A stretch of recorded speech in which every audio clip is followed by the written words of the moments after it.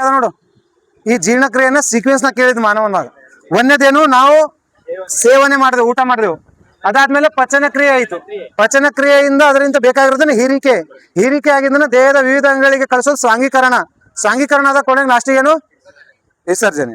ಒಂದು ಸೇವನೆ ಆದ್ಮೇಲೆ ಪಚನ ಕ್ರಿಯೆ ಆದ್ಮೇಲೆ ಇದಾದ್ಮೇಲೆ ಅದರಿಂದ ಏನ್ ಬೇಕು ಅದನ್ನ ಹೀರಿಕೊಳ್ಳೋದು. ಹೀರಿಕೆ ಆದ್ಮೇಲೆ ಆ ಏನ್ ಶಕ್ತಿ ಇರ್ತೈತಲ್ಲ ಅಥವಾ ಲವಣಾಂಶಗಳು ಏನೇ ಪ್ರೋಟೀನ್ ಇರ್ತೈತಲ್ಲ ಅದನ್ನ ದೇಹದ ವಿವಿಧ ಭಾಗಗಳಿಗೆ ಕಳಿಸೋದು ಸ್ವಾಂಗೀಕರಣ. ಸ್ವಾಂಗೀಕರಣ ಆದ್ಮೇಲೆ ವಿಸರ್ಜನೆ. ಸರ್ ಏನ್ ಸರ್ ಹೇಳ್ರಿ. ಏನಿಲ್ಲ, ಓಕೆ. ನೆಕ್ಸ್ಟ್ ಜೀರ್ಣನಾಳ. ಈಗ ವಿಸರ್ಜನೆ ಕ್ರಿಯೆದಾಗ ಒಂದೇ ಯಾವುದು ಅಂದ್ರೆ ಜೀರ್ಣನಾಳಕ ಅಥವಾ ಅಲಿಮೆಂಟ್ರಿ ಕ್ಯಾನಲ್. 9 ಮೀಟರ್ನಷ್ಟು ಉದ್ದ ಇರುವಂತ ಅಲಿಮೆಂಟ್ರಿ ಜೀರ್ಣನಾಳ ಕ್ರಿಯೆ ಯಾವ್ಯಾವ ಭಾಗ ಬರ್ತಾವ ನೋಡು. ಒಂದನೇದು ಬಾಯಿ ಮತ್ತು ಬಾಯಿ ಅಂಗಗಳು, ಇದನ್ನ ಓದ್ಬೇಕು. ಎರಡನೇದು ಅನ್ನನಾಳ, ಮೂರನೇದು ಜಠರ, ನಾಲ್ಕನೇದು ಸಣ್ಣ ಕರಳು, ಐದನೇದು ದೊಡ್ಡ ಕರಳು. ಇಷ್ಟು ಭಾಗಗಳು ಓದ್ಬೇಕು. ಒಂದನೇದು ಬಾಯಿ ಮತ್ತು ಬಾಯಿಯ ಅಂಗಗಳು. ಬಾಯಿ ಬಗ್ಗೆ ಓದ್ಬೇಕು. ಬಾಯಿದಾಗ ಏನಿರ್ತೈತೆ, ಹಲ್ಲು, ನಾಲಿಗೆ, ಎಂಜೈಮ್ಸ್ ಅಂತ ಗ್ರಂಥಿಗಳು. ಏನಂತ ಕರೀತಾರ ಅವಕ್ಕೆ, ಲಾಲಾರಸ ಗ್ರಂಥಿಗಳು, ಸಲೈವರಿ ಗ್ಲ್ಯಾಂಡ್ಸ್ ಅಂತ ಕರಿತಾರೆ. ಹೌದಾ, ಇವು ಮೂರು ಬಗ್ಗೆ ಓದ್ಬೇಕು. ಒಂದೇದು ಯಾವುದು ಅಂದ್ರೆ ಹಲ್ಲು, ಟೀತ್. ಮಾನವನಲ್ಲಿ ಒಟ್ಟು ಹಲ್ಲುಗಳ ಸಂಖ್ಯೆ ಎಷ್ಟು, 32. ವಯಸ್ಕ ಮಾನವನಲ್ಲಿ. ಮಕ್ಕಳಲ್ಲಿ ಕಂಡು ಬರೋದು BMTC ದಾಗ 305 ಅಂತ ಕೊಟ್ಟಾನ. ಇದನ್ನು BMTC ಎಕ್ಸಾಮ್ ಇದ್ದಲ್ಲ ನಮ್ಮಲ್ಲಿ ಈ ಹೋದ್ಸಲ ಮೂಳೆಗಳು ಸಾರಿ ಕನ್ಫ್ಯೂಸ್ ಆಯ್ತು. 200 ಎಷ್ಟು, 200 ಕನ್ಫ್ಯೂಷನ್ ಆಯ್ತು.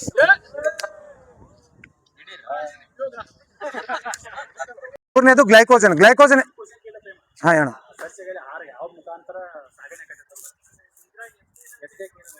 ನೋಡಿ ಎಲ್ಲಾರು ಹಾಕಿದ್ ನಿಂಗೆ ಹೇಳಾರೇನಂತ ಗುಮ್ಮಿವ್ನಿಗೆ ಹಿಡ. ನೀವು ಕೇಳ ಗ್ಲೈಕೋಜನ್ ಏನ್ ಕೇಳಿದಿರೋದು, ಏನಾದ ಹೇಳ.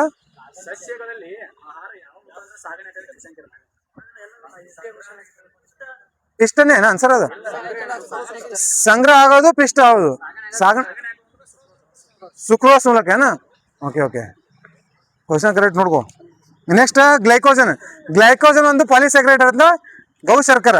ಇವೆಲ್ಲ ಪಿಷ್ಟ ಮತ್ತು ಸೆಲ್ಯುಲೋಸ್ ಇದು ಕೂಡ ಬಹುಶರ್ಕರ. ಯಾವುದು, ಗ್ಲೈಕೋಜನ್ ಏನಾಗ್ತೈತಿ, ಗ್ಲುಕೋಸ್ ಇಂದ ಗ್ಲೈಕೋಜನ್, ಡೈರೆಕ್ಟ್ ಆಗಿ ಗ್ಲೈಕೋಜನ್ ಆಗಿಲ್ಲ, ಗ್ಲುಕೋಸ್ ಇಂದ ಗ್ಲೈಕೋಜನ್ ಆಗಿ ಮಾರ್ಪಡ್ತೈತಿ. ಹೌದಾ, ಹೆಂಗಾಗ್ತೈತಿ ಗ್ಲುಕೋಸ್ ಇಂದ ಗ್ಲೈಕೋಜನ್.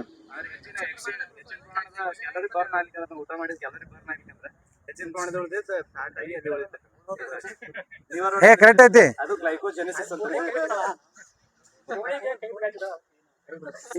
ಅವನಿಗಂದನಾ.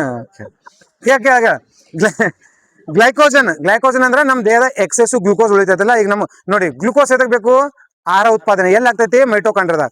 ಗ್ಲೂಕೋಸ್ ಅಂದ್ರೇನು, C6H12O6. ಈ ಗ್ಲೂಕೋಸ್ ನಾವು ಉಸಿರಾಡಿದ ಆಕ್ಸಿಜನ್ ಎರಡೂ ಸೇರಿ ಕೆಮಿಕಲ್ ರಿಯಾಕ್ಷನ್, ರಾಸಾಯನಿಕ ಕ್ರಿಯೆ ನಡೆದು 38 ATP plus carbon dioxide plus ನೀರು ಬಿಡುಗಡೆ ಆಗ್ತೈತಿ. ಈ ತರ ನಮ್ಮಲ್ಲಿ 38 ATP ಮೂಲಕ ನಮಗೆ ದೇಹಕ್ಕೆ ಶಕ್ತಿ ಸಿಗ್ತಾ ಇರ್ತೈತಿ. ನಮಗೆ ಎಕ್ಸೆಸಿವ್ ಗ್ಲೂಕೋಸ್ ಇತ್ತು ನಮ್ಮ ದೇಹದಾಗ ಅಂದ್ರೆ ಅದೇ ಗ್ಲೂಕೋಸ್ ಕೆಲವು ಸಮಯದ ಸಲುವಾಗಿ ಗ್ಲೈಕೋಜನ್ ಆಗಿ ಸ್ಟೋರ್ ಆಗ್ತೈತಿ. ಎಲ್ಲಿ ಆಗ್ತೈತಿ ಅಂದ್ರೆ ಲಿವರ್ ಒಳಗೆ. ಗ್ಲೂಕೋಸ್ ಗ್ಲೈಕೋಜನ್ ಆಗಿ ಪರಿವರ್ತನೆ ಎಲ್ಲಿ ಸಂಗ್ರಹ ಆಗ್ತೈತೆ ಅಂದ್ರೆ ಲಿವರ್ ಒಳಗೆ. ಹೆಂಗ್ ಇದು ಗ್ಲೂಕೋಸ್ ಗ್ಲೈಕೋಜನ್ ಆಗಿ ಪರಿವರ್ತನೆ ಆಗೋಕೆ ಯಾವ ಹಾರ್ಮೋನ್ ಕಾರಣ ಅಂದ್ರ ಇನ್ಸುಲಿನ್ ಹಾರ್ಮೋನ್ ಕಾರಣ. ಇನ್ಸುಲಿನ್ ಹಾರ್ಮೋನ್ ಕಾರಣ ರಿಲೀಸ್ ಮಾಡುವಂತ ಗ್ರಂಥಿ ಯಾವ್ದಂದ್ರ ಪ್ಯಾಂಕ್ರಿಯಾಸ್ ಅಥವಾ ಮೆದೋಜೀರಕ ಗ್ರಂಥಿ. ಯಾವ ಸೆಲ್ ನಿಂತ ಇನ್ಸುಲಿನ್ ಹಾರ್ಮೋನ್ ರಿಲೀಸ್ ಆಗುತ್ತಂದ್ರ ಬೀಟಾ ಸೆಲ್ ಇಂದ. ಮೆದೋಜೀರಕ ಗ್ರಂಥಿಯಲ್ಲಿ ಒಂದು alpha cell, beta cell, delta cell ಅಂತ 3 ಸೆಲ್ ಬರ್ತಾವ. ಹೌದಾ, ಅಲ್ಫಾ ಸೆಲ್ ನಿಂದ ರಿಲೀಸ್ ಆಗೋದು ಗ್ಲೂಕಗಾನ್, ಬೀಟಾ ಸೆಲ್ ಇಂದ ರಿಲೀಸ್ ಆಗೋದು ಇನ್ಸುಲಿನ್, ಡೆಲ್ಟಾ ಸೆಲ್ ಇಂದ ಸ್ಟೊಮ್ಯಾಟೋಟೋಟಿನ್ ಅಂತ ಹೇಳಿ. ಈ ಹಾರ್ಮೋನ್ ಇನ್ಸುಲಿನ್ ಮತ್ತು ಗ್ಲೂಕಗಾನ್ ಎಷ್ಟು ಸ್ರವಿಕೆ ಆಗ್ಬೇಕು ಅನ್ನೋದು ಕಂಟ್ರೋಲ್ ಮಾಡ್ತೈತೆ ಡೆಲ್ಟಾ ಅಷ್ಟೇ. ಯಾವುದು, ಸ್ಟೊಮ್ಯಾಟೋಸ್ಟಾಟಿನ್ ಅಂತ. ಇದು ಹಂಗಾದ್ರೆ ಗ್ಲುಕೋಸ್ ಗ್ಲೈಕೋಜನ್ ಆಗೋ ಪ್ರಕ್ರಿಯೆಗೆ ಏನಂತ ಕರೀತಾರೆ, ಗ್ಲೈಕೋಜೆನೆಸಿಸ್ ಎಂದರೇನು ಅಂತ ಕೇಳಿದ್ರೆ ಹೇಳ್ಬಿಡ್ಬೇಕು. ಗ್ಲುಕೋಸ್ ಗ್ಲೈಕೋಜನ್ ಆಗೋದು, ಗ್ಲೈಕೋಜನ್ ಆಗಿ ಲಿವರ್ ನಲ್ಲಿ ಸಂಗ್ರಹಣೆ ಆಗುತ್ತೆ.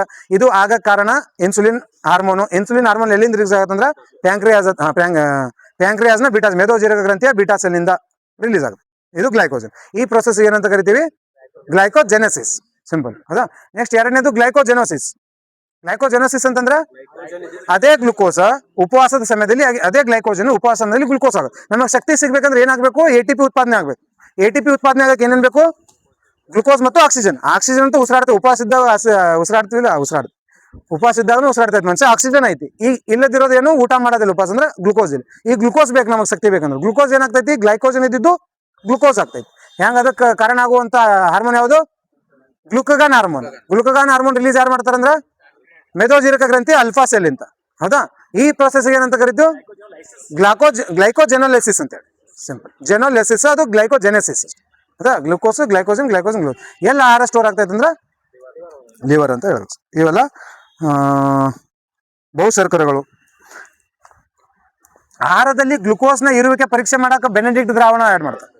ಬೆನೆಡಿಕ್ಟ್ ದ್ರಾವಣ ಯಾವ್ದಕ್ಕೆ ಯೂಸ್ ಮಾಡ್ತಂದ್ರೆ ನಮ್ಮ ಆಹಾರದಲ್ಲಿ ಗ್ಲುಕೋಸ್ ಪ್ರಮಾಣ ಇರುವಿಕೆಯಾಗಿ ಪತ್ತೆ ಮಾಡಲು ಬಳಸ್ತಾರೆ.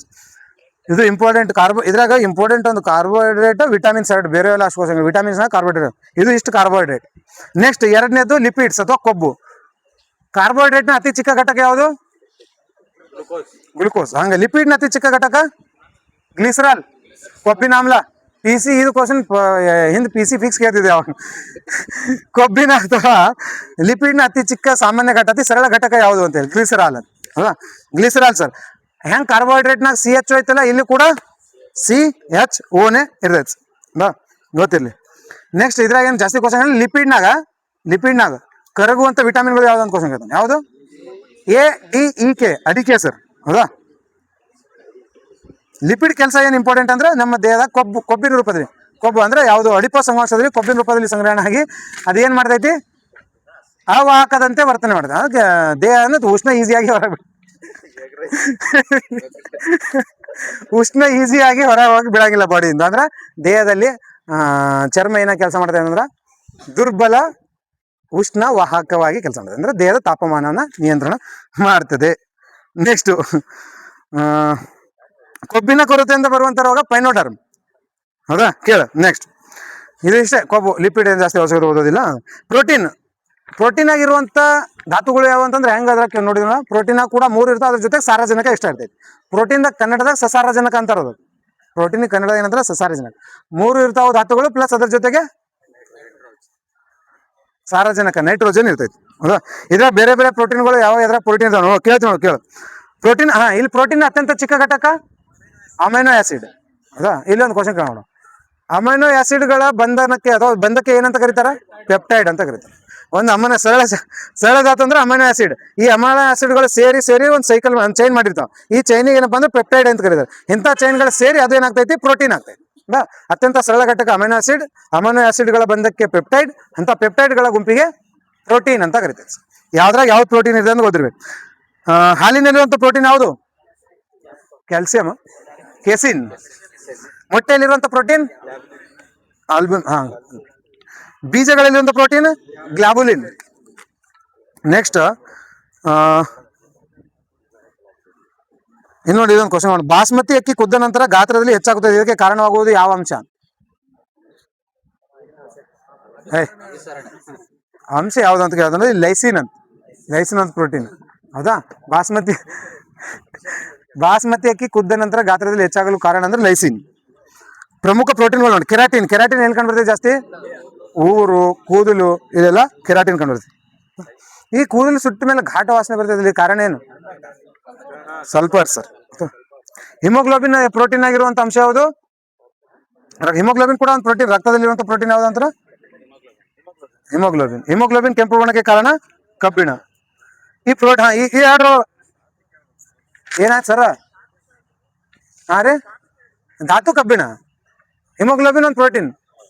ಅದು ಎದುರಾಗಿರುತ್ತೆ ಅಂದ್ರೆ ರಕ್ತದಾಗಿರ್ತೈತಿ. ಹಿಮೋಗ್ಲೋಬಿನ್ ಕೆಂಪಿರೋ ಕಾರಣ ಅಂದ್ರೆ ಧಾತು ಅಂದ್ರೆ ಕಬ್ಬಿಣ. ನೈಸ್. ನೆಕ್ಸ್ಟ್ ನೋಡಿ, ಪ್ರೋಟೀನ್ ನ್ಯೂನತೆಯಿಂದ ಬರುವಂತ ಇವು ಕ್ವಶನ್ ಕೇಳೋಣ. 3 ರೋಗ. ಒಂದು ಕ್ವಾಶಿಯೋರ್ಕರ್, ಪೋಷಣಾ ಮರಾಸ್ಮರ್, ಇನ್ನೊಂದು ಕ್ಯಾಸೆಕ್ಸಿಯಾ. ಇವು 3 ಗೊತ್ತಿರೋ. ಕ್ವಾಶಿಯೋರ್ಕರ್ಸ್, ಪೋಷಣಾ ಮರಾಸ್ಮಸ್, ಇನ್ನೊಂದು ಕ್ಯಾಸೆಕ್ಸಿಯಾ ಅಂತೇಳಿ. ಇವು 3 ರೋಗಗಳು. ಹೌದಾ? ಯಾವುದು? ಪ್ರೋಟೀನ್ ನ್ಯೂನತೆಯಿಂದ ಬರುವಂತ ರೋಗಗಳು. ಇವು ಗೊತ್ತಿರಲಿ ಸರ್. ನೆಕ್ಸ್ಟ್ ವಿಟಮಿನ್ಗಳ ಪಿತಾಮಹ ಯಾರು ಅಂತ ಕ್ವಶನ್ PC. ಕಾಶ್ಮೀರಿ ಫಂಕ್. ಹೌದಾ? ನೀರಿನಲ್ಲಿ ಕರಗುವಂತ ವಿಟಮಿನ್ಗಳು ಯಾವ್ಯಾವು? BC. ಕೊಬ್ಬಿನಲ್ಲಿ ಕರಗುವಂತ ವಿಟಮಿನ್ಗಳು ADEK ಸರ್. ಹೌದಾ?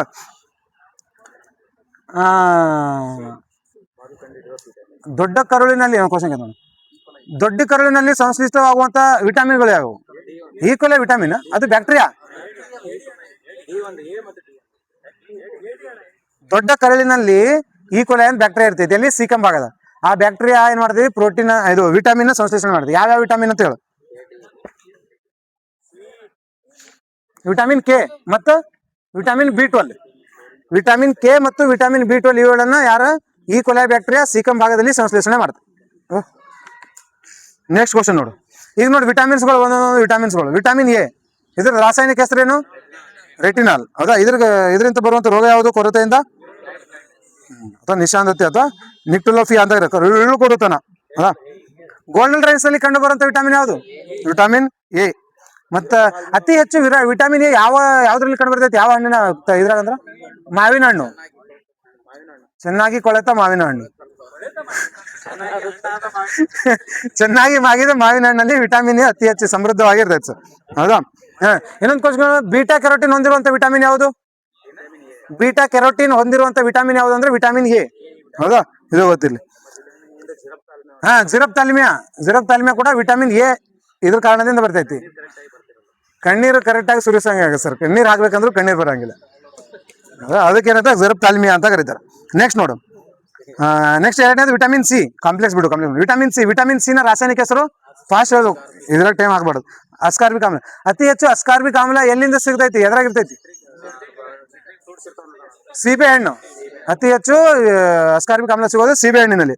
ಮತ್ತೆ ಈ ವಿಟಮಿನ್ ಸಿ ನ ವಿಶೇಷ ಅಂದ್ರೆ ಮೊಟ್ಟ ಮೊದಲ ಬಾರಿಗೆ ಕಂಡಿಡಿದ vitamin ಯಾವ್ದಂದ್ರ vitamin C.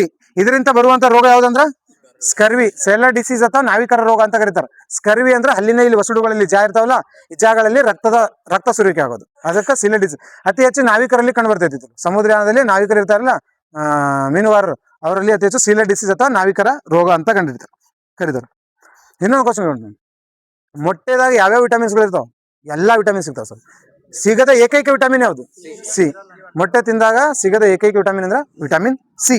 Next vitamin D question. Vitamin D question. Hormone ಮತ್ತು ವಿಟಮಿನ್ ಎಂದು ಕರೆಯುವಂತ ವಿಟಮಿನ್ ಯಾವುದು ಅಂತಂದ್ರ ಹಾರ್ಮೋನ್ ಆಗಿಯೂ ಕೆಲಸ ಮಾಡೋ ವಿಟಮಿನ್ ಅಂತ ವಿಟಮಿನ್ ಡಿ. ವಿಟಮಿನ್ ಡಿ ನ ರಾಸಾಯನಿಕ ಹೆಸರು ಕ್ಯಾಲ್ಸಿಫೆರಾಲ್. ವಿಟಮಿನ್ ಡಿ ಸಂಶ್ಲೇಷಣೆ ಆಗುವಂತ ಸ್ಥಳ ಎಲ್ಲಿ ಅಂತಂದ್ರ ನಮ್ಮ ಚರ್ಮದಲ್ಲಿ ಸರ್. ಹೌದಾ? ಇದು ಗೊತ್ತು. ಇದರ ಕೊರತೆಯಿಂದ ಬರುವಂತ ರೋಗ ಯಾವುದು?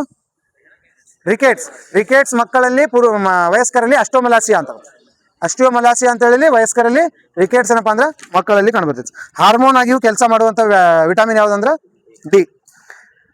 ಸೂರ್ಯನ ಬೆಳಕಿನ ಕರಣಗಳಿಂದ ಸಿಗುವಂತ ವಿಟಮಿನ್ ಯಾವುದು? Vitamin D. Next vitamin E. Antioxidant ಅಂತ ಕರೀತಾರೆ. ಬ್ಯೂಟಿ ವಿಟಮಿನ್ ಅಂತ ಕರೀತಾರೆ. ಹೌದಾ? ಯಾವುದು? Vitamin E sir. ಅಂದ್ರೆ ಎಣ್ಣೆ ಕಮುಟಿವಿ, ರ್ಯಾನ್ಸಿಡಿಟಿ, ಎಣ್ಣೆಗಳಲ್ಲಿ ಕಮುಟಿವಿಕೆ ಆಗಬಾರ್ದು ಅಂತೇಳಿ ರ್ಯಾನ್ಸಿಡಿ ವಿಟಮಿನ್ ಇ ಸೇರಿಸ್ತಾರೆ ಅದ್ರ. ಇದು ಆಕ್ಸಿಡೆಂಟ್ ಆಗಬಾರ್ದು. ಆಕ್ಸಿಡೆಂಟ್ ಅಂದ್ರೇನು? ಅದೇ ಆಕ್ಸಿಡೇಷನ್ ಅಂದ್ರೆ ಏನು? ಅಂದ್ರೆ ಆಕ್ಸಿಜನ್ ಹಿಡ್ಕೊಡ್ತೈತಿ, ಹೈಡ್ರೋಜನ್ ಬಿಡ್ತೈತಿ. ಅಂದ್ರೆ ನೀರಿನ ಅಂಶ ಬಿಟ್ಕೊಡೋದ್ರಿಂದ ಅದು ರ್ಯಾನ್ಸಿಡಿಟ್ ಕಮುಟಿವಿಕೆ ಸ್ಮೆಲ್ ಬರ್ತೈತಿ. ಅದನ್ನ ಕಡಿಮೆ ಮಾಡಕ್ ಆಂಟಿ ಆಕ್ಸಿಡೆಂಟ್ ಆಗಿ ಯೂಸ್ ಮಾಡ್ತಾರೆ ವಿಟಮಿನ್ ಇ. ಅದಕ್ಕೆ ಬ್ಯೂಟಿ ವಿಟಮಿನ್ ಅಂತಾನೂ ಕರೀತಾರೆ. ಗೊತ್ತಿರ್ಲಿ. ಇದ್ರದ್ದು ರಾಸಾಯನಿಕ ಹೆಸರು ಟೋಕೋಫೆರಾಲ್. ಇದರಿಂದ ಉಂಟಾಗುವಂತ ರೋಗ ಕೊರತೆಯಿಂದ ಬಂದಿರುವಂತ sterility. Okay. Next vitamin K. ರಕ್ತ ಹೆಪ್ಪುಗಟ್ಟಿಗೆ ಕಾರಣವಾಗುವಂತ ವಿಟಮಿನ್ ಕೆ ನ ರಾಸಾಯನಿಕ ಹೆಸರುಗಳು ಅಂತಂದ್ರ ಇಲೋಕ್ವಿನಿನ್. ಇದರಿಂದ ಬರುವಂತ ರೋಗ ಹಿಮೋಫಿಲಿಯಾ, ಕುಸುಮ ರೋಗ. ನೆಕ್ಸ್ಟ್ ಬಿ ಕಾಂಪ್ಲೆಕ್ಸ್ ವಿಟಮಿನ್ಸ್ಗಳು. ಒಂದೇದು B1, B2, B3, B5, ಇಲ್ಲ B6, B9, B12 ಓದಿದ್ರು ಸಾಕು. 6 8 ಅದಾದ್ರೆ ನೀನು 6 ಇಂಪಾರ್ಟೆಂಟ್ ಮಾಡಿಕೊಡೋದು. B1, B2, B3, B6, B9, B12 ಇದ್ರ ಮೇಲೆ ಪಾಯಿಂಟ್ಸ್ಗಳು ಅದ. ಒಳಗಿನ ರಾಸಾಯನಿಕ ಹೆಸರು ಓದಿದ್ರು ಸಾಕು. ಇಲ್ಲ ಅಂತಂದ್ರೆ ಪರವಾಗಿಲ್ಲ, ಇವು ಗೊತ್ತಿರಬೇಕು. B1, B2, B3, B6, B9, B12. B1 ರಾಸಾಯನಿಕ ಹೆಸರು ಥಯಾಮಿನ್. ಇದರಿಂದ ಬರುವಂತ ರೋಗ ಬೇರೆ ರೋಗ. ಹೌದಾ? B2 ರೈಬೋಫ್ಲಾವಿನ್. Next B3 niacin. ಹೌದಾ?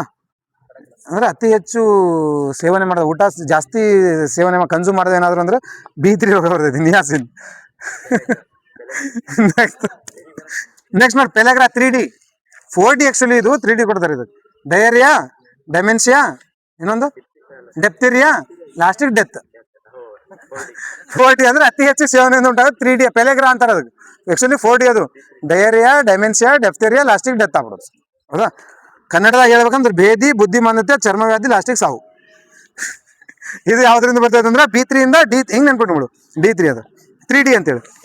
Next B6 pyridoxine. B9 folic acid. B12 ರಕ್ತ. ಇದು ಕಬ್ಬಿಣ ಅಂಶ ಹೊಂದಿರುವಂತ ವಿಟಮಿನ್ ಯಾವ್ದಂದ್ರೆ ಯಾವ್ದು ಕಬ್ಬಿಣ ಅಂದ್ರೆ ಕೋಬಾಲ್ಟ್ ಹೊಂದಿರುವಂತದ್ದು. ಇದು ಅಧಿಕ ರಕ್ತದೊತ್ತಡವನ್ನ ಕಂಡಿಡ. ಸರ್ ಏನ್ ಸರ್? ಮೆದುಳಿನ ಹಾರ್ಮೋನ್ಗಳು ಅಂತ ಕರಿತಾವ. B6, B9, B12 ಇವೆಲ್ಲ ಮೆದುಳಿನ ಹಾರ್ಮೋನ್ಗಳೆಲ್ಲ ವಿಟಮಿನ್ಸ್ಗಳು. ಇವು ಹಾರ್ಮೋನ್ ಅದಾವ ಇವು. ಇವು ಹಾರ್ಮೋನ್ ಅದಾವ ಏನ್ B9 B12 B6 ಮೆದುಳಿನ ಜೀವಸತ್ವಗಳು ಹಾರ್ಮೋನ್ ಅಲ್ಲ. ಯಾವ ಅಂತಂದ್ರ B9 B6 B12. Golden rice ಅಲ್ಲಿ ವಿಟಮಿನ್ ಯಾವ್ದು ಅಂದ್ರ ಎ. ವಿಟಮಿನ್ ಡಿ ಅನ್ನು ನೇಳಾತೀತ ಕಿರಣಗಳಿಂದ ತಯಾರಿಸುತ್ತಾರೆ. ಹಸುವಿನ ಹಾಲು ಕಾಯಿಸಿದಾಗ ಹಳದಿ ಬಣ್ಣಕ್ಕೆ ಕಾರಣ. ಹಸುವಿನ ಹಾಲು ಹಳದಿ ಬಣ್ಣಕ್ಕೆ ಕಾರಣವಾಗೋದು ವಿಟಮಿನ್ ಯಾವ್ದು ಅಂತ ಕೇಳ್ತಾನೆ. ಸ್ಯಾಂಥೋಫಿಲ್ ಕರೆಕ್ಟ್. ಹಸುವಿನ ಹಾಲು ಹಳದಿ ಬಣ್ಣಕ್ಕೆ ತಿರುಗಲು ಕಾರಣವಾಗುವಂತ ವಿಟಮಿನ್ ಯಾವುದು? Vitamin B2. ಹೌದಾ, ಇದು ಗೊತ್ತಿಲ್ಲ. ಮೆದುಳಿನ ಜೀವಸತ್ವಗಳು, ಮೆದುಳಿನ ವಿಟಮಿನ್ಗಳು B6 B9 B12 ಇವನ್ನ ಮೆದುಳಿನ ವಿಟಮಿನ್ಗಳು ಅಂತ ಕರೀತಾರೆ. ಹಾಲನ್ನು ಬಿಸಿಲಿನಲ್ಲಿ ಇಟ್ಟಾಗ ನಾಶವಾಗುವ ಅವಶ್ಯಕತೆ ಇಲ್ಲ. ರಕ್ತ ಹೆಪ್ಪುಗಟ್ಟಲು ಸಹಾಯವಾಗೋದು ವಿಟಮಿನ್ ಕೆ. ಲೋಹ ಹೊಂದಿರುವ ವಿಟಮಿನ್ ಕೋಬಾಲ್ಟ್ ಒಂದು B12. ರೋಗ ನಿರೋಧಕ ಶಕ್ತಿಯನ್ನು ಉತ್ಪಾದಿಸುವ ಜೀವಸತ್ವ ಸಿ. ಮೊಟ್ಟ ಮೊದಲ ಬಾರಿಗೆ ಸಂಶ್ಲೇಷಿಸಿದ ಜೀವಸತ್ವ ಸಿ.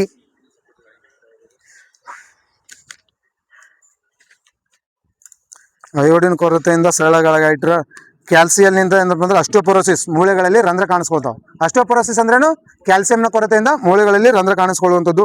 ಅಯೋಡಿನ್ನ ಕೊರತೆಯಿಂದ ಸರಳಗಳಾಗಿಟ್ರ ಕಬ್ಬಿಣದ ಕೊರತೆಯಿಂದ ರಕ್ತಹೀನತೆ ಅನಿಮಿಯಾ. ಸಾಕು. ನೀರು ಅಂತ ಕೊಟ್ಟಾರ, ನೀರಿನ ಅಂಶ ಕೆಮಿಸ್ಟ್ರಿ ಆಗುತ್ತೇನೆ. ಏ ಬಯಾಲಜಿ ಬಯಾಲಜಿ ಇನ್ನ ಇವತ್ತು ಮುನ್ನ 2 ದಿನ ಆದ್ರೂ ಮುಗಿಯಂಗಿಲ್ಲ. ನೆಕ್ಸ್ಟ್ ಜೀರ್ಣಾಂಗ ಕ್ರಿಯೆ.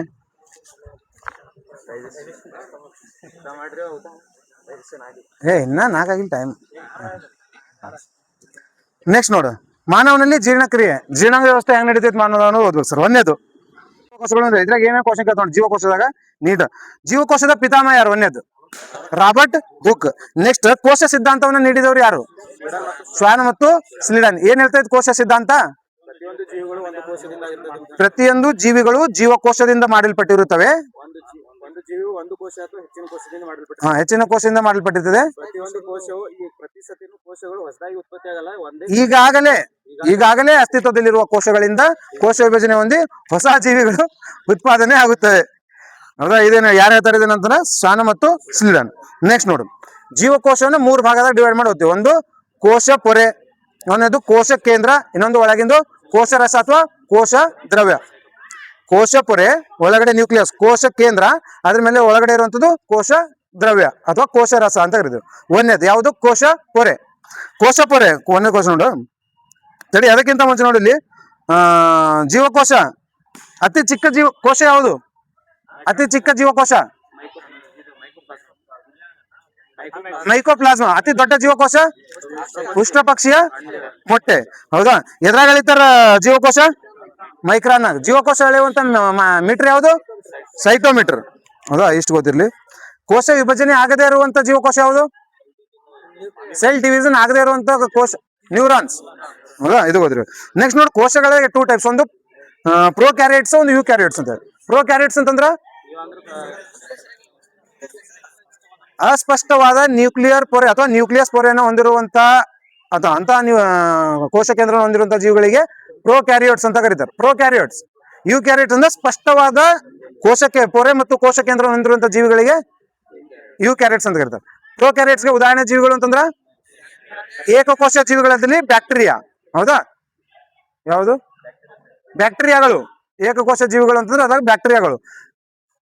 ಇದು ಯು ಕ್ಯಾರಿಯೋಟ್ಸ್ ಉದಾಹರಣೆ ಅಂತಂದ್ರ ಶಿಲೀಂಧ್ರಗಳು ಇವೆಲ್ಲ, ಮತ್ತ ಸಸ್ಯಗಳು, ಪ್ರಾಣಿಗಳು, ಇವೆಲ್ಲ ಪ್ರೋ ಕ್ಯಾರಿಯೋಟ್ಸ್ಗಳು. Sorry, you ಕ್ಯಾರಿಯೋಟ್ಸ್ಗಳು. ಪ್ರಾಣಿ ಜೀವಕೋಶ, ಸಸ್ಯ ಜೀವಕೋಶ. ಇದ್ರಾಗ ಒಂದು ಇಂಪಾರ್ಟೆಂಟ್ ಪಾಯಿಂಟ್ ಗೊತ್ತಿರ ನೋಡ. ಒಂದೇದು ನೋಡು, ಕೋಶ ಭಿತ್ತಿ. ಸಸ್ಯ ಜೀವಕೋಶದಲ್ಲಿ ಕಂಡು ಬರುವಂತದ್ದು ಯಾವುದು? ಕೋಶ ಭಿತ್ತಿ. ಮತ್ತು ಪ್ಲಾಸ್ಟಿಡ್ಗಳು ಎಂಬ ವರ್ಣಕಗಳು ಕಂಡು ಬರ್ತಾವ. ಒಂದು ಕ್ವಶನ್ ಕೇಳ್ತಾರೆ ನೋಡಿ, ಇಲ್ಲಿ ಜೀವಕೋಶದಾಗ ಕೋಶ ಪೊರೆದಾಗ. ಅದಕ್ಕಿಂತ ಮುಂಚೆ ಕೇವಲ ಪ್ರಾಣಿಗಳಲ್ಲಿ ಮಾತ್ರ ಕಂಡು ಬರುವಂತ ಕಣಗಂಗಗಳು ಯಾವ್ಯಾವು ಅಂತ ಕ್ವಶನ್ ಕೇಳಿದ್ರ? ಕೇವಲ ಪ್ರಾಣಿ ಜೀವಕೋಶದಲ್ಲಿ ಮಾತ್ರ ಕಂಡು ಬರುವಂತ ಕಣದಂಗಗಳು ಯಾವುವು? ಸಿಂಪಲ್ ಕ್ವಶನ್, PSI ಕ್ವಶನ್ ಆಗಿದೆ. ಲೈಸೋಸೋಮ್ ಮತ್ತು ಸೆಂಟ್ರಿಯೋಲ್. ಪೊರೆ ರಹಿತ ಕಣದಂಗಗಳು ಅಂತ ಕೇಳಿದ್ರ ರೈಬೋಸೋಮ್ ಮತ್ತು ಸೆಂಟ್ರಿಯೋಲ್. 2 ಕಣದಂಗಗಳಲ್ಲಿ 2 ಟೈಪ್ಸ್. ಒಂದು ಪೊರೆ ಸಹಿತ ಕಣದಂಗಗಳು, ಪೊರೆ ರಹಿತ ಕಣಗಳು. ಪೊರೆ ರಹಿತ ಕಣದಂಗಗಳು 2 ಯಾವ್ಯಾವು?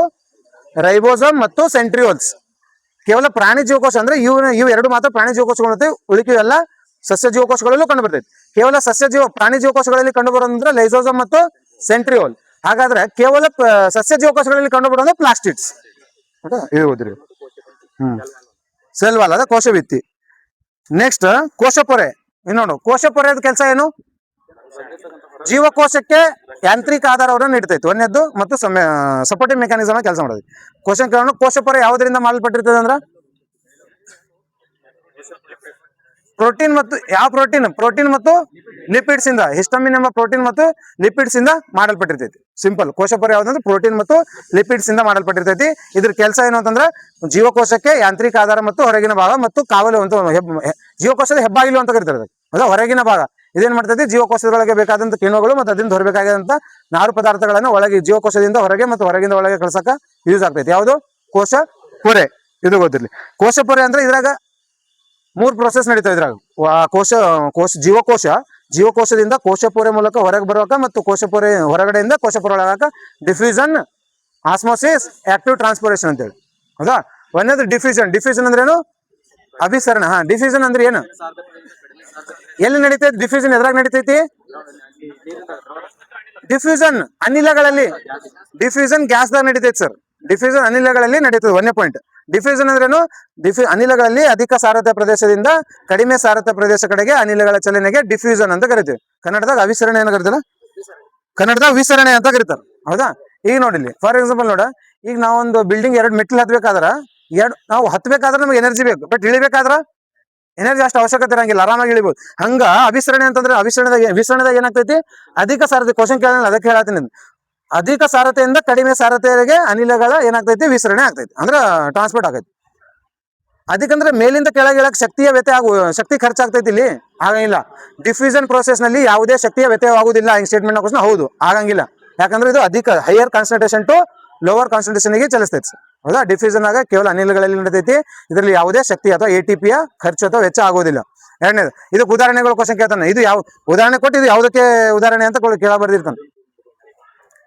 ಹೇಳ್ರಿ. ಉದಿನ ಕಡ್ಡಿ ಹಚ್ಚಿರ್ತಾರಲ್ಲ, ಅದು ಒಂದ್ ಕಡೆ ಉದಿನ ಕಟ್ಟಿಸಿದ್ರೆ ರೂಮಿನ ತುಂಬೆಲ್ಲ ಹಾಡ್ಕೊಂಡಿರ್ತದೆ ಸ್ಮೆಲ್. ಅದು ಡಿಫ್ಯೂಷನ್. ಹೈಯರ್ ಅಡಿಗೆ ವಾಸನೆ. ಹೌದಾ? ಅಡಿಗೆ ರೂಮ್ನ ಒಳಗಡೆ ವಾಸನೆ, ಹೊರಗಡೆ ಎಲ್ಲ ಬಿಸಿ ಇದ್ದಾಗ ಕಣಗಳ ಎಡ್ಡಾದಿಡ್ಡಿ ಚಲನೆಯಿಂದಾಗಿ ಹೈಯರ್ ಕಾನ್ಸಂಟ್ರೇಷನ್ ಟು ಲೋವರ್. ಬೇರೆ ಕಡೆಗೆಲ್ಲ ಆ ಕಡೆ ಎಲ್ಲ ಅನಿಲಗಳ ಚಲನೆಯಿಂದ ಅದು. ಇನ್ನೊಂದು ಕ್ವಶನ್ ಕೇಳಿ ಒಂದ್ಸಲ ಗೊತ್ತಾಯ್ತಿಲ್ಲ. ಒಂದು ಕೋಟಡಿಯಲ್ಲಿ ಒಂದು ಸುಗಂಧ ದ್ರವ್ಯ ಬಾಟಲ್ ಇಟ್ಟಿರೋದು, ಅದರ ಮುಚ್ಚಳಿಕೆಯನ್ನು ತೆರೆದಾಗ ಸುಗಂಧ ದ್ರವ್ಯದ ವಾಸನೆಯು ಕೋಟಡಿಯ ತುಂಬೆಲ್ಲ ಹರಿದುಕೊಳ್ಳುತ್ತದೆ. ಅಂದ್ರೆ ಸೆಂಟ್, ಪರ್ಫ್ಯೂಮ್ ಹೊಡ್ಕೋದಿಲ್ಲ ಅದು. ಸುಗಂಧ ದ್ರವ್ಯದ ವಾಸನೆಯು ಕೋಟಡಿಯ ತುಂಬೆಲ್ಲ ಹರಡಿಕೊಳ್ಳುತ್ತದೆ. ಇದು ಯಾವುದಕ್ಕೆ ಉದಾಹರಣೆಯಾಗಿದೆ? ಅಂದ್ರೆ ಡಿಫ್ಯೂಷನ್. ಅನಿಲಗಳೆಲ್ಲ ಬಂದಾಗ ಡಿಫ್ಯೂಷನ್ ಅಂದಾಗ. ನೆಕ್ಸ್ಟ್ ಎರಡನೇದು ಆಸ್ಮೋಸಿಸ್. ಆಸ್ಮೋಸಿಸ್ ದ್ರವ ನಡೀತೈತೆ ಅಂದ್ರೆ ನೀರಿನೊಳಗೆ ದ್ರವದಲ್ಲಿ ಆಸ್ಮೋಸಿಸ್ ನಡೀತೈತೆ. ಹೌದಾ? ಆಸ್ಮೋಸಿಸ್ ಅಂದ್ರೆ ಏನು? ಆಸ್ಮೋಸಿಸ್ ಕೂಡ ಸೇಮ್. ದ್ರವಗಳಲ್ಲಿ ಅಧಿಕ ಸಾರತೆಯಿಂದ ಕಡಿಮೆ ಸಾರತೆಯವರೆಗೆ, ಅದೇ ಅರೆಪರಾಗಮ ಪೊರೆಯ ಮೂಲಕ ಅಧಿಕ ಸಾರತೆಯಿಂದ ಕಡಿಮೆ ಸಾರತೆ ಕಡೆಗೆ ದ್ರವದ ಚಲನೆಗೆ ಏನಂತ ಕರಿತೀವಿ? ಆಸ್ಮೋಸಿಸ್ ಅಂತ ಕರೀತಾರೆ. ಹೌದಾ? ಆಸ್ಮೋಸಿಸ್ನಾಗ ಇದ್ರಾಗ ಕೂಡ ಯಾವುದೇ ಶಕ್ತಿಯ ವ್ಯತ್ಯಯ ಆಗೋದಿಲ್ಲ. ಹಾಗಾದ್ರೆ ಆಸ್ಮೋಸಿಸ್ ಉದಾಹರಣೆಗಳು ಕಾಳದಂತ ಕ್ವಶನ್. ಕಾಳದು ರಾತ್ರಿ ಸಮಯದಲ್ಲಿ ಕಾಳು ನೆನಕಿದಾಗ ಅದು ತನ್ನ ಸಾಮಾನ್ಯ ಗಾತ್ರಕ್ಕಿಂತ 2 ರಿಂದ 3 ಪಟ್ಟು ದೊಡ್ಡದಾಗಿರುತ್ತದೆ. ಇದು ಈ ಕೆಳಗಿನ ಯಾವುದಕ್ಕೆ ಉದಾಹರಣೆ ಅಂತ ಹೊಡೆದ? ಆಸ್ಮೋಸಿಸ್. ಏನ? ನೀರು ಭೂಮಿಯಿಂದ ಬೇರೆ ತನಕ ನೀರು ಬರೋದು ಆಸ್ಮೋಸಿಸ್. ಅಲ್ಲಿಂದ ಮೇಲೆ ಹೋಗೋದು ಕ್ಯಾಪಿಲರಿ ಆಕ್ಷನ್, ಲೋಮನಾಳಕ್ರಿ. ಹೌದಾ? ಅದು ಉದಾಹರಣೆ. ಅದಾದ್ಮೇಲೆ ಇದು ಮೀನು ಸಾಯ್ತಾವ ಅಂತ ಹೇಳಿದ್ರೆ ಬೇರೆ ಬೇರೆ ಲವಣಾಂಶದ ಆಧಾರದ ಮೇಲೆ ಮೀನುಗಳು ಸಾಯ್ತಾವ. ಇಲ್ಲಿಂದ ಮೀನು ಇಲ್ಲ ಅಂದ್ರೆ ಉಪ್ಪು ನೀರಿನಲ್ಲಿರುವಂತ ಮೀನು, ಒಂದು ಸಿಹಿ ನೀರಿರುವಂತ ಮೀನು. ಉಪ್ಪು ನೀರಿನಲ್ಲಿರುವಂತ ಮೀನಿನೊಳಗಡೆ ಇರುವಂತ ನೀರು ಉಪ್ಪು ನೀರು. ಸಿಹಿ ನೀರಿನಲ್ಲಿರುವಂತ ದೇಹದಲ್ಲಿರುವಂತ ಮೀನಿನಲ್ಲಿರುವಂತ ನೀರು ಎಂತದ್ದು? ಸಿಹಿ ನೀರು. ಹೌದಾ? ಈ ಸಿಹಿ ನೀರಿನಲ್ಲಿರುವ ಮೀನು ಉಪ್ಪು ನೀರಿನ ಹೋಗಿ ತೆಗೆದಿಟ್ರ ಏನಾಗ್ತೈತಿ? ಈಗ ಯಾಕೆ ಸಾಯ್ತಾವ? ಏನಾಗ್ತೈತಿ? ಅಲ್ಲಿ ಸಾರತೆ ಜಾಸ್ತಿ ಎಲ್ಲೈತಿ ಅದ್ರ ಒಳಗಡೆ ಅಂತ. ಈ ಉಪ್ಪು ನೀರಿನಲ್ಲಿ ಸಾರತೆ ಜಾಸ್ತಿ ಐತಿ. ಬಟ್ ಈ ಸಿಹಿ ನೀರಿನಲ್ಲಿರುವಂತ ಮೀನಿನ ದೇಹದಲ್ಲಿರುವ ನೀರಿನ ಸಾರತೆ ಕಡಿಮೆ ಐತಿ. ಈಗ ನೀರ್ ಏನಾಗ್ತೈತಿ? ಹೊರಗಡೆಯಿಂದ ಅದ್ರ ದೇಹದೊಳಗೆ ಹೊಡ್ತೈತಿ. ಒಳಗಡೆ ನಿಂತವ್ರ ನೀರು ಕಡಿಮೆ ಸಾರತೆ, ಹೊರಗಡೆ ಇರುವಂತ ಉಪ್ಪು ನೀರಿನ ಸಾರತೆ ಜಾಸ್ತಿ. ಈಗ ಹೊರಗಡೆ ಇರುವಂತ ಉಪ್ಪು ನೀರಿನ ಸಾರತೆ ಅದರ ದೇಹದಲ್ಲಿರುವಂತ ಕಡಿಮೆ ನೀರಿನೊಳಗೆ ಚಲಿಸ್ತೈತಿ. ಹಾಗಾದ್ರೆ ಏನಾಗ್ತೈತಿ? ನೀರು ಜಾಸ್ತಿಯಾಗಿ ಅದು ಮೀನು ಸಾಯ್ತೈತಿ. ಅದೇ ಉಪ್ಪು ನೀರಿನಲ್ಲಿರುವಂತ ಮೀನು ಸಿಹಿ ನೀರಿನಾಗ ತಂದು ಹಾಕಿದ್ರ ದೇಹದ ಒಳಗೆ ಉಪ್ಪು ಜಾಸ್ತಿ ಇರ್ತೈತಿ, ಅಂದ್ರೆ ಸಾರತೆ ಜಾಸ್ತಿ ಇರ್ತೈತಿ. ಅದ್ರ ಸುತ್ತಮುತ್ತ ಇರುವಂತ ನೀರಿನ ಸಾರತೆ ಕಡಿಮೆ ಇರ್ತೈತಿ. ಹಾಗಾದ್ರೆ ದೇಹ ಡಿಹೈಡ್ರೇಟ್ ಆಗತ್ತೆ ಬಾಡಿ. ಈಗ ನಿರ್ಜಲೀಕರಣ ಅಂದ್ರೆ ಅದ್ರ ದೇಹದಲ್ಲಿರುವಂತ ನೀರು ಹೆಚ್ಚಿನ ಸಾರತೆ ಹೊಂದಿರೋದ್ರಿಂದ ಸುತ್ತಮುತ್ತಲಿರುವಂತ ನೀರು ಕಡಿಮೆ ಸಾರತೆ ಇರ್ತೈತಿ.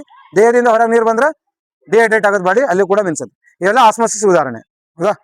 ನೆಕ್ಸ್ಟ್ ರಕ್ತ ಇದು ಫಿಲ್ಟರ್, ಕಿಡ್ನಿದಾಗ ರಕ್ತ ಫಿಲ್ಟರ್ ಆಗೋದು ಕೂಡ ಯಾವ್ದಕ್ಕೆ ಉದಾಹರಣೆ? ಆಸ್ಮೋಸಿಸ್. ಇನ್ನೊಂದು ಯಾವ್ದು? Reverse osmosis. ಆರೋ ಪ್ಲಾಂಟ್ಸ್ ಗಳು ವರ್ಕ್ ಮಾಡ್ತಾವಲ್ಲ ಅವೆಲ್ಲ ರಿವರ್ಸ್ ಆಸ್ಮೋಸಿಸ್. ಇದೇನಪ್ಪ ಅಂದ್ರೆ ಕೋಶ ಪೊರೆ. ನೆಕ್ಸ್ಟ್ ಎರಡನೇದು ಕೋಶ ಭಿತ್ತಿ. ಅಂದ್ರೆ ಇದು ಸಸ್ಯಗಳಲ್ಲಿ ಕಂಡು ಬರ್ತೈತಿ. ಹೌದಾ? ಯಾವ್ದ್ರಿಂದ ಮಾಡಿರ್ತೈತಿ ಕೋಶ ಭಿತ್ತಿ? ಸೆಲ್ಯುಲಸ್. ಸೆಲ್ಯುಲಸ್ ಅಂತ ಎಂತ ಸ್ಯಾಕ್ರೈಡ್ ಇದೊಂದು? ಪಾಲಿಸ್ಯಾಕ್ರೈಡ್. ಅದ ಬಹು ಶರ್ಕರ ಇದೊಂದು ಸೆಲ್ಯುಲಸ್. ಇದು ಗೊತ್ತಿರ್ಲಿ. ನೆಕ್ಸ್ಟ್ ಇದ್ರಾಗ ಯಾವ್ದು? ಕೋಶ ಪೊರೆ ಆಯ್ತು. ಎರಡನೇದ್ದು ಕೋಶ ಕೇಂದ್ರ. ಕೋಶ ಕೇಂದ್ರದಾಗ ಏನ ಇದಕ್ಕೆ ಏನಂತ ಕರಿತಾರ ನಾವು? ಕೋಶಕ್ಕೂ ಅಂದ್ರೆ ಜೀವಕೋಶದ ಮಧ್ಯೆ ನಡೆಯುವ ಎಲ್ಲಾ ಕೋಶದ ಕಾರ್ಯಗಳಿಗೆ ನಿಯಂತ್ರಿಸುವ ಭಾಗ ಕೋಶ ಕೇಂದ್ರ. ಹೌದಾ? ಅದಕ್ಕೆ ಜೀವಕೋಶದ ನಿಯಂತ್ರಣ ಕೇಂದ್ರ ಅಂತ ಕರೀತಾರೆ. ಯಾವ್ದಕ್ಕ? ಕೋಶ ಕೇಂದ್ರಕ್ಕೆ ಸರ್. ಹೌದಾ? ಇದು ಮತ್ತ ಪ್ರಾಣಿ ಜೀವಕೋಶದ ಅತಿ ದೊಡ್ಡ ಕಣದಂಗ ಯಾವ್ದಂದ್ರ ಕೋಶ ಕೇಂದ್ರ. ಹೌದಾ? ಅತಿ ಚಿಕ್ಕದ್ದು ರೈಬೋಸಮ್. ನೆಕ್ಸ್ಟ್ ಈ ಕೋಶ ಕೇಂದ್ರದೊಳಗೆ ಒಂದು ದಾರದ ಎಳೆಗಳಂತ ಸಣ್ಣ ಸಣ್ಣ ಎಳೆಗಳ ಕೂಡ ಕೋಶ ವಿಭಜನೆ ಸಮಯದಲ್ಲಿ ಅದು ಕ್ರೊಮ್ಯಾಟಿನ್ಸ್ ಅಂತ ಕರಿತೀವಿ.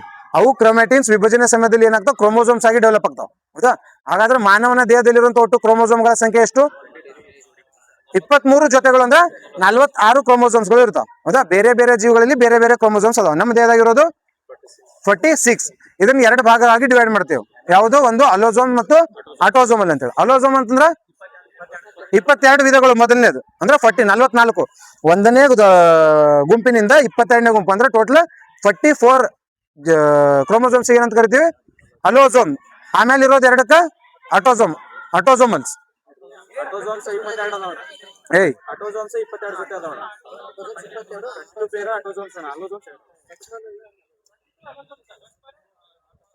ಯಾವ್ದ್ರಿ? ತಡಿ ಹಾ, ಆಟೋಸೋಮಲ್ಸ್ 22. ಆಟೋಸೋಮ್ ಅಂತಂದ್ರೇನು? ಇವ್ ದೇಹ ಕಾಯ ವರ್ಣತಂತುಗಳು ಅಂತ ಕರೀತಾರ. ದೇಹ ಕಾಯ ವರ್ಣತಂತುಗಳು. ಅಲೋಸೋಮ್ ಅಂತಂದ್ರೆ ಸೆಕ್ಸ್ ಕ್ರೋಮೋಸೋಮ್ ಅಂತ ಲಿಂಗ ವರ್ಣತಂತುಗಳು ಅಂತ ಕರೀತಾರೆ. ಯಾವ್ದಕ್ಕ? ಅಲೋಸೋಮ್ಸ್ಗಳಿಗೆ. ಹೌದಾ? 2 ಟೈಪ್ಸ್ ನ ಡಿವೈಡ್ ಮಾಡ್ತೀವಿ. ಮೊನ್ನೆ ಯಾವ್ದೋ ಒಂದು ಗ್ರೂಪ್ನ ಯಾರೋ ಒಂದು ಕ್ವಶನ್ ಕಳ್ಸಿದ್ ನೋಡು. ಅದು ಯಾವ್ದೋ ಕ್ವಶನ್ ಆಗಿದ್ದು ಮೊನ್ನೆ ಬರ್ದು ಕಳ್ಸಿದ್ ನೋಡು. ಅಲೋಸೋಮಲ್ ಅಟೋಸೋಮಲ್ ಅಂತ ಆ ಗ್ರೂಪ್ನಾಗ ಆತ್ ನೋಡು. ರೀಸೆಂಟ್ ಮೊನ್ನೆ ಯಾರೋ ಕಳ್ಸಿದ್ ನೋಡೊಬ್ರು. ಹೌದಾ? 2 ಭಾಗದಾಗ ಡಿವೈಡ್ ಮಾಡ್ತೇವೆ. ಈ ನಮ್ಮಲ್ಲಿ ಅಂತ ವರ್ಣತಂತುಗಳು, ದೇಹದಲ್ಲಿರುವಂತ ವರ್ಣತಂತುಗಳು ಹೆಚ್ಚು ಕಡಿಮೆ ಆಗ್ಬಿಡ್ತಾವ. ಕೆಲವೊಂದ್ಸರಿ ದೇಹ ಒಂದು ಹೆಚ್ಚಾದ್ರೂ ಆಗೋದು, ಕಡಿಮೆ ಆಗ್ತಾವ. ಇಂಥ ಸ್ಥಿತಿಗೆ ಏನಂತ ಕರೀತಾರ? ಸಿಂಡ್ರೋಮ್ ಅಲ್ಲ, ಅನುಪ್ಲೈಡ್ಸ್ ಅಂತ ಕರೀತಾರ. ಹೌದಾ? ನಮ್ಮ ದೇಹದಾಗ 46 ವರ್ಣತಂತುಗಳು ಅದಾವು. ಈ ವರ್ಣತಂತುಗಳು ಒಂದಾದ್ರೂ ಹೆಚ್ಚಿಗಾಯ್ತು ಅಥವಾ ಒಂದು ವರ್ಣತಂತು ಆದ್ರೂ ಕಡಿಮೆ ಆಯ್ತು ಅಂದ್ರೆ ಅದಕ್ಕೆ ಅನುಪ್ಲೈಡ್ ಅಂತ ಕರೀತಾರ. ಏನಂತ? ಅನುಪ್ಲೈಡ್ಸ್ ಅಂತ ಕರಿತೀವಿ ನಾವು. ಅದೇ ಹೆಚ್ಚಾದ್ರೆ ಏನಂತ ಕರೀತಾರ? ಹೈಪರ್ ಅನುಪ್ಲೈಡ್. ಕಡಿಮೆ ಆದ್ರ ಹೈಪೋ ಅನುಪ್ಲೈಡ್. ವರ್ಣತಂತುಗಳು 46ಕ್ಕಿಂತ ಹೆಚ್ಚಾದ್ರ ಹೈಪರ್ ಅನುಪ್ಲೈಡ್, 46ಕ್ಕಿಂತ ಕಡಿಮೆ ಆದ್ರ ಹೈಪೋ ಅನುಪ್ಲೈಡ್ ಅಂತ ಕರಿತೀವಿ. ಹೌದಾ? ಈಗ ನೋಡು, ಅದ್ರಾದ್ರ ಮೇಲೆ ಈಗ ಅಟೋಸೋಮಲ್ ಅನುಪ್ಲೈಡ್ಸ್. ಅಟೋಸೋಮಲ್ ಅಂತಂದ್ರೆ ಮೊದಲು 22 ಜೊತೆಗಳು ಅಟೋಸೋಮಲ್. ಅದ್ರಾಗ ಡೌನ್ ಸಿಂಡ್ರೋಮ್ ಅನ್ನೋದು. ಡೌನ್ ಸಿಂಡ್ರೋಮ್ ಎಂತ ಟ್ರೈಸೋಮಿ ಅಂತ ಕರೀತಾರ? 21st ಅಟೋಸೋಮಲ್ದಾಗ ಯಾವ ಬರ್ತಾವ? 1ರಿಂದ 22 ಬರ್ಬೇಕು. ಅಂದ್ರೆ ಅದನ್ನು 21ನೇ ಟ್ರೈಸೋಮಿ. 1 ಟ್ರೈಸೋಮಿ ಅಂದ್ರೆ ಕ್ವಶನ್ ಕೇಳ್ತಾವ ನಾವು. ಒಂದು ಟ್ರೈಸೋಮಿ ಎಂದರೆ 3 ವರ್ಣತಂತುಗಳು ಹೆಚ್ಚಳ ಆಗುವುದು, 1 ವರ್ಣತಂತುಗಳ ಜೋಡಿ ಹೆಚ್ಚಾಗುವುದು, 1 ವರ್ಣತಂತು ಹೆಚ್ಚಾಗುವುದು, 1 ವರ್ಣತಂತು ಕಡಿಮೆ ಆಗುವುದು. ಟ್ರೈಸೋಮಿ ಅಂತಂದ್ರ 3 ವರ್ಣತಂತುಗಳು ಹೆಚ್ಚಾಗುವುದು. ಟ್ರೈಸೋಮಿ 3 ವರ್ಣತಂತುಗಳು ಹೆಚ್ಚಾಗುವುದು. ಎರಡನೇದು 3 ವರ್ಣತಂತುಗಳ ಜೋಡಿ ಹೆಚ್ಚಾಗುವುದು, 1 ವರ್ಣತಂತುಗಳ ಜೋಡಿ ಹೆಚ್ಚಾಗುವುದು, 1 ವರ್ಣತಂತು ಹೆಚ್ಚಾಗುವುದು. ಒಂದೇ ಒಂದು ವರ್ಣತಂತು. ಕ್ವಶನ್ ಕೇಳ್ತಾವ ಈಗ ಗೊತ್ತಿರ್ಬೇಕು. ಟ್ರೈಸೋಮಿ ಅಂದ್ರೇನು? ಒಂದೇ ಒಂದು, ಯಾವುದೇ ಟ್ರೈಸೋಮಿ ಇರ್ಲಿ, 21st ಅಲ್ಲ. ಟ್ರೈಸೋಮಿ ಅಂದ್ರ ಒಂದೇ ಒಂದು ವರ್ಣತಂತು ಹೆಚ್ಚಾಗೋದಕ್ಕೆ ಟ್ರೈಸೋಮಿ ಅಂತ ಕರೀತಾರೆ. ಅದ್ರಾಗ 21st ಟ್ರೈಸೋಮಿ ಅಂತಂದ್ರೇನು? Down syndrome. Down syndrome down ಅದ ಅಂತೇಳಿ ಇಲ್ಲಿ ಕಡಿಮೆ ಆಗಿಲ್ಲ, ಇಲ್ಲಿ ಹೆಚ್ಚಾಕೈತಿ. ಎಷ್ಟಾಕೈತಿ ವರ್ಣತಂತುಗಳು? 47. ಯಾರ ಕಂಡು ಬರ್ತೈತಿ ಡೌನ್ ಸಿಂಡ್ರೋಮ್? ಪುರುಷರಲ್ಲೋ ಮಹಿಳೆಯರಲ್ಲೋ? ಪುರುಷ ಮತ್ತು ಮಹಿಳೆಯರು ಇಬ್ಬರಲ್ಲಿಯೂ 21st ಟ್ರೈಸೋಮಿ ಕಂಡು ಬರ್ತೈತಿ. ಹೌದಾ? ಗೊತ್ತಿರ್ಬೇಕು. ಏನ್ 47 ಆಗ್ತದಲ್ಲ, ಏನ್ ಜಾಸ್ತಿ ಆಗ್ತೈತಿ ಇಲ್ಲಿ? ಒಂದು ಎಕ್ಸ್ ಕ್ರೋಮೋಸೋಮ್ಸ್ ಆಗುತ್ತೆ. ಈಗ ನೋಡು, 44 ಏನು? ಅಟೋಸೋಮಲ್ಸ್ ಅಂದ್ರೆ 44. ಅಲೋಸೋಮ್ ಅಂದ್ರೆ ಒಂದು ಎಕ್ಸ್ ಇರ್ಬೇಕು, ಒಂದು ಐ ಇರ್ಬೇಕು. ಎಕ್ಸ್ ಅಂತಂದ್ರೆ ಹೆಣ್ಣು ಕ್ರೋಮೋಸೋಮ್, ವೈ ಅಂದ್ರೆ ಗಂಡು ಕ್ರೋಮೋಸೋಮ್. ಈಗ ಎಕ್ಸ್ ವೈ ಇರಬೇಕು, ಕರೆಕ್ಟ್ ಇರ್ತೈತೆ ಸೀಕ್ವೆನ್ಸ್. ಆ ಎಕ್ಸ್ ವೈ ಆಗ್ಬಿಡ್ತೈತೆ. ಅಲ್ಲಿ ಒಂದು ಎಕ್ಸ್ ಕ್ರೋಮೋಸೋಮ್ ಎಕ್ಸ್ಟ್ರಾ ಬಂದ್ಬಿಡ್ತು ಅಂತಂದ್ರೆ ಅದು 47 ಆಗ್ಬಿಡ್ತು. ಅದಕ್ಕೆ ಡೌನ್ ಸಿಂಡ್ರೋಮ್ ಅಂತ ಕರೀತಾರ. ಪುರುಷ ಮತ್ತು ಹೆಣ್ಣು ಇಬ್ಬರಲ್ಲಿಯೂ ಕಂಡು ಬರ್ತೈತಿ. ಎಂತ ಟ್ರೈಸೋಮಿ ಅಂದ್ರೆ 21st. ಹಾಗಾದ್ರೆ ಇದು ಹೈಪರ್ ಅನುಪ್ಲೈಡೋ ಹೈಪೋ ಅನುಪ್ಲೈಡೋ? ನಾ ಕ್ವಶನ್ ಕೇಳ್ತೇನೆ ನೋಡು. ಡೌನ್ ಸಿಂಡ್ರೋಮ್ ಎಂಬುದು ಒಂದು ಆಪ್ಷನ್ ನೋಡು. Allosomal hypo aneuploid, allosomal hyper aneuploid, autosomal hypo aneuploid, autosomal hyper aneuploid. 21st ಅಂತಂದ್ರೇನು ಅಟೋಸೋಮಲ್, ಹೆಚ್ಚಾಗತ್ತೈತೆ ಅಂದ್ರೆ hyper, autosomal hyper aneuploid. Right. Next ಇದಾದ್ಮೇಲೆ ಇದು ಒಂದೇ ಯಾವ್ದು ಅಟೋಸೋಮಲ್ ಅನುಪ್ಲೈಡ್ ಬರೋ ಒಂದೇ ಯಾವ್ದಂದ್ರೆ ಡೌನ್ ಸಿಂಡ್ರೋಮ್. ಅದಾದ್ಮೇಲೆ ನೆಕ್ಸ್ಟ್ ಅಲೋಸೋಮಲ್ ಅನುಪ್ಲೈಡ್ಸ್ ಗಳು ಬರ್ತಾವ, ಅಂದ್ರೆ 23ನೇ ಜೊತೆಯಲ್ಲಿ ಆಗುವಂತ ಅನುಪ್ಲೈಡ್ಸ್ಗಳು. ಹೌದಾ? ಒಂದೇದ್ದು ಡೌನ್ ಸಿಂಡ್ರೋಮ್ ಅಂತ ಬಹಳ ಕುಬ್ಜತೆ ಆಗ್ತೈತಿ, ಸ್ಟೇರಿಲಿಟಿ, ಬಂಜೆತನ, ಇವೆಲ್ಲ ಇದರಿಂದ ಉಂಟಾಗ್ತದೆ. ನೆಕ್ಸ್ಟ್ ನೋಡು, ಈ ವಿಷಯ ಗೊತ್ತಿಲ್ಲ ಸದ್ಯ. ನೆಕ್ಸ್ಟ್ ಕ್ಲೈನ್ ಪೆಲ್ಟೋರ್ ಅಂತಂದ್ರೆ ಎಂತ ಟ್ರೈಬೋಸಮ್ ಇದು? ಕ್ಲೈನ್ ಪೆಲ್ಟೋರ್. ನಾನು ಇದು allosomal autosomal first. Down syndrome ಯಾವ ಟ್ರೈಸೋಮ್ ಇದು? 21st trisomy. ಎಂತ aneuploid? Allosomal autosomal. Down syndrome autosomal hyper aneuploid 21st trisomy, ಪುರುಷ ಮತ್ತು ಮಹಿಳೆಯರಲ್ಲಿ ಕಂಡುಬರ್ತದೆ. ಎಷ್ಟು ಓದಿರಿ ಸರ್? ಅಟೋಸೋಮಲ್, ಅಲೋಸೋಮಲ್, ಹೈಪರ್, ಅಲೋಸೋಮಲ್, ಹೈಪರೋ ಅಥವಾ ಹೈಪೋನೋ ಅಥವಾ ಪುರುಷನ ಮಹಿಳೆ, ಎಷ್ಟು ಓದಿರಿ ಐಡೆಂಟಿಫೈ ಮಾಡೋದು. ಮತ್ತೆ ಟ್ರೈಸೋಮಿ ಅಂದ್ರೆ ಏನು ಅಂತ ಅದರ ಅರ್ಥ ಓದಿರಿ. ಎರಡನೇದು ಅಲೋಸೋಮಲ್ ಅನುಪ್ಲೈಡ್. ಅಲೋಸೋಮಲ್ ಅಂತಂದ್ರೆ ಯಾವ ಗುಂಪಿನಾಗ? 23ನೇ ಗುಂಪಿನಾಗ, ಅಂದ್ರೆ 45 ಮತ್ತು 46ನೇ ವರ್ಣತಂತುಗಳಲ್ಲಿ ಹೆಚ್ಚು ಏರುಪೇರು ಆಗ್ಬೇಕು. ಅಲೋಸೋಮಲ್ ಒಂದೊಂದು ಕ್ಲೈನ್ ಪೆಲ್ಟೋರ್ ಸಿಂಡ್ರೋಮ್. ಹಾಗಾದ್ರೆ ಕ್ಲೈನ್ ಪೆಲ್ಟೋರ್ ಸಿಂಡ್ರೋಮ್ ಎಂತ ಸಿಂಡ್ರೋಮ್ ಅಂತ ಕೇಳಿದ್ರ? ಅಲೋಸೋಮಲ್ ಹೈಪೋನ ಹೈಪೋ ಕಮ್ಮಿ ಆಯ್ತು ಜಾಸ್ತಿ ಆಗತ್ತೆ. ಕ್ಲೈನ್ ಪೆಲ್ಟರ್ದಾಗ ಕಡಿಮೆ ಹಾಕೋ ಜಾಸ್ತಿ ಹಾಕೋ? ಕಡಿಮೆ ಆಗ್ತೈತಿ. ಅದಕ್ಕೆ ಏನಂತ ಕರಿಬೇಕು? ಹೈಪೋ. ಕಡಿಮೆ ಆಗತ್ತೆ ಅಂದ್ರೆ ಹೈಪೋ, ಜಾಸ್ತಿ ಆಗ್ತಿದ್ರೆ ಹೈಪರ್. ಡೌನ್ ಸಿಂಡ್ರೋಮ್ ಜಾಸ್ತಿ ಆದ್ರೆ ಹೈಪರ್. ಇಲ್ಲಿ ಕಡಿಮೆ ಆಗತ್ತೈತಿ ಕ್ಲೈನ್ ಪೆಲ್ಟೋರ್ ಸಿಂಡ್ರೋಮ್, ಕಡಿಮೆ ಆಗದ್ರೆ ಹೈಪೋ. ಅಲೋಸೋಮಲ್ ಅಟೋಸೋಮಲ್ ಅಲೋಸೋಮಲ್, ಅಲೋಸೋಮಲ್ ಹೈಪೋ ಅನುಪ್ಲೈಡ್. ಯಾರಲ್ಲಿ ಕಂಡು ಬರ್ತೈತಿ ಇದು? ಯಾರೇ ಪುರುಷರಲ್ಲಿ ತಡಿ ನೋಡ್ತೇನೆ, ಗಂಡಸರಲ್ಲಿ ಕಾಣಿಸಿಕೊಳ್ಳುತ್ತದೆ. Next turner syndrome. Turner syndrome ಕೂಡ 23ನೇ ವರ್ಣತಂತ್ರ, ಅಲೋಸೋಮಲ್. ಇದ್ರ ವಿರುದ್ಧ ಇದು. ಇವೆಷ್ಟು ಗೊತ್ತಿರಿ. ಇದೊಂದು ಕ್ವಶನ್, ಕ್ರಿಡು ಚಾರ್ಟ್ ಸಿಂಡ್ರೋಮ್ ಅಂತೇಳಿ. ಏನಿದು ಕ್ರಿಡು ಚಾರ್ಟ್ ಸಿಂಡ್ರೋಮ್ ಅಂದ್ರೆ? ಯಾವ ಗುಂಪಿನ ವರ್ಣತಂತು ಕಂಡು ಬರ್ತೈತಿ? ಐದನೇ ಗುಂಪಿನ ವರ್ಣತಂತುಗಳಲ್ಲಿ. ವರ್ಣತಂತು ಅಂದ್ರೆ ಹೆಂಗಿರ್ತೈತಿ ಗೊತ್ತಿಲ್ಲ? ಶೇಪ್ ನೋಡಿದಿಲ್ಲ? ಅದೇ ಹೆಚ್ಚು ಕಮ್ಮಿ ಆಗಂಗಿಲ್ಲ ಇದ್ರಾಗ. 5ನೇ ಗುಂಪಿನ ವರ್ಣತಂತು ಇರ್ತೈತಿಲ್ಲ, ಅಲ್ಲಿ ನೋಡು. ವರ್ಣತಂತು ಅಂದ್ರೆ ಫಸ್ಟ್ ಹಿಂಗ್ ಹಾರ್ಟ್ ಶೇಪ್ ಕೆಳಗೂ, ಅದೇ ಹಾರ್ಟ್ ಹಿಂಗ್ ಜಾಯ್ನ್ ಆಗಿರ್ತೈತಿ. ಹಾರ್ಟ್ ಸೆಂಟರ್ನ ಹಿಂಗ್ ಬರಂಗಿಲ್ಲ, ಅದು ಸೈಡಿನ ಜಸ್ಟ್ ಹಿಂಗ ಕೆಳಗಿಂದ ಹಿಂಗ ಆಗಿರ್ತೈತಿ. ಹೌದಾ? 2 ಸುರುಳಿ ಆಗೈತಿ. ಅದ್ರಾಗ ಒಂದು ಬಾವು ಗಿಡ್ಡ ಆಗ್ಬಿಡ್ತೈತಿ, ಅಂದ್ರೆ ಒಂದ್ ಸೈಡಿನ ಸ್ವಲ್ಪ ಕಡಿಮೆ ಹೈಟ್ ಕಡಿಮೆ ಐತೈತಿ ಅದಕ್ಕೆ. ಅಂದ್ರೆ 5ನೇ ಗುಂಪಿನ ವರ್ಣತಂತುಗಳಲ್ಲಿ ಒಂದು ಬಾವು ಗಿಡ್ಡವಾಗಿರ್ತದೆ. ಅದು ಕ್ರಿಡು ಚಾರ್ಟ್ ಸಿಂಡ್ರೋಮ್ ಅಂತ ಕರಿತೀವಿ ನಾವು. ಕ್ರಿಡು ಚಾರ್ಟ್ ಸಿಂಡ್ರೋಮ್ ಯಾರಲ್ಲಿ ಕಂಡು ಬರ್ತೈತೆ ಅಂದ್ರೆ ಸಣ್ಣ ಮಕ್ಕಳಲ್ಲಿ ಕಂಡು ಬರ್ತೈತಿ. ಹುಟ್ಟಿದ ಮಕ್ಕಳಲ್ಲಿ ತುಂಬಾ ಕಡಿಮೆ ತೂಕ ಇರೋದು, ಚಪ್ಪಟೆ ಆಕಾರದ ಹಣೆ ಅಂದ್ರೆ ಚಂದ್ರನಂತೆಗೆ ಚಪ್ಪಟೆ ಆಕಾರದ ಹಣೆ ಇರುವಂಥದ್ದು, ತೂಕ ಕಡಿಮೆ ಇರೋದು, ಬೆಕ್ಕಿನ ಆಕಾರದಲ್ಲಿ ಕಿರುಚುವುದು ಅಂತ ರಾತ್ರಿ ಸಮಯದಲ್ಲಿ, ಇವೆಲ್ಲ ಕ್ರಿಡು ಚಾರ್ಟ್ ಸಿಂಡ್ರೋಮ್. ಇದೇನು ಕೋಶ ಕೇಂದ್ರ. ಒಂದು ಕೋಶ ಪೊರೆ ಆಯ್ತು, ಇನ್ನೊಂದು ಕೋಶ ಕೇಂದ್ರ ಆಯ್ತು. ಇನ್ನೊಂದು ಉಳಿದ ಯಾವುದು? ಕೋಶ ರಸ ಅಥವಾ ಕೋಶ ದ್ರವ್ಯ. ಹೌದಾ? ಕೋಶ ರಸ ನೋಡಿಲಿ. ಕೋಶ ಕೇಂದ್ರ, ಕೋಶ ದ್ರವ್ಯದಾಗ ಏನಾದ ಅಂದ್ರೆ ಬೇರೆ ಬೇರೆ ಕಣದಂಗಗಳಾದ, ಬೇರೆ ಬೇರೆ ಕೆಲಸ ಮಾಡ್ತಾವ ಅಷ್ಟೇ. ಹೌದಾ? ಅದ್ರಾಗ ಕಣದಂಗಗಳನ್ನ ಒಂದು ಪೊರೆ ಸಹಿತ ಕಣದಂಗಗಳು, ಇನ್ನೊಂದು ಪೊರೆ ರಹಿತ ಕಣದಂಗಗಳು ಅಂತ ಡಿವೈಡ್ ಮಾಡ್ತೀವಿ. ಪೊರೆ ರಹಿತ ಕಣದಂಗಗಳು ಯಾವ್ಯಾವು? ರೈಬೋಸಮ್ ಮತ್ತು ಸೆಂಟ್ರಿಯೋಲ್. ಪೊರೆ ರಹಿತ ಕಣದಂಗಗಳು ಅಂದ್ರೆ ರೈಬೋಸಮ್ ಮತ್ತು ಸೆಂಟ್ರಿಯೋಲ್. ಮತ್ತು ಕೇವಲ ಪ್ರಾಣಿ ಜೀವಕೋಶದಲ್ಲಿ ಮಾತ್ರ ಕಂಡು ಬರುವಂತ ಕಣದಂಗಗಳು ಅಂದ್ರೆ ಲೈಸೋಸೋಮ್ ಮತ್ತು ಸೆಂಟ್ರಿಯೋಲ್. ಅಲ್ಲಿ ರೈಬೋಸೋಮ್ ಮತ್ತು ಸೆಂಟ್ರಿಯೋಲ್, ಇಲ್ಲಿ ಲೈಸೋಸೋಮ್ ಮತ್ತು ಸೆಂಟ್ರಿಯೋಲ್. ಹೌದಾ? 2 ಭಾಗದ ಮಾಡ್ತೇವೆ, ಗೊತ್ತಿರ್ಬೇಕು. ಕ್ವಶನ್ ಕೇಳ್ತಾವ ನೋಡಿ. ಇದ್ರಾಗ ಒಂದು ಕಣದಂಗಳು. ಒಂದೇದು ಮೈಟೋಕಾಂಡ್ರಿಯಾ. ಮೈಟೋಕಾಂಡ್ರಿಯಾಗ ಏನಂತ ಕರೀತಾರೆ? ಏನು ಶಕ್ತಿ ಉತ್ಪಾದನಾ ಕೇಂದ್ರ, ಉಸಿರಾಟದ ಕೇಂದ್ರ ಅಂತ ಕರೀತಾರೆ. ಶಕ್ತಿ ಉತ್ಪಾದನಾ ಕೇಂದ್ರ ಅಂತ ಯಾಕೆ ಕರೀತಾರೆ ಅಂದ್ರೆ ಅಲ್ಲಿ ಶಕ್ತಿ ಉತ್ಪಾದನೆ ಆಗ್ತೈತಿ, ಗ್ಲುಕೋಸ್ ATP ಉತ್ಪಾದನೆ ಆಗ್ತೈತಿ. ATP ಹಂಗ್ ಉತ್ಪಾದನೆ ಆಗ್ತದೆ ನಮ್ ದೇಹದಾಗ?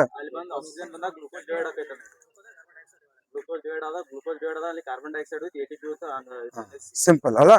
ಅಂದ್ರೆ ಟೋಟಲ್ 36 2 ಆಗತ್ತವಲ್ಲ, ಟೋಟಲ್ 38 ATP ಜನರೇಟ್ ಆಗತ್ತೆ ಒಂದ್ಸಾರಿ ಗ್ಲುಕೋಸ್ ಬರ್ನ್ ಅದ. ನೋಡಿ, ನಾವು ಊಟ ಮಾಡಿದ್ಮೇಲೆ ಅದ್ರಾಗ ಗ್ಲುಕೋಸ್ ಇರುತ್ತೆ. ಸಾಮಾನ್ಯ ಗ್ಲುಕೋಸ್ ಫಾರ್ಮುಲಾ ಏನು?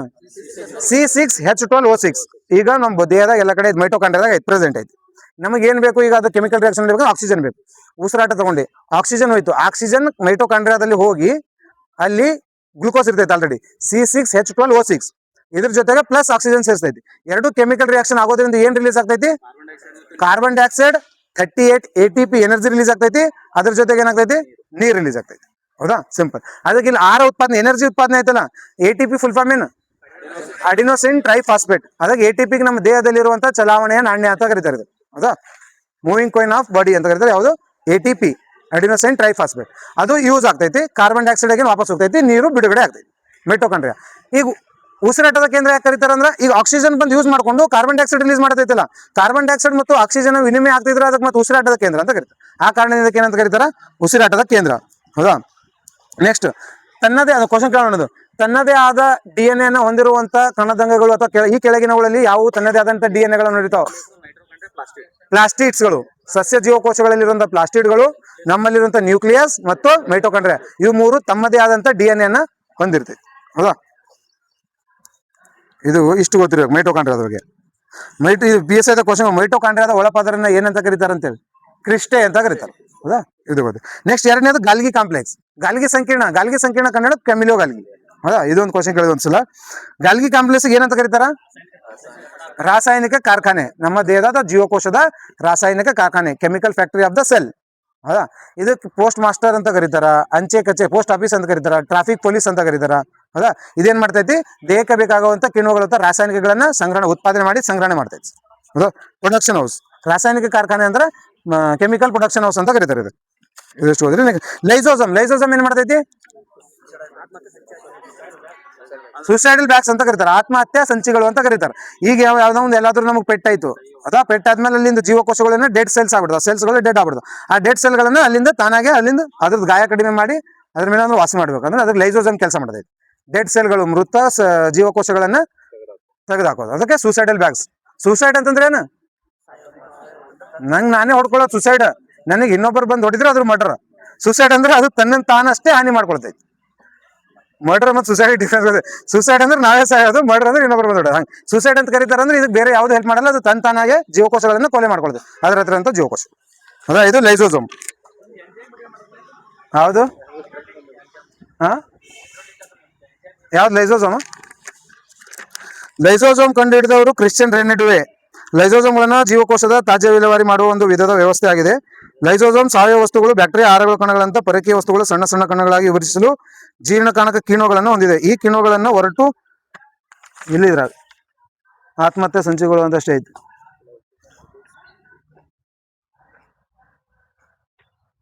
ಯಾವುದು ನನಗೆ ಗೊತ್ತಿಲ್ಲ sir. Next endoplasmic reticulum. EPR ಅಂತ ಕರೀತಾರ. ಏನ್ ಎಂಡೋಪ್ಲಾಸ್ಮಿಕ್ ರೆಟಿಕುಲಮ್ ಅಂತಂದ್ರ, ಈಗ ನೋಡು ನಾ ಏನದ ಫಸ್ಟ್ ಒಂದು ಜೀವಕೋಶ ಐತಿ, ಅದ್ರ ಒಳಗಡೆ ಕೋಶ ಕೇಂದ್ರ ಐತಿ, ಅದನ್ನೆಲ್ಲ ಕೋಶ ರಸ ಐತಿ. ಹೊರಗಡೆ ಇರುವಂತ ಕೋಶ ಪೊರೆ ಔಟ್ಸೈಡ್ ಲೇಯರ್, ಕೋಶ ಪೊರೆ ಮತ್ತು ಒಳಗಡೆ ಇರುವಂತ ಕೋಶ ಕೇಂದ್ರದ ಪೊರೆ, ಈ ಎರಡು ಪೊರೆಗಳಿಗೆ ಮೆಕ್ಯಾನಿಕಲ್ ಸಪೋರ್ಟ್ ಇರ್ತೈತೆ ಸರ್. ಯಾವುದು ಒಂದೇ ಕೆಲಸ, ಅದು ಎಂಡೋಪ್ಲಾಸ್ಮಿಕ್ ರೆಟಿಕುಲಮ್ ಮೆಕ್ಯಾನಿಕಲ್ ಸಪೋರ್ಟ್ ಬಿಟ್ವೀನ್ ಕೋಶ ಪೊರೆ ಮತ್ತು ಕೋಶ ಕೇಂದ್ರ. ಅಲ್ಲಿ ಎರಡು ಒಂದು ಈ ತರ ಇದಿರ್ತೈತಲ್ಲ, ಸಿಡಿ ಇರ್ತೈತಲ್ಲ, ಆ ತರ ಎರಡು ಇದ್ರದ್ದು ಆಕಾರದ ಒಂದು ಇದು ಇರ್ತೈತೆ, ಒಂದು ಶೇಪ್. ಅದ್ರಾಗ ಒಂದು ಒರಟಾದ ಎಂಡೋಪ್ಲಾಸ್ಮಿಕ್ ರೆಟಿಕುಲಮ್, ಇನ್ನೊಂದು ಮೃದು ಅಥವಾ ಸಾಫ್ಟ್ ಒಂದು ಹಾರ್ಡ್. ಒರಟಾದ ಎಂಡೋಪ್ಲಾಸ್ಮಿಕ್ ರೆಟಿಕುಲಮ್ ಮತ್ತು ಮೃದು ಎಂಡೋಪ್ಲಾಸ್ಮಿಕ್ ರೆಟಿಕುಲಮ್ ಅಂತ ಎರಡು ಬರ್ತಾವ. ಇಲ್ಲೇ ಏನಪ್ಪಾ ಅಂದ್ರೆ ರೈಬೋಸಮ್ಸ್ಗಳು ಇರ್ತಾವ. ರೈಬೋಸಮ್ಸ್ಗಳು ದೇಹ ಜೀವಕೋಶಗಳಲ್ಲಿ ಯಾವ ಕಣದಂಗಲ್ಲಿ ಕಂಡು ಬರ್ತಾವ ಅಂದ್ರೆ ಎಂಡೋಪ್ಲಾಸ್ಮಿಕ್ ರೆಟಿಕುಲಮ್. ಎಲ್ಲಿ ಕಂಡು ಬರ್ತಾವ ಅಂದ್ರೆ ಎರಡೂ ಕಡೆ ಕಂಡು ಬರ್ತಾವ. ಬಟ್ ಪ್ರೋಟೀನ್ ಉತ್ಪಾದನೆ ಮಾಡೋದು ರಫ್ ಎಂಡೋಪ್ಲಾಸ್ಮಿಕ್. ನಯವಾದ ಮತ್ತು ಅಥವಾ ಒರಟಾದ ಎಂಡೋಪ್ಲಾಸ್ಮಿಕ್ ರೆಟಿಕುಲಮ್ ಎರಡೂ ಕಡೆ ರೈಬೋಸಮ್ ಪ್ರೆಸೆಂಟ್ ಇರ್ತಾವ. ಬಟ್ ಒರಟಾದ ಎಂಡೋಪ್ಲಾಸ್ಮಿಕ್ ರೆಟಿಕುಲಮ್ ನಲ್ಲಿರುವಂತ ರೈಬೋಸಮ್ಗಳು ಮಾತ್ರ ಪ್ರೋಟೀನ್ ಉತ್ಪಾದನೆ ಮಾಡ್ತಾವ. ಎಂಡೋಪ್ಲಾಸ್ಮಿಕ್ ರೆಟಿಕುಲಮ್ ಇದು ಹಾಗಾದ್ರೆ ಇದಕ್ಕೆ ಏನಂತ ಕರೀತಾರ? ದೇಹದ ಸಾರಿಗೆ ವ್ಯವಸ್ಥೆ ಅಂತ ಯಾವ್ದು ಕರೀತಾರ? ಇದಕ್ಕೆ ಎಂಡೋಪ್ಲಾಸ್ಮಿಕ್ ರೆಟಿಕುಲಮ್. ಇಲ್ಲಿ ರೈಬೋಸಮ್ ಕಂಡುಬಿಡ್ತೈತಿ. ಇದು ಕೋಶ ಪೊರೆ ಮತ್ತು ಕೋಶ ಕೇಂದ್ರದ ಪೊರೆಯ ಮಧ್ಯೆ ಒಂದು ಯಾಂತ್ರಿಕ ಆಧಾರ ಅಥವಾ ಯಾಂತ್ರಿಕ ಬಲವನ್ನು ನೀಡ್ತೈತಿ. ಇಲ್ಲಿ ರೈಬೋಸಮ್ ವಾಸ ಆಗ್ತೈತಿ.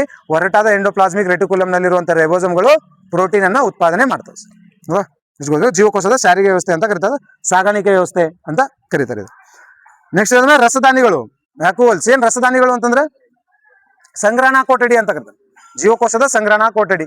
ಹೌದಾ, ಇದು ಗೊತ್ತಿರೋ ನೋಡಿ. ಶೇಖರಣಾ ಕೊಠಡಿ, ಉಗ್ರಾಣ ಕೊಠಡಿ ಅಂತೇಳಿ. ರಸದಾನ ಏನೋ ಕ್ವಶನ್ ಕೇಳ್ತ ನೋಡು. ಈ ರಸದಾನ ಕೊಠಡಿಗಳು ಅಥವಾ ಇದು ಏನಂತಾರೆ ರಸದಾನಿಗಳು ಸಸ್ಯ ಜೀವಕೋಶದಲ್ಲಿ ದೊಡ್ಡದಾಗಿ ಕಂಡು ಬರ್ತಾವ, ಪ್ರಾಣಿ ಜೀವಕೋಶದಲ್ಲಿ? ಸಸ್ಯ ಜೀವಕೋಶದಲ್ಲಿ ಕ್ವಶನ್ ಕೇಳ್ತಾನೋ ಗೊತ್ತಿಲ್ಲ. ನೆಕ್ಸ್ಟ್ ಪ್ಲಾಸ್ಟಿಡ್ ಎಲ್ಲಿ ಕಂಡು ಬರ್ತೈತಿ? ಪ್ಲಾಸ್ಟಿಡ್ ಒಂದು ವಿಶೇಷತೆ, ತನ್ನದೇ ಆದ ಡಿ ಎನ್ ಎ ಹೊಂದಿರುವಂತದ್ದು ಸಸ್ಯ ಜೀವಕೋಶದಲ್ಲಿರೋ ಭಾಗ ಯಾವ್ದು ಅಂದ್ರೆ ಪ್ಲಾಸ್ಟಿಡ್ ಸರ್. ಕ್ಲೋರೋಪ್ಲಾಸ್ಟ್ ಆದ್ದರಿಂದ ಕ್ಲೋರೋಪ್ಲಾಸ್ಟ್ ಅನ್ನು ಜೀವಕೋಶದ ಅಡಿಗೆ ಮನೆ ಎಂದು ಕರೆಯುವರು. ಪ್ಲಾಸ್ಟಿಡ್ ತನ್ನದಾದ DNA ಅನ್ನು ಹೊಂದಿರ್ತದೆ. ಸೆಂಟ್ರಿಯೋಲ್. ನೆಕ್ಸ್ಟ್ ಸೆಂಟ್ರಿಯೋಲ್ ಏನ್ ಮಾಡ್ತೈತಿ? ಸೆಂಟ್ರಿಯೋಲ್ ಅಂದ್ರೆ ಹೆಸರು ಸೆಂಟ್ರಿ ಅಂತ. ಕೋಶ ವಿಭಜನೆ ಸಹಾಯವಾಗುವಂತದ್ದು ಸೆಂಟ್ರಿಯೋಲ್ಸ್ಗಳು ಸರ್. ಡೈರೆಕ್ಟ್ ಇಷ್ಟೇ ಕ್ವಶನ್ ಇದೆ. ಕೋಶ ವಿಭಜನೆ ಸಹಾಯ ಮಾಡುವಂತ ಯಾವುದು ಅಂದ್ರೆ ಸೆಂಟ್ರಿಯೋಲ್ಸ್ಗಳು. ಸೆಂಟ್ರಿಯೋಲ್ ಸಸ್ಯ ಜೀವಕೋಶಗಳಲ್ಲಿ ಕಂಡು ಬರ್ತೈತೆ ಇಲ್ಲ? ಅವಾಗ ಸ್ಟಾರ್ಟಿಂಗ್ ದಾಗ ಹೇಳಿದ್ರೆ ಕೇವಲ ಪ್ರಾಣಿ ಜೀವಕೋಶಗಳಲ್ಲಿ ಕಂಡು ಬರುವಂತ ಕಣದಂಗಳು ಯಾವ್ದಂದ್ರ ಲೈಸೋಸೋಮ್ ಮತ್ತು ಸೆಂಟ್ರಲ್. ಅಂದ್ರೆ ಲೈಸೋಸೋಮ್ ಕಂಡು. ಲೈಸೋಸೋಮ್ ಅಂದ್ರೆ ಏನ್ ಕೆಲಸ ಮಾಡ್ತೈತಿ? ಆತ್ಮಹತ್ಯೆ ಅಂದ್ರ ಆತ್ಮಹತ್ಯಾ ಸಂಚಿಗಳು ಅಂದ್ರ ಮತ್ತೆ ಯಾವ್ದು ಇನ್ನೊಂದು ಯಾವ್ದು ಸೆಂಟ್ರಿಯೋಲ್ಸ್ಗಳು ಪ್ರಾಣಿ ಇದು ಸಸ್ಯ ಜೀವಕೋಶಗಳಲ್ಲಿ ಕಂಡು ಬರೋದಿಲ್ಲ. ಸೆಂಟ್ರಿಯೋಲ್ ಏನ್ ಕೆಲಸ ಮಾಡುತ್ತೆ? ಕೋಶ ವಿಭಜನೆಯಲ್ಲಿ ಸಹಾಯ ಮಾಡ್ತೈತಿ. ರೈಬೋಸೋಮ್ ಅಂದ್ರೆ ಪ್ರೋಟೀನ್ ಫ್ಯಾಕ್ಟರಿ ಅಂತ ಕರೀತಾರೆ. ಪ್ರೋಟೀನ್ ಉತ್ಪಾದನೆ ಮಾಡುವಂತ ಕೇಂದ್ರ. ಎಲ್ಲಿರ್ತಾವೆ ಅಂತಂದ್ರೆ ಎಂಡೋಪ್ಲಾಸ್ಮಿಕ್ ರೆಟಿಕ್ಯುಲಮ್ ನಲ್ಲಿ ಒರಟಾದ ಎಂಡೋಪ್ಲಾಸ್ಮಿಕ್ ರೆಟಿಕ್ಯುಲಮ್ ಮೇಲೆ ಇರುವಂತ ರೈಬೋಸೋಮ್ಗಳು ಪ್ರೋಟೀನ್ ಅನ್ನ ಉತ್ಪಾದನೆ ಮಾಡ್ತವೆ. ಇದು ಏನಪ್ಪ ಅಂದ್ರೆ ಜೀವಕೋಶ. ಇಷ್ಟು ಗೊತ್ತಿರಿ. ಮತ್ತೆ ಹೇಳಿ ಬೇರೆ ಜೀವಕೋಶ ಏನ್ರಿ ನಿಮ್ಗೆ ಇಷ್ಟ ಆಗೋದಿದ್ರೆ ಇಷ್ಟ ಜೀವಕೋಶ ಅಂದ್ರೆ next chapter.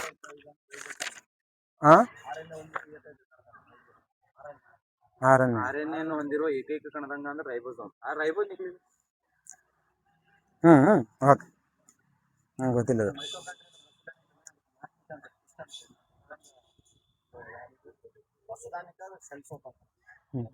ಕ್ರೋಮೋಸೋಮ್ಸ್ಗಳು DNA ಹೊಂದಿರ್ತಾವಿಲ್ಲ? R N A ಇರ್ತೈತಿ. ಹೇಳಿ ಗೊತ್ತಿರಲಿ. ಕ್ರೋಮೋಸೋಮ್ಸ್ನಾಗ RNA ಮತ್ತು DNA ಎರಡು ಇರ್ತಾವ ನೋಡಿ. ಇದನ್ನು ಗೊತ್ತಿರಲಿ. ಬೇರೆ ಮತ್ತೆ ಏನಂದ್ರೆ ಜೀವಕೋಶನ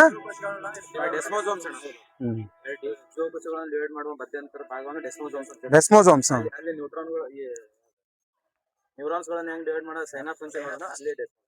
ಓಕೆ. ಮತ್ತೆ ಜೀವಕೋಶಗಳು ಸಾಯುವುದು.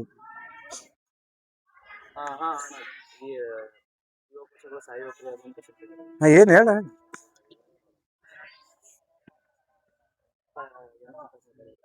ಕೇಳಿಸ್ತಿಲ್ಲ ನಂಗೆ ಸ್ವಲ್ಪ ಕಿವಿ ಕಡಿಮೆ ಕೇಳಿಸ್ತ. ಜೀವಕೋಶಗಳ ಸಾಯದಾಗ ಏನಂತಾರ? ನೈಕ್ರೋಸಿಸ್. ರೈಟ್. ಮತ್ತೆ ಹೇಳ್ತೀರಿ. ನೆಕ್ಸ್ಟ್ ಕೇಳ್ರಿ. ನೆಕ್ಸ್ಟ್ ಫಾಸ್ಟ್ ಇದು ಮುಗಿಸ್ಬೇಕು ಇದು ಅಂತ ಅನ್ಕೊಂಡಿನ. ಬಯಾಲಜಿ ಮುಗಿಸೋಗು.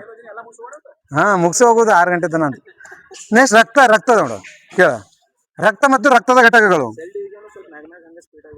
ಇದ್ರಾಗ ಲಾಸ್ಟಿಗೆ ಸೆಲ್ ಡಿವಿಷನ್ ಮಾಡೋಣ. ಎಲ್ಲ ಮಾಡೋದು ಪೂರ್ತಿ ಲಾಸ್ಟ್ ತನ. ಕೂಡಲ್ಲಿ ಕೇಳ. ರಕ್ತ ಘಟಕಗಳು ಮತ್ತು ಅವುಗಳ ವರ್ಗೀಕರಣ. ಒಂದೊಂದು ನೋಡಿ. ರಕ್ತ ವರ್ಗೀಕರಣ ಮಾಡಿದವರು ಯಾರು? ಕಾರ್ಲ್ಯಾಂಡ್ ಸ್ಟೀನರ್. ರಕ್ತ ಪರಿಚಲನೆ ಕಂಡಿಡಿದವರು ಯಾರು? William Harvey. ರಕ್ತ ಎಂತ ಅಂಗಾಂಶ? ಇಂಥ ಕಡೆ ಮಾರ್ಕ್ಸ್ ಅದು ಲಿಸ್ಟ್ ನಾಗ ಕಡಿಮೆ ಬಿಡೈತಿ. ಇಂಥ ಮೇಲೆ ಪಟ್ಟದ ಮೇಲೆ ಎಲ್ಲಾರು ಸ್ಕೋರ್ ಹೊಡೆದಿರ್ತದೆ. ಕೆಲವೊಂದ್ ಕಡೆ ಅರ್ಧ ಮಂದಿ ಉಳಿದಿರ್ತದೆ, ಅರ್ಧ ಮಂದಿ ಕೆಳ ಬಂದಿರ್ತದೆ. ರಕ್ತ ಎಂತ ಅಂಗಾಂಶ? ದ್ರವರೂಪಿ ಸಂಯೋಜಕ ಅಂಗಾಂಶ. ಹೌದಾ? ರಕ್ತದ ಅಧ್ಯಯನಕ್ಕೆ ಏನಂತ ಕರೀತಾರ? ರಕ್ತ ಅಧ್ಯಯನಕ್ಕೆ ಏನಂತ ಕರೀತಾರ? ಹೆಮಟಾಲಜಿ. ರಕ್ತ ಸ್ರವಿಕೆಗೆ ಏನಂತ ಕರೀತಾರ? ಸಿರಾಲಜಿ. ರಕ್ತ ಸ್ರವಿಕೆ ಅಧ್ಯಯನಕ್ಕೆ ಸಿರಾಲಜಿ, ರಕ್ತದ ಅಧ್ಯಯನಕ್ಕೆ ಹೆಮಟಾಲಜಿ ಅಂತ ಕರೀತಾರೆ. ಹೌದಾ? ಈ ರಕ್ತನ 2 ಭಾಗ 3 ಭಾಗ ಮಾಡ್ತೀವಿ, ಅದು ಅವಶ್ಯಕತೆ ಇಲ್ಲ. ನೆಕ್ಸ್ಟ್ ಡೈರೆಕ್ಟ್ ನಾವು ಪ್ಲಾಸ್ಮಾದಲ್ಲಿರುವಂತ ಪ್ರೋಟೀನ್ಗಳು ಯಾವ ಅಂತ ಕ್ವಶನ್ ಕೇಳಿದ್ರೆ ಯಾವ 3 ಪ್ರೋಟೀನ್ಗಳು ಬಂದವು ಗೊತ್ತಿರ್ಬೇಕು. ಒಂದು ಅಲ್ಬುಮಿನ್. ಎದ್ರಾಗ ಕಂಡು ಬರ್ತೈತೆ ಅಲ್ಬುಮಿನ್? ಮೊಟ್ಟೆಗಳಲ್ಲಿ ಅಲ್ಬುಮಿನ್. ಇದು ಕೂಡ ಪ್ಲಾಸ್ಮಾದಲ್ಲಿ ಕಂಡು ಬರ್ತೈತೆ. ನೆಕ್ಸ್ಟ್ ಗ್ಲಾಬುಲಿನ್. ಕ್ವಶನ್ ಕೇಳ್ದವನು ದೇಹದ ರಕ್ಷಣಾ ಅಂದ್ರೆ ಡಿಫೆನ್ಸ್ ಮೆಕಾನಿಸಮ್ ಅಂತ ಯಾವ್ದನ್ನ ಯಾವ ಪ್ರೋಟೀನ್ ಕರೀತಾರ ಅಂದ್ರೆ ಗ್ಲಾಬುಲಿನ್. ಹೌದಾ? ಇದು ಎಲ್ಲಿ ಕಂಡು ಬರ್ತೈತಿ? ಪ್ಲಾಸ್ಮಾದ 3 ಪ್ರೋಟೀನ್ಗಳು ಕೊಂಡಿದಾವ. ಒಂದು ಅಲ್ಬುಮಿನ್, ಒಂದು ಗ್ಲಾಬುಲಿನ್, ಒಂದು ಫೈಬ್ರಿನೋಜಿನ್. ಹೌದಾ? ಗ್ಲಾಬುಲಿನ್ ಅಂದ್ರೆ ದೇಹದ ರಕ್ಷಣಾ ವ್ಯವಸ್ಥೆ ಅಂದ್ರೆ ಡಿಫೆನ್ಸ್ ಮೆಕಾನಿಸಮ್ ಆಫ್ ಬಾಡಿ ಅಂತ ಕರೀತಾರೆ ಗ್ಲಾಬುಲಿನಿಗೆ. ನೆಕ್ಸ್ಟ್ ಫೈಬ್ರಿನೋಜಿನ್ ಏನ್ ಕೆಲಸ ಮಾಡ್ತೈತಿ? ಪ್ರೋಥ್ರೋಂಬಿನ್ ಜೊತೆ ಸೇರಿ ರಕ್ತ ಹೆಪ್ಪುಗಟ್ಟೆಯಲ್ಲಿ ಕಾರಣ ಆಗುವಂತ ಪ್ರೋಟೀನ್ ಯಾವ್ದು ಅಂದ್ರೆ ಫೈಬ್ರಿನೋಜಿನ್ ಪ್ರೋಟೀನ್. ನೆಕ್ಸ್ಟ್ ನೋಡಿ, RBC, WBC, ಪ್ಲೇಟ್ಲೆಟ್ಸ್. ಅನ್ನೋದು RBC ಸೈಂಟಿಫಿಕ್ ಹೆಸರೇನು? WBC leucocytes. ಮತ್ತೆ ಇದ್ರದ್ದು platelets thrombocytosis. Very good. Next ಜೀವಿತಾವಧಿ ಅತಿ ಹೆಚ್ಚು RBC. ಆಮೇಲೆ ಅತಿ ಕಡಿಮೆ ಎದ್ರದ್ದು? ಪ್ಲೇಟ್ಲೆಟ್ಸ್. ವಾರ WBT 20 days ಇರ್ತಾವ ಒಂದೊಂದ್ಸಲ. RBC WBC platelets. ಇದು ಗೊತ್ತಿರಿ. ನೆಕ್ಸ್ಟ್ ಅವುಗಳ ಆಕಾರ ಗೊತ್ತಿರ್ಬೇಕು. RBC ಆಕಾರ ಏನಿರ್ತೈತಿ? ಬೈಕಾನ್ಕೇವ್. ಕ್ವಶನ್ ಕೇಳ್ತಾವ. ಬೈಕಾನ್ಕೇವ್ ದ್ವಿನಿಮ್ನ ಆಕಾರದಲ್ಲಿ ಇರ್ತಾವ RBCಗಳು. WBC ನೋ ಆಕಾರ, ನೋ ಶೇಪ್. ಇದ್ರಾಗ ಪ್ಲೇಟ್ಲೆಟ್ಸ್ ನೋ ಶೇಪ್. ನೆಕ್ಸ್ಟ್ ಕೋಶ ಕೇಂದ್ರ. ಯಾವ್ದ್ರ ಓನ್ಲಿ WBC ದ ಕೋಶ ಕೇಂದ್ರ ಕಂಡು ಬರ್ತೈತಿ. RBC ಮತ್ತು ಪ್ಲೇಟ್ಲೆಟ್ಸ್ ನಾಗ ಕೋಶ ಕೇಂದ್ರಗಳು ಕಂಡು ಬರೋದಿಲ್ಲ. ಇದು ಪಾಯಿಂಟ್ ಗೊತ್ತಿರಬೇಕು. ಎರಡು ಕಂಡು ಬರ್ತೈತೆ. DNA ಮತ್ತು ಕೋಶ ಕೇಂದ್ರ ಎರಡು ಇದ್ರಾಗ ಕಂಡುಬಿಡ್ತೈತಿ. ನೆಕ್ಸ್ಟ್ ಇವೆಲ್ಲ ಹುಟ್ಟೋದಲ್ಲಿ RBC WC platelets bone marrow ಅಸ್ಥಿ ಮಜ್ಜೆ. ಈ ಎಂಡ್ ಆಗೋದು ಸಾಯೋದು ಅಂದ್ರ ಗುಲ್ಮ, ಇನ್ನೊಂದು ಮತ್ತೆ ಸ್ಪ್ಲೀನ್. ನೆಕ್ಸ್ಟ್ ಬಣ್ಣ ಕೆಂಪು ರಕ್ತದ RBC ಕೆಂಪು ಬಣ್ಣ ಕಾಣಲು ಕಾರಣ ಏನು? ಹಿಮೋಗ್ಲೋಬಿನ್. ಹಿಮೋಗ್ಲೋಬಿನ್ ನಲ್ಲಿರುವಂತ ವರ್ಣಕ ಕಬ್ಬಿಣ. ಹೌದಾ. ನೆಕ್ಸ್ಟ್ ಇವುಗಳ ಕೊರತೆಯಿಂದ ಇವರ ಹೆಚ್ಚಳದಿಂದ ಯಾವ ರೋಗ ಬರ್ತದೆ ಅಂತಾರೆ. ಹೌದಾ. RBC ಕೊರತೆಯಿಂದ ಬರುವಂತ ರೋಗ ಅನಿಮಿಯಾ. ನೆಕ್ಸ್ಟ್ WBC ಕೊರತೆಯಿಂದ ಬರುವಂತ ರೋಗ ಲ್ಯೂಕೋಪೇನಿಯಾ. WBC ಹೆಚ್ಚಾಗೋದ್ರಿಂದ ಲ್ಯೂಕೇಮಿಯಾ ಬರ್ತೈತಿ, ಕಡಿಮೆ ಆಗೋದ್ರಿಂದಲ್ಲ. RBC ಕಡಿಮೆ ಆಗೋದ್ರಿಂದ ಕೇಳ, RBC ಕಡಿಮೆ ಆಗೋದ್ರಿಂದ ಬರುವಂತದ್ದು ಯಾವುದು? ಅನಿಮಿಯಾ. RBC ಹೆಚ್ಚಾಗೋದ್ರಿಂದ ಬರೋದು ಇದು ಸರ್. WBC ಕಡಿಮೆ ಆಗೋದ್ರಿಂದ ಬರೋದು ಯಾವುದು? ಲ್ಯೂಕೋಪೇನಿಯಾ. ಪ್ಲೇಟ್ಲೆಟ್ಸ್ ಕಡಿಮೆ ಆಗೋದ್ರಿಂದ ಬರೋದು ಯಾವುದು? ನಾನು ಅದೇ ಲ್ಯೂಕೋಪೇನಿಯಾ. WBC ಕೊರತೆ ಆಗೋದ್ರಿಂದ ಕೇಳ, ಕೊರತೆ ಆಗೋದ್ರಿಂದ ಫಸ್ಟ್ ಕೊರತೆ ಆಗ್ಬೇಕು. ಯಾವುದು? RBC ಕೊರತೆಯಿಂದ ಅನಿಮಿಯಾ, WBC ಕೊರತೆಯಿಂದ ಲ್ಯೂಕೋಪೇನಿಯಾ, ನೆಕ್ಸ್ಟ್ ಪ್ಲೇಟ್ಲೆಟ್ಸ್ ಕೊರತೆಯಿಂದ ಹಿಮೋಫಿಲಿಯಾ. ಅಷ್ಟೇನಾ? ನೆಕ್ಸ್ಟ್ ಕೆಳಗ ಅವುಗಳೇ ಹೆಚ್ಚಾಗೋದ್ರಿಂದ RBC ಹೆಚ್ಚಾಗೋದ್ರಿಂದ ಎರಿಥ್ರೋಸೈಟೋಸಿಸ್, ಆಮೇಲೆ WBC ಹೆಚ್ಚಾಗೋದ್ರಿಂದ ಲ್ಯೂಕೇಮಿಯಾ, ಆಮೇಲೆ ಪ್ಲೇಟ್ಲೆಟ್ಸ್ ಹೆಚ್ಚಾಗೋದ್ರಿಂದ ಥ್ರೋಂಬೋಸೈಟೋಸಿಸ್. ಎರಿಥ್ರೋಸೈಟೋಸಿಸ್, ಲ್ಯೂಕೇಮಿಯಾ, ಥ್ರೋಂಬೋಸೈಟೋಸಿಸ್ ಇವು ಹೆಚ್ಚಾಗೋದ್ರಿಂದ ಅನಿಮಿಯಾ, ಆಮೇಲೆ ಲ್ಯೂಕೋಪೇನಿಯಾ, ಆಮೇಲೆ ಹಿಮೋಫಿಲಿಯಾ ಇವು ಕೊರತೆ ಆಗೋದ್ರಿಂದ ಮೂರದು ಇವು ಹೋದ್ರು. ನೆಕ್ಸ್ಟ್ ಪ್ಲೇಟ್ಲೆಟ್ಸ್ ಕಡಿಮೆ ಆದ್ರೆ ಡೆಂಗು, ಅದು ಜ್ವರ ಬರ್ತೈತೆ. ಕಡಿಮೆ ಆಗೋದ್ರ ಬರ್ತೈತೆ. ನೆಕ್ಸ್ಟ್ ಕೊರತೆ, ಅವುಗಳ ಕೊರತೆಯಿಂದ ಡೆಂಗು ಜ್ವರ. ನೆಕ್ಸ್ಟ್ ಕೆಂಪು ರಕ್ತ, ಬಿಳಿ ರಕ್ತ ಮತ್ತು ಈ ಪ್ಲೇಟ್ಲೆಟ್ಸ್ ಇವುಗಳ ರೇಷಿಯೋ ಏನಿರ್ತೈತಿ?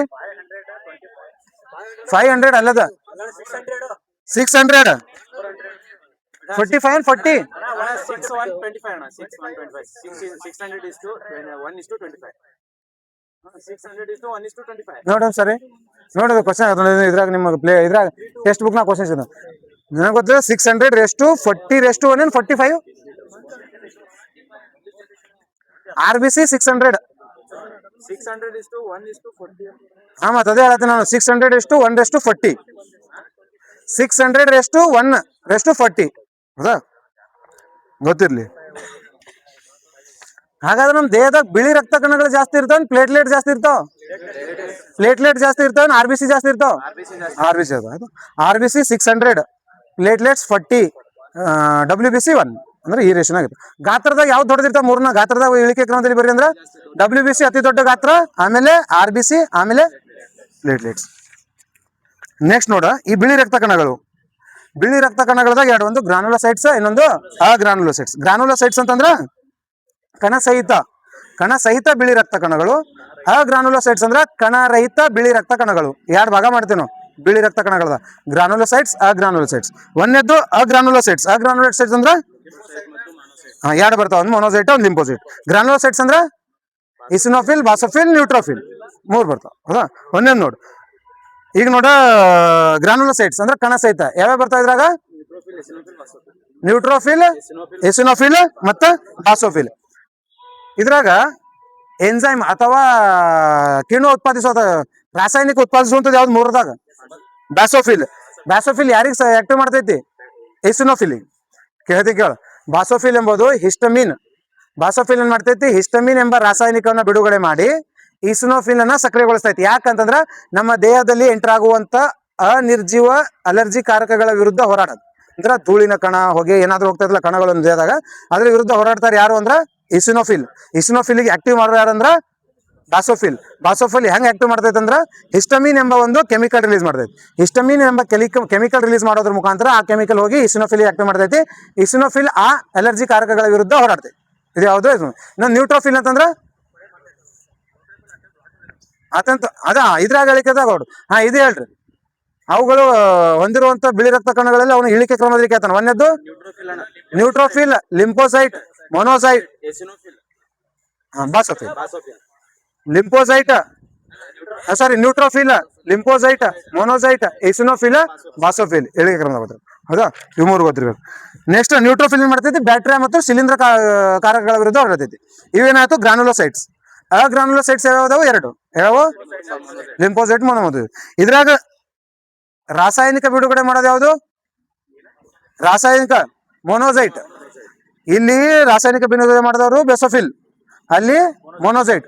ಮೊನೋಸೈಲ್ ಸೈಟೋಕೈನ್ ಎಂಬ ಒಂದು ರಾಸಾಯನಿಕ ಬಿಡುಗಡೆ ಮಾಡ್ತೀವಿ. ಯಾವುದು? ಸೈಟೋಕೈನ್. ಯಾರು ಬಿಡುಗಡೆ ಮಾಡ್ತಾರ? ಮೊನೋಸೈಟ್. ಮೊನೋಸೈಟ್ ಸೈಟೋಕೈನ್ ಎಂಬ ಒಂದು ರಾಸಾಯನಿಕನ ಬಿಡುಗಡೆ ಮಾಡಿ ದೇಹದಾಗ ಏನಾದ್ರೂ ವೈರಸ್ ಮತ್ತು ಬ್ಯಾಕ್ಟೀರಿಯಾಗಳು ಈ ತರ ಎಂಟರ್ ಆದಾಗ, ವೈರಸ್ ಎಂಟರ್ ಆದಾಗ ಯಾರಿಗೂ ಮೆಸೇಜ್ ಕಳಿಸ್ತೈತಿ? ಲಿಂಫೋಸೈಟ್ಸ್ ಅಲ್ಲ ಬ್ಯಾಕ್ಟೀರಿಯಾಗಳು ವಿರುದ್ಧ ಹೋರಾಡುದು ಅಲ್ಲ, ವೈರಸ್ಗಳು ಬ್ಯಾಕ್ಟೀರಿಯಾಗಳ ವಿರುದ್ಧ ಮತ್ತು ಶಿಲೀಂಧ್ರಗಳ ವಿರುದ್ಧ ಹೊಡೆದು ನ್ಯೂಟ್ರೋಫಿಲ್ ಮುಗಿತ್ತು. ದೇಹದೊಳಗೆ ಯಾವ್ದಾದ್ರು ವೈರಸ್ ಎಂಟರ್ ಮಾಡಿದ್ರೆ ಯಾವ್ದಾದ್ರು, ಅವಾಗ ಸೈಟೋಕೈನ್ ಎಂಬ ರಾಸಾಯನಿಕ ಬಿಡುಗಡೆ ಮಾಡೋರು ಯಾರು? ಮೊನೋಸೈಟ್. ಮೊನೋಸೈಟ್ ಏನ್ ಮಾಡ್ತೈತಿ? ಸೈಟೋಕೈನ್ ಎಂಬ ರಾಸಾಯನಿಕ ಬಿಡುಗಡೆ ಮಾಡಿ ಲಿಂಫೋಸೈಟಿಗೆ ಮೆಸೇಜ್ ಕಳಿಸ್ತೈತಿ. ಲಿಂಫೋಸೈಟ್ ಏನ್ ಮಾಡ್ತೈತಿ? ಅದರ ವಿರುದ್ಧ ಏನ್ ಪ್ರೊಡ್ಯೂಸ್ ಮಾಡಕ್ ಹೇಳ್ತೈತಿ? ಆಂಟಿಬಾಡೀಸ್ಗಳು ಅಥವಾ ದೇಹ ಕಾಯಗಳು. ಆಂಟಿಬಾಡೀಸ್ ವಿರುದ್ಧ ಮಾಡಾಕ ಪ್ರತಿಕಾಯಗಳು. ಆ ಪ್ರತಿಕಾಯಗಳು ಏನ್ ಮಾಡ್ತಾವು? ವೈರಸ್ನ ವಿರುದ್ಧ ಹೋರಾಡ್ತಾವ. ಹಾಗಾದ್ರ ಇದ್ರಾಗ ಲಿಂಫೋಸೈಟ್ ಅಲ್ಲ, ಲಿಂಫೋಸೈಟ್ ನ 3 ಸೆಲ್ಸ್ ಅದಾವ. 3, ಒಂದು ಟಿ, ಒಂದು ಬಿ, ಒಂದು NK ಸೆಲ್ಸ್ ಅಂತ ಬರ್ತವೆ, ನ್ಯಾಚುರಲ್ ಕಿಲ್ಲಿಂಗ್ ಸೆಲ್ಸ್ ಅಂತ ಹೇಳಿ. ಅದ T lymphocytes, B lymphocytes.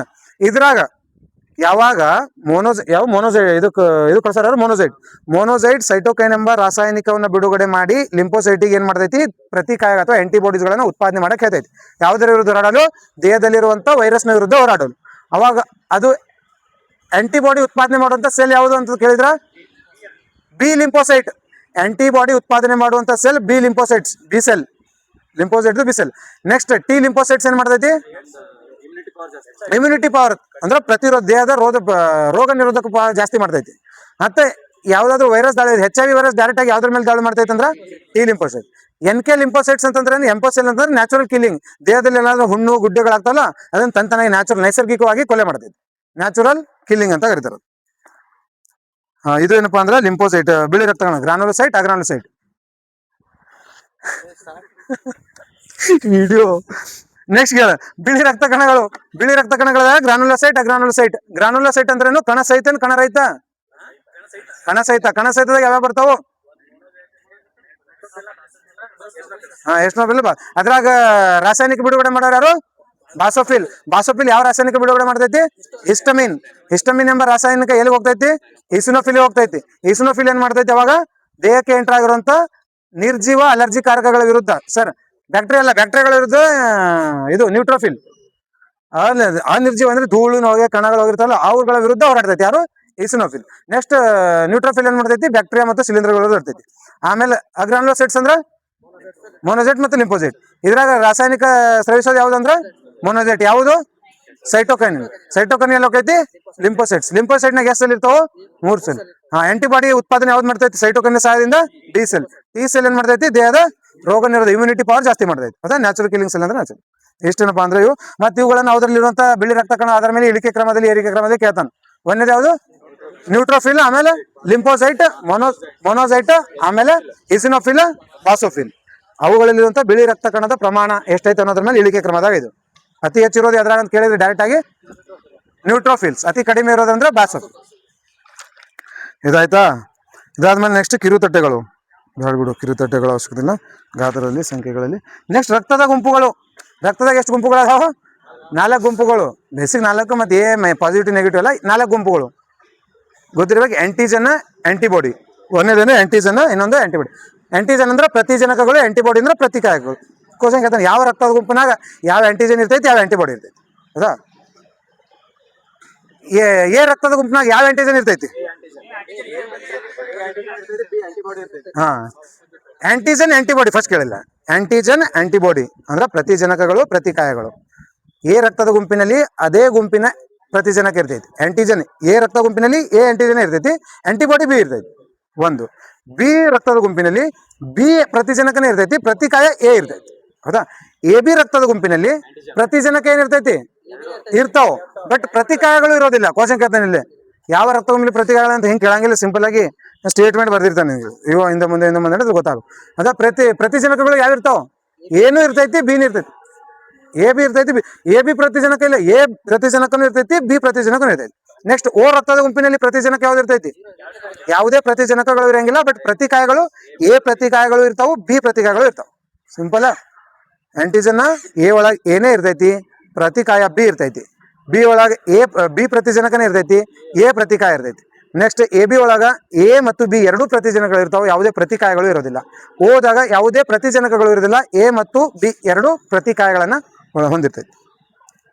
Next ಇದು ನೋಡಿ, ಇದು RH ಮಕಾಕಾರ ರೆಸಸ್ ಅಂತ ಬರ್ತೈತಿ. ಇದು ಮಂಗನ ವೈಜ್ಞಾನಿಕ ಹೆಸರು. ಇದರ ಆಧಾರ ಮೇಲೆ ಏನ್ ಮಾಡ್ತಾನ ಇವ ಅಂತಂದ್ರ, ಹಾ ವಿನ್ನರ್ ಅನ್ನು ಏನ್ ಮಾಡ್ತಾನ, RH ಅಂಶವನ್ನ ಕಂಡುಹಿಡಿತಾನ. ಮಂಗನ ಆಧಾರದ ಮೇಲೆ, ಮಂಗನ ರಕ್ತದ ಗುಂಪಿನ ಆಧಾರದ ಮೇಲೆ ಕಂಡುಹಿಡಿತಾನ ನೋಡಿ. RH ಪಾಸಿಟಿವ್ ಮತ್ತು RH ನೆಗೆಟಿವ್ ಅಂತ ಬರ್ತೈತಿ ಇಲ್ಲಿ. ಹೌದಾ?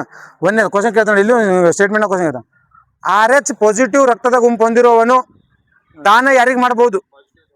ಪಾಸಿಟಿವ್ ಮತ್ತು ನೆಗೆಟಿವ್ ಎರಡೂ ದಾನ ಮಾಡ್ಬೋದು. ನಾ ಕೇಳ್ತೀನಿ, RH ಪಾಸಿಟಿವ್ ರಕ್ತದ ಗುಂಪು ಹೊಂದಿರುವವನು ಯಾರಿಗೆ ರಕ್ತ ದಾನ ಮಾಡಬಹುದು? RH positive only. RH positive ಇದ್ದವನು RH ಪಾಸಿಟಿವ್ ಮಾತ್ರ ರಕ್ತದಾನ ಮಾಡಬಹುದು. ಮತ್ತೆ ಎರಡನೇದು, RH ಪಾಸಿಟಿವ್ ಯಾರಿಂದ ರಕ್ತ ಸ್ವೀಕಾರ ಮಾಡಬಹುದು? RH ಪಾಸಿಟಿವ್ ಮತ್ತು ನೆಗೆಟಿವ್ ಇಬ್ಬರಿಂದ ರಕ್ತ ಸ್ವೀಕಾರ ಮಾಡಬಹುದು. ನೆಕ್ಸ್ಟ್, RH ನೆಗೆಟಿವ್ ಯಾರಿಗೆ ದಾನ ಮಾಡಬಹುದು? ಇವನು ಇಬ್ಬರಿಗೆ ದಾನ ಮಾಡಬಹುದು, ಬಟ್ ಸ್ವೀಕಾರ ಕೇವಲ ನೆಗೆಟಿವ್ ಇಂದ ಮಾಡಬಹುದು.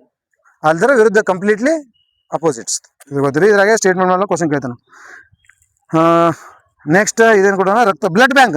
ಬ್ಲಡ್ ಬ್ಯಾಂಕ್ನಾಗ ರಕ್ತ ಹೆಪ್ಪುಗಟ್ಟುವಿಕೆಯನ್ನು ತಡೆಯಲು ಬಳಸುವ ವಸ್ತುಗಳು ಯಾವ? ಸೋಡಿಯಂ ಅಥವಾ ಪೊಟ್ಯಾಸಿಯಂ ಸಿಟ್ರೇಟ್. ಸೋಡಿಯಂ ಸಿಟ್ರೇಟ್ ಅಥವಾ ಪೊಟ್ಯಾಸಿಯಂ ಸಿಟ್ರೇಟ್. ಬ್ಲಡ್ ಬ್ಯಾಂಕ್ಸ್ ಅಲ್ಲ, ನಾವು ಬ್ಲಡ್ ಡೊನೇಟ್ ಮಾಡ್ತೀವಿ. ಆ ಬ್ಲಡ್ ಹೆಪ್ಪುಗಟ್ಟದ ಇರುವಂತ ಕಾಪಾಡಿಕೊಳ್ಳಲು ಏನು ಯೂಸ್ ಮಾಡ್ತಾರೆ ಅಂದ್ರೆ ಸೋಡಿಯಂ ಮತ್ತು ಪೊಟ್ಯಾಸಿಯಂ ಸಿಟ್ರೇಟ್. ಹೆಪ್ಪುಗಟ್ಟದೇ ಇರುವಂತ ನೀವು ಬಳಸ್ತಾರ. ಹೆಪ್ಪುಗಟ್ಟ ಕಾರಣ ಆಗೋದು ಕ್ಯಾಲ್ಸಿಯಂ. ರಕ್ತ ಹೆಪ್ಪುಗಟ್ಟುವಕ್ಕೆ ಕಾರಣ ಆಗೋದು ಕ್ಯಾಲ್ಸಿಯಂ. ಹೆಪ್ಪುಗಟ್ಟದಂತೆ ತಡೆಯೋಕೆ ಪೊಟ್ಯಾಸಿಯಂ ಮತ್ತು ಸೋಡಿಯಂ ಸಿಟ್ರೇಟ್. ಹೆಪಾರಿನ್. ಅದು ಬರುತ್ತೆ. ನೆಕ್ಸ್ಟ್ ಇದು ಗೊತ್ತಿರ್ಬೇಕು ನೋಡಿ, ಜಸ್ಟ್ ಯಾವ್ಯಾವ ಅದ ಅಂತ ಹೇಳಿ. ಇದಕ್ಕೆ ಏನದ ಆಂಟಿಕ್ಲಾಟಿಂಗ್ ಏಜೆಂಟ್ಸ್ ಅಂತ ಕರೀತಾರೆ. ಹೌದಾ? ರಕ್ತ ಹೆಪ್ಪುಗಟ್ಟಕಾರಕಗಳು. ಒಂದೇದು ಹೆಪಾರಿನ್, ವಾರ್ಫರಿನ್, ಹೆರುಡಿನ್. ಇವು ಮೂರು ಗೊತ್ತಿರ್ಬೇಕು. ಇವು ರಕ್ತ ಹೆಪ್ಪುಗಟ್ಟಕಾರಕ ಏಜೆಂಟ್ಸ್ಗಳು ಇಲ್ಲ. ಬಾಡಿ ರಕ್ತ ಹೆಪ್ಪುಗಟ್ಟಲು ಕಾರಣ ಮಾಡ್ತಾವ. ಇದ್ರಾಗ ಅತಿ ಹೆಚ್ಚು ಬಳಸೋದು ಯಾವುದು ಅಂತಂದ್ರೆ ವಾರ್ಫರಿನ್. ಹೆಪಾರಿನ್ ಅದು ದನಗಳ, ಹಾ ಬಾಡಿ ಒಳಗೆ ವಿಸ್ಕೋಸಿಟಿ ಮೇಂಟೈನ್ ಮಾಡ್ತೈತೆ. ಅದು ಹೆಪಾರಿನ್ ಎಂಬ ಆಂಟಿಕ್ಲಾಟಿಂಗ್ ಏಜೆಂಟ್ ಇರ್ತಲ್ಲ, ಅದನ್ನ ಇಂಜೆಕ್ಟ್ ಮಾಡಿದ್ರೆ ಅದು ದನಗಳ ಮತ್ತು ಹಂದಿಗಳ ಕರುಳುಗಳಿಂದ ರಚನೆ ಮಾಡ್ತಾರೆ. ಅದು ಹೆಪಾರಿನ್ ಅದು. ಅದನ್ನ ರೆಡಿ ಮಾಡೋದು ದನ ಮತ್ತು ಹಂದಿಗಳ ಕರುಳಿಂದ ತೆಗೆದಿರ್ತೈತಿ. ಈ ವಾರ್ಫರಿನ್ ಅನ್ನೋದು ನೈಸರ್ಗಿಕ ಗಿಡ ಮೂಲಿಕೆಗಳಿಂದ ತಯಾರಿಸಿದ ಆಂಟಿಕ್ಲಾಟಿಂಗ್ ಏಜೆಂಟ್. ಆಮೇಲೆ ಹೆರುಡಿನ್ ಅನ್ನೋದು ಏನಪ್ಪಾ ಅಂದ್ರೆ ಚಿಟಿನ್ಸ್ ಇದಾವಲ್ಲ, ಇಲ್ಲ ಅವುಗಳ ಇದರಿಂದ ತೆಗೆದಿರುವಂಥದ್ದು ಆಂಟಿಕ್ಲಾಟಿಂಗ್ ಏಜೆಂಟ್. ಜಿಗಣೆ ಅಂತಾರಲ್ಲ, ಅದ್ರಿಂದ ತೆಗೆದು. ಹಾ ಸರ್. ನೆಕ್ಸ್ಟ್ ಹಿಮೋಫಿಲಿಯಾ, ಕುಸುಮ ರೋಗ. ಹಿಮೋಫಿಲಿಯಾ ಎಂತ ರೋಗ ಅಂದ್ರೆ ಇದೊಂದು ಅನುವಂಶಿಕ ಕಾಯಿಲೆ. ಹೌದಾ? ಹಿಮೋಫಿಲಿಯಾದಾಗ ಎರಡು ಇರ್ತಾವ. ಯಾವ್ಯಾವ? ಎರಡನ್ ಮೂರು haemophilia A, haemophilia B, haemophilia C ಅಂತದಾವ. ಇದ್ರಾಗ ರಾಯಲ್ ಡಿಸೀಸ್ ಅಂತ ಯಾವ್ದು ಕರೀತಾರೆ ABCದಾಗ? ಬಿಗೆ. ಇಷ್ಟೇ ಗೊತ್ತಿರಲಿ, ಬೇರೆ ಏನ್ ಬೇಡ. ಇದು ಒಂದು ಹಿಮೋಫಿಲಿಯಾ ಒಂದು ಅನುವಂಶಿಕ ಕಾಯಿಲೆ. ಇದಕ್ಕೆ ರಾಯಲ್ ಡಿಸೀಸ್ ಅಂತ ಯಾಕೆ ಕರೀತಾರೆ ಇದಕ್ಕೆ? ಅಲ್ಲಿ ರಾಯಲ್ ಇರೋ ಮಂದಿಗೆ ಬಂದಿದ್ದಕ್ಕೆ ರಾಯಲ್ ಡಿಸೀಸ್ ಅಂತ ಕರೀತಾರೆ ಅಷ್ಟೇ. Next sickle cell anaemia. Sickle cell anaemia ಅಂತಂದ್ರೆ ಏನು? ರಕ್ತದ ಕಣಗಳು ರೆಡ್ ಬ್ಲಡ್ ಸೆಲ್ ಕುಡುಗೋಲ್ ಟೈಪ್ ಹಾಕೋದು, ರಕ್ತ ಹೋಗಿ ಈಸಿಯಾಗಿ ಬಿಡಂಗಿಲ್ಲ. ಹೌದಾ? ಬ್ಲಾಕ್ ಮಾಡಿಬಿಡ್ತಾವ. ಸಿಕಲ್ ಸೆಲ್ ಎನಿಮಿಯಾ ನಮ್ಮಲ್ಲಿಂದ ಎಲಿಮಿನೇಟ್ ಮಾಡಕ್ ಏನ್ ಟಾರ್ಗೆಟ್ ಏರಿಯಾ ಯಾವುದು? 47. ಮಲೇರಿಯಾ ಕರ್ನಾಟಕದ ಮಲೇರಿಯಾ 25. ಎಷ್ಟು ಮಾಡ್ಯಾರ? ಈ ಎಕ್ಸ್ಟೆಂಡ್ ಮಾಡ್ಯಾರ. Next TB 30. ಮಲೇರಿಯಾ, TB ಎಲ್ಲ 30. ಇದು ಸಿಕಲ್ ಸೆಲ್ ಇನ್ನ ಬೇರೆ ಯಾವ್ದಾವ ಟಾರ್ಗೆಟ್ ಏರಿಯಾ ಇರೋದು ಇಂಥ ಡಿಸೀಸ್ಗಳು? ಯಾವ ಸರ? ದಡಾರ್. ಮಿಸಲ್ ಹೇಳ.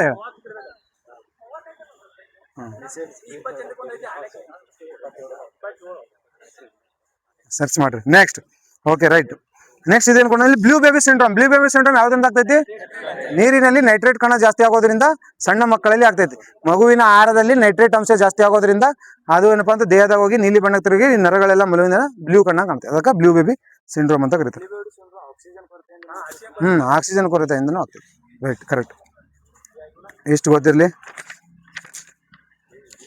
ಇಲ್ಲೊಂದು ಕ್ವಶನ್ ಆಗೈತೆ ನೋಡಿಲಿ, ಬಾಂಬೆ ರಕ್ತದ ಗುಂಪು. ಈಗ ಎರಡು ಹೊಸ ರಕ್ತದ ಗುಂಪು ಬಂದಾವ. ಯಾವಾಗ ಓದಿದ ಒಂದ್ಸಲ? ಯಾವ್ದು?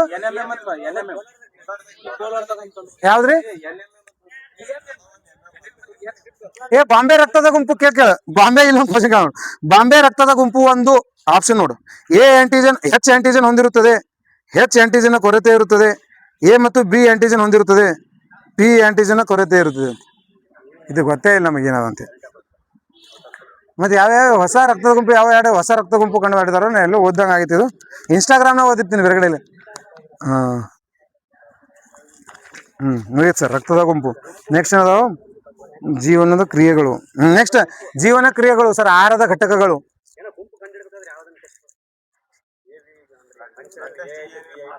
ಪ್ರತಿ ಆರ್ ಎಚ್ ಓಕೆ ಪ್ಲಾಸ್ಮಾ ಇಲ್ಲ. ಪ್ರತಿಕಾಯಗಳು ಪ್ರತಿಜನಕಗಳು ಮಾನವನ ರಕ್ತದ ಗುಂಪು ಡಿವೈಡ್ ಮಾಡೋದು ಆಂಟಿಜೆನ್ ಸರ್. ಅದ ಪ್ರತಿಜನಕ ಮೇಲೆ ಮಾಡಿದ್ದು ನೀ ಏನ್ ಹೇಳಿದ್ರಿ ಆರ್ ಎಚ್. ಅಂದ್ರೆ ಈಗ ನಮ್ ಬ್ಲಡ್ ಗ್ರೂಪ್ ಕಂಡು ನಾವು ಬ್ಲಡ್ ಗ್ರೂಪ್ ನಮ್ಮಲ್ಲಿ ಯಾವ ಆಂಟಿಜೆನ್ ಅದ ಅನ್ನೋದ್ರ ಮೇಲೆ ಬ್ಲಡ್ ಗ್ರೂಪ್ ಡಿಸೈಡ್ ಆಗ್ತೈತಿ.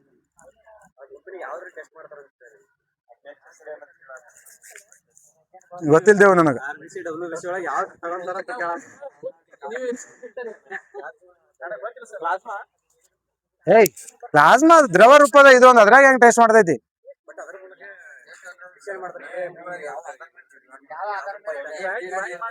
Okay sir. ಹಾ ಸರಿ ಸರ್ ಓಕೆ ರೈಟ್.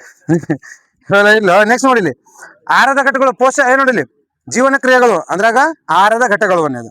ಅದ್ರಾಗ ಆಹಾರದ ಘಟಕಗಳು ಒಂದು ಬೃಹತ್ ಮನೆ ಕೋಶಗಳು, ಬೃಹತ್ ಪೋಷಕಾಂಶಗಳು ಮತ್ತು ಸೂಕ್ಷ್ಮ ಪೋಷಕಾಂಶಗಳು. ಬೃಹತ್ ಪೋಷಕಾಂಶಗಳು ಅಂತಂದ್ರೆ ಮ್ಯಾಕ್ರೋನ್ಯೂಟ್ರಿಯೆಂಟ್ಸ್ ಅಂದ್ರೆ ನಮ್ಮ ದೇಹಕ್ಕೆ ಅತಿ ಹೆಚ್ಚಿನ ಅವಶ್ಯಕತೆ ಇರುವಂತದ್ದು. ಆಕ್ಸಿಜನ್, ನೈಟ್ರೋಜನ್, ಹೈಡ್ರೋಜನ್ ಇವೆಲ್ಲ ನಮ್ಮ ದೇಹಕ್ಕೆ, ಪೊಟ್ಯಾಸಿಯಂ, ಕ್ಯಾಲ್ಸಿಯಂ, ರಂಜಕ ಇವೆಲ್ಲ ದೇಹಕ್ಕೆ ಬೇಕು. ಇವಕ್ಕೆಲ್ಲ ಮ್ಯಾಕ್ರೋನ್ಯೂಟ್ರಿಯೆಂಟ್ಸ್ ಅಂದ್ರೆ ಬೃಹತ್ ಪೋಷಕಾಂಶಗಳು ಅಂತ ಕರೀತಾರೆ. ಸೂಕ್ಷ್ಮ ಪೋಷಕಾಂಶಗಳು ಅಂದ್ರೆ ದೇಹಕ್ಕೆ ಕಡಿಮೆ ಪ್ರಮಾಣದಲ್ಲಿ ಬೇಕಾಗಿರುವಂತದ್ದು. ಇವು ಮತ್ತು ವಿಟಮಿನ್ಸ್ ಲಿಪಿಡ್ಸ್ ಇವು ಮೈಕ್ರೋನ್ಯೂಟ್ರಿಯೆಂಟ್ಸ್. ಮೈಕ್ರೋನ್ಯೂಟ್ರಿಯೆಂಟ್ಸ್ ಮತ್ತು ಕಬ್ಬಿಣ, ಸತ್ತು, ಫ್ಲೋರಿನ್ ಲೋಹಗಳದಾಗ ಕೇಳಿದ್ರೆ ಇವು ಕಬ್ಬಿಣ, ಸತ್ತು, ಫ್ಲೋರಿನ್ ಇವೆಲ್ಲ ಮೈಕ್ರೋನ್ಯೂಟ್ರಿಯೆಂಟ್ಸ್. ಕ್ವಶನ್ ಕೇಳಿದ್ದಾನೆ ಗೊತ್ತಿಲ್ಲ. ನೆಕ್ಸ್ಟ್ ಆಹಾರದ ಘಟಕಗಳು ಇದ್ರಾಗ ಬೇಸಿಕಲಿ 5ರಿಂದ 6 ಆಹಾರದ ಘಟಕಗಳು. ಕಾರ್ಬೋಹೈಡ್ರೇಟ್ಸ್, ಲಿಪಿಡ್ಸ್, ಪ್ರೋಟೀನ್ಸ್, ನೀರು, ಜೀವಸತ್ವ, ವಿಟಮಿನ್, ಲವಣಗಳು, ನಾರು ಪದಾರ್ಥಗಳು ಇವುಗಳನ್ನು ಓದ್ಬೇಕು ಸರ್. ಇದ್ರಾಗ ಒಂದು ಕ್ವಶನ್ ಕೇಳೋಣ. ಶಕ್ತಿಯ ಉತ್ಪಾದಕಗಳು ಅಂತ ಯಾವ್ದು ಕರೀತಾರೆ ಇದ್ರಾಗ? ಮತ್ತ ಕಾರ್ಬೋಹೈಡ್ರೇಟ್ ಮತ್ತು ಲಿಪಿಡ್ ಎರಡಕ್ಕೆ ಏನಂತ ಕರೀತಾರೆ? ಶಕ್ತಿ ಉತ್ಪಾದನೆ. ದೇಹ ನಿರ್ಮಾಣಕಾರಕಗಳು ಬಾಡಿ ಬಿಲ್ಡರ್ಸ್ ಅಂತ ಯಾವ್ದು ಕರೀತಾರೆ ಇದ್ರಾಗ? ಪ್ರೋಟೀನ್ಗಳಿಗೆ. ಪ್ರೋಟೀನ್ ಜಿಮ್ಗೆ ಹೋಗೋ ಒಂದು ಬಾಕ್ಸ್ ಪ್ರೋಟೀನ್ ಡಬ್ಬ ಇರ್ತಾರಲ್ಲ ಅದು ಬಾಡಿ ಬಿಲ್ಡರ್ಸ್. ಬಾಡಿ ಬಿಲ್ಡ್ ನಮ್ಮ ದೇಹ ನಿರ್ಮಾಣಕಾರಗಳು. ನೆಕ್ಸ್ಟ್ ದೇಹದ ನಿಯಂತ್ರಕರು ಅಂತ ಯಾವ್ದು ಕರೀತಾರ? ವಿಟಮಿನ್ಸ್, ನೀರು ಮತ್ತು ಲವಣಗಳು. ನೀರ್ ಏನ್ ಮಾಡ್ತೈತಿ? ದೇಹದ ನಿಯಂತ್ರಕ ಅಂದ್ರೆ ತಾಪಮಾನ ನಿಯಂತ್ರಣ ಮಾಡ್ತೈತಿ. ಈ ಒಂದೊಂದು ನಾವು ಓದೋದು ಸರ್ ಅಷ್ಟೇ.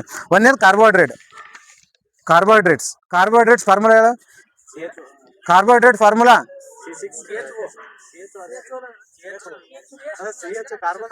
ಫಾರ್ಮುಲಾ ಯಾವ್ಯಾವ ಅಂಶಗಳು ಇರ್ತಾವ ಅಂದ್ರೆ CHO ಇರ್ತಾವ್ರ. ಕಾರ್ಬನ್ ಇರ್ತಾವ, ಹೈಡ್ರೋಜನ್ ಇರ್ತಾವ, ಆಕ್ಸಿಜನ್ ಇರ್ತಾವ. ಕಾರ್ಬೋಹೈಡ್ರೇಟ್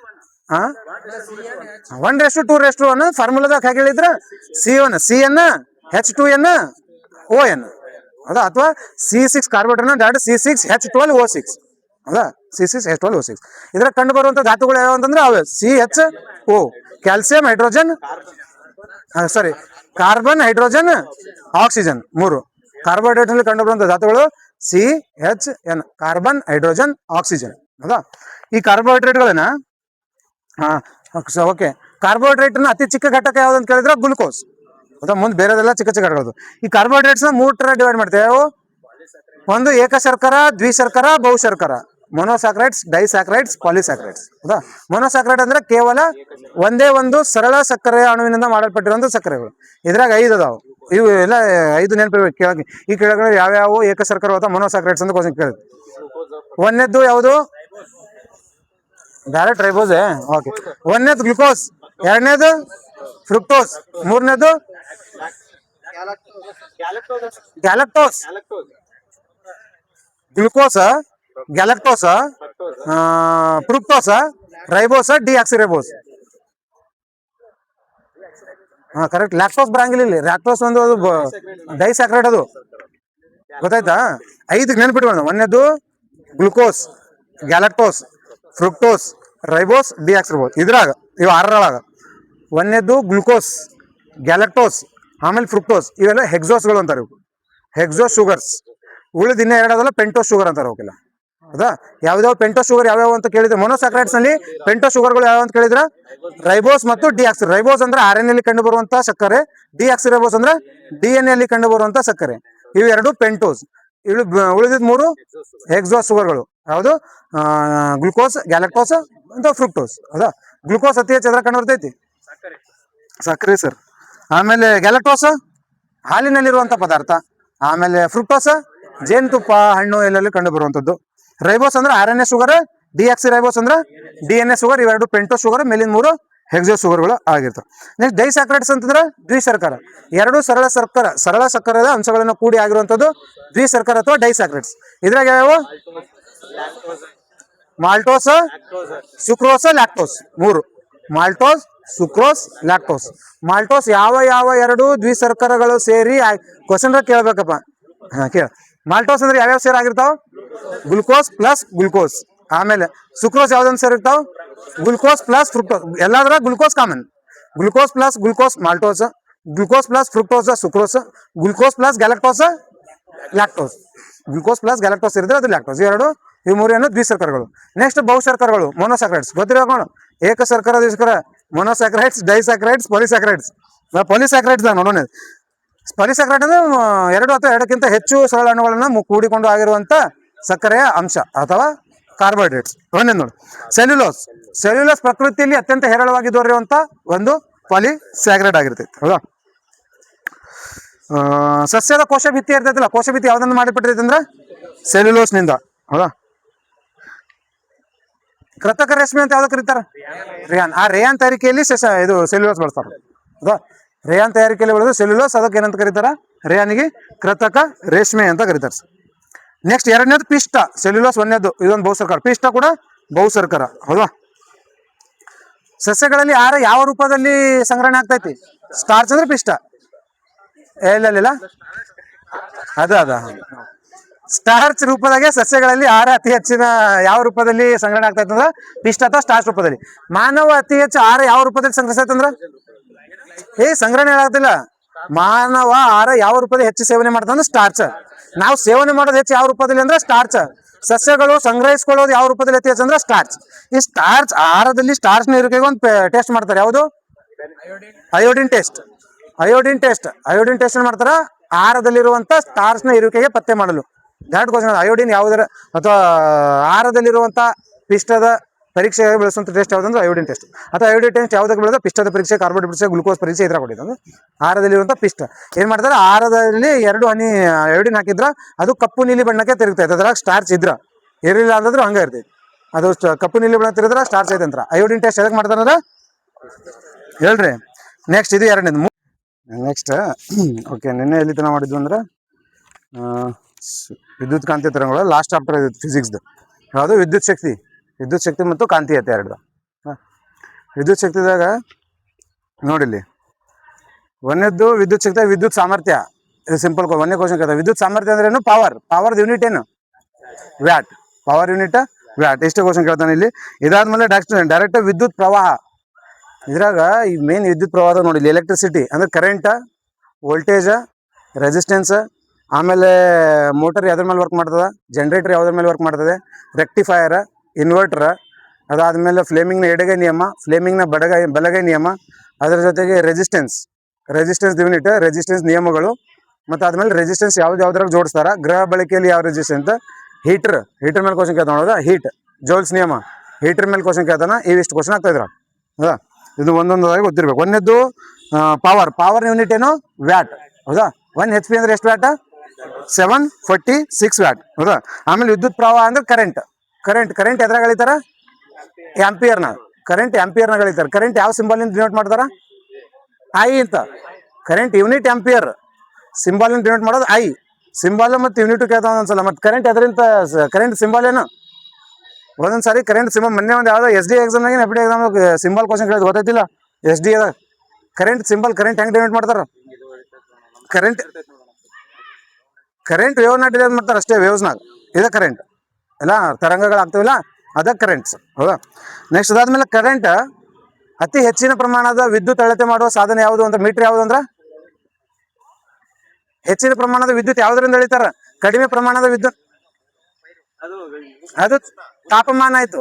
ಅತಿ ಹೆಚ್ಚಿನ ತಾಪಮಾನ ಅಳೆಯಲು ಬಳಸುವಂತ ಮೀಟರ್ ಅಂದ್ರ ಪೈರೋಮೀಟರ್. ಕಡಿಮೆ ತಾಪಮಾನ ಅಂದ್ರ ಕ್ರೋಮೀಟರ್. ಹೆಚ್ಚಿನ ವಿದ್ಯುತ್ ಅಂತಂದ್ರ ಆಮ್ಮೀಟರ್. ಕಡಿಮೆ ವಿದ್ಯುತ್ ಅಂದ್ರ ಗ್ಯಾಲ್ವನೋಮೀಟರ್. ಹೌದಾ? ಎರಡು ಗೊತ್ತಿರೋದು. ನೆಕ್ಸ್ಟ್ ವಿದ್ಯುತ್ ಮಂಡಲ ಅಂದ್ರೆ ಏನು? ಒಂದು ಸರ್ಕ್ಯೂಟ್. ಕರೆಂಟ್ ಫ್ಲೋ ಕ್ವಶನ್ ಕೇಳ್ತಾವ. ಕರೆಂಟ್ನಾಗ ಒಂದು ಸರ್ಕ್ಯೂಟ್ನಾಗ ಕರೆಂಟ್ ಫ್ಲೋ ಆಗ್ತೈತಿ. ಕರೆಂಟ್ ವಿರುದ್ಧವಾಗಿ ಎಲೆಕ್ಟ್ರಾನ್ಸ್ಗಳು ಫ್ಲೋ ಆಗ್ತಾವ. ಹೌದಾ? ಎಲೆಕ್ಟ್ರಾನ್ಸ್ಗಳು ಮತ್ತು ಕರೆಂಟ್ ಯಾವ ತರ ಸಂಬಂಧ ಇರ್ತದೆ? ವಿರುದ್ಧ ಸಂಬಂಧ ಇರ್ತೈತಿ. ಕರೆಂಟ್ ಯಾವ ಡೈರೆಕ್ಷನ್ ಹೋಗ್ತಲ್ಲ, ಎಲೆಕ್ಟ್ರಾನ್ಸ್ ಅದ್ರ ವಿರುದ್ಧ ಡೈರೆಕ್ಷನ್ ಆಗ ಫ್ಲೋ ಆಗ್ತೈತಿ. ಇದು ಕೊಂಡು ಗೊತ್ತಿರ್ಬೇಕು. ನೆಕ್ಸ್ಟ್ ಅದಾದ್ಮೇಲೆ ಕರೆಂಟ್ನಾಗ AC ಕರೆಂಟ್, DC ಕರೆಂಟ್ ಅಂತ ಬರ್ತಾವ. AC ಕರೆಂಟ್, DC ಕರೆಂಟ್ ಅಂದ್ರೆ ಡೈರೆಕ್ಟ್ ಕರೆಂಟ್, AC ಅಂದ್ರೆ ಅಲ್ಟರ್ನೇಟಿವ್ ಕರೆಂಟ್. ಗೃಹ ಬಳಕೆಯಲ್ಲಿ ಬಳಸುವಂತ ಕರೆಂಟ್ ಯಾವ್ದಂದ್ರ AC ಕರೆಂಟ್ ಎಷ್ಟು ಫ್ರೀಕ್ವೆನ್ಸಿ ಇರ್ತೈತೆ ಅಂದ್ರೆ ಫ್ರೀಕ್ವೆನ್ಸಿ ಎಷ್ಟು ಇರ್ತೈತಿ? 50 ಹರ್ಟ್ಸ್. 50 ಹರ್ಟ್ಸ್ ಫ್ರೀಕ್ವೆನ್ಸಿ ಇರ್ತೈತಿ. ವೋಲ್ಟೇಜ್ ಎಷ್ಟು ಇರ್ತೈತಿ? 220 to 230 ವೋಲ್ಟ್. ಹೌದಾ? 210 ಇಂದ 230 ವೋಲ್ಟ್ ಇರ್ತೈತಿ. 20, 10, 30 ಯಾವ್ದಾದ್ರು ಕೊಟ್ಟಿದ್ರು ಓಕೆ, ಅದು ಎ ಸಿ ಕರೆಂಟ್. ಹೌದಾ? ನೆಕ್ಸ್ಟ್ ಎಸಿಯನ್ನ ಡಿ ಸಿ ಮಾಡುವಂತ ಸಾಧನ ಯಾವುದು?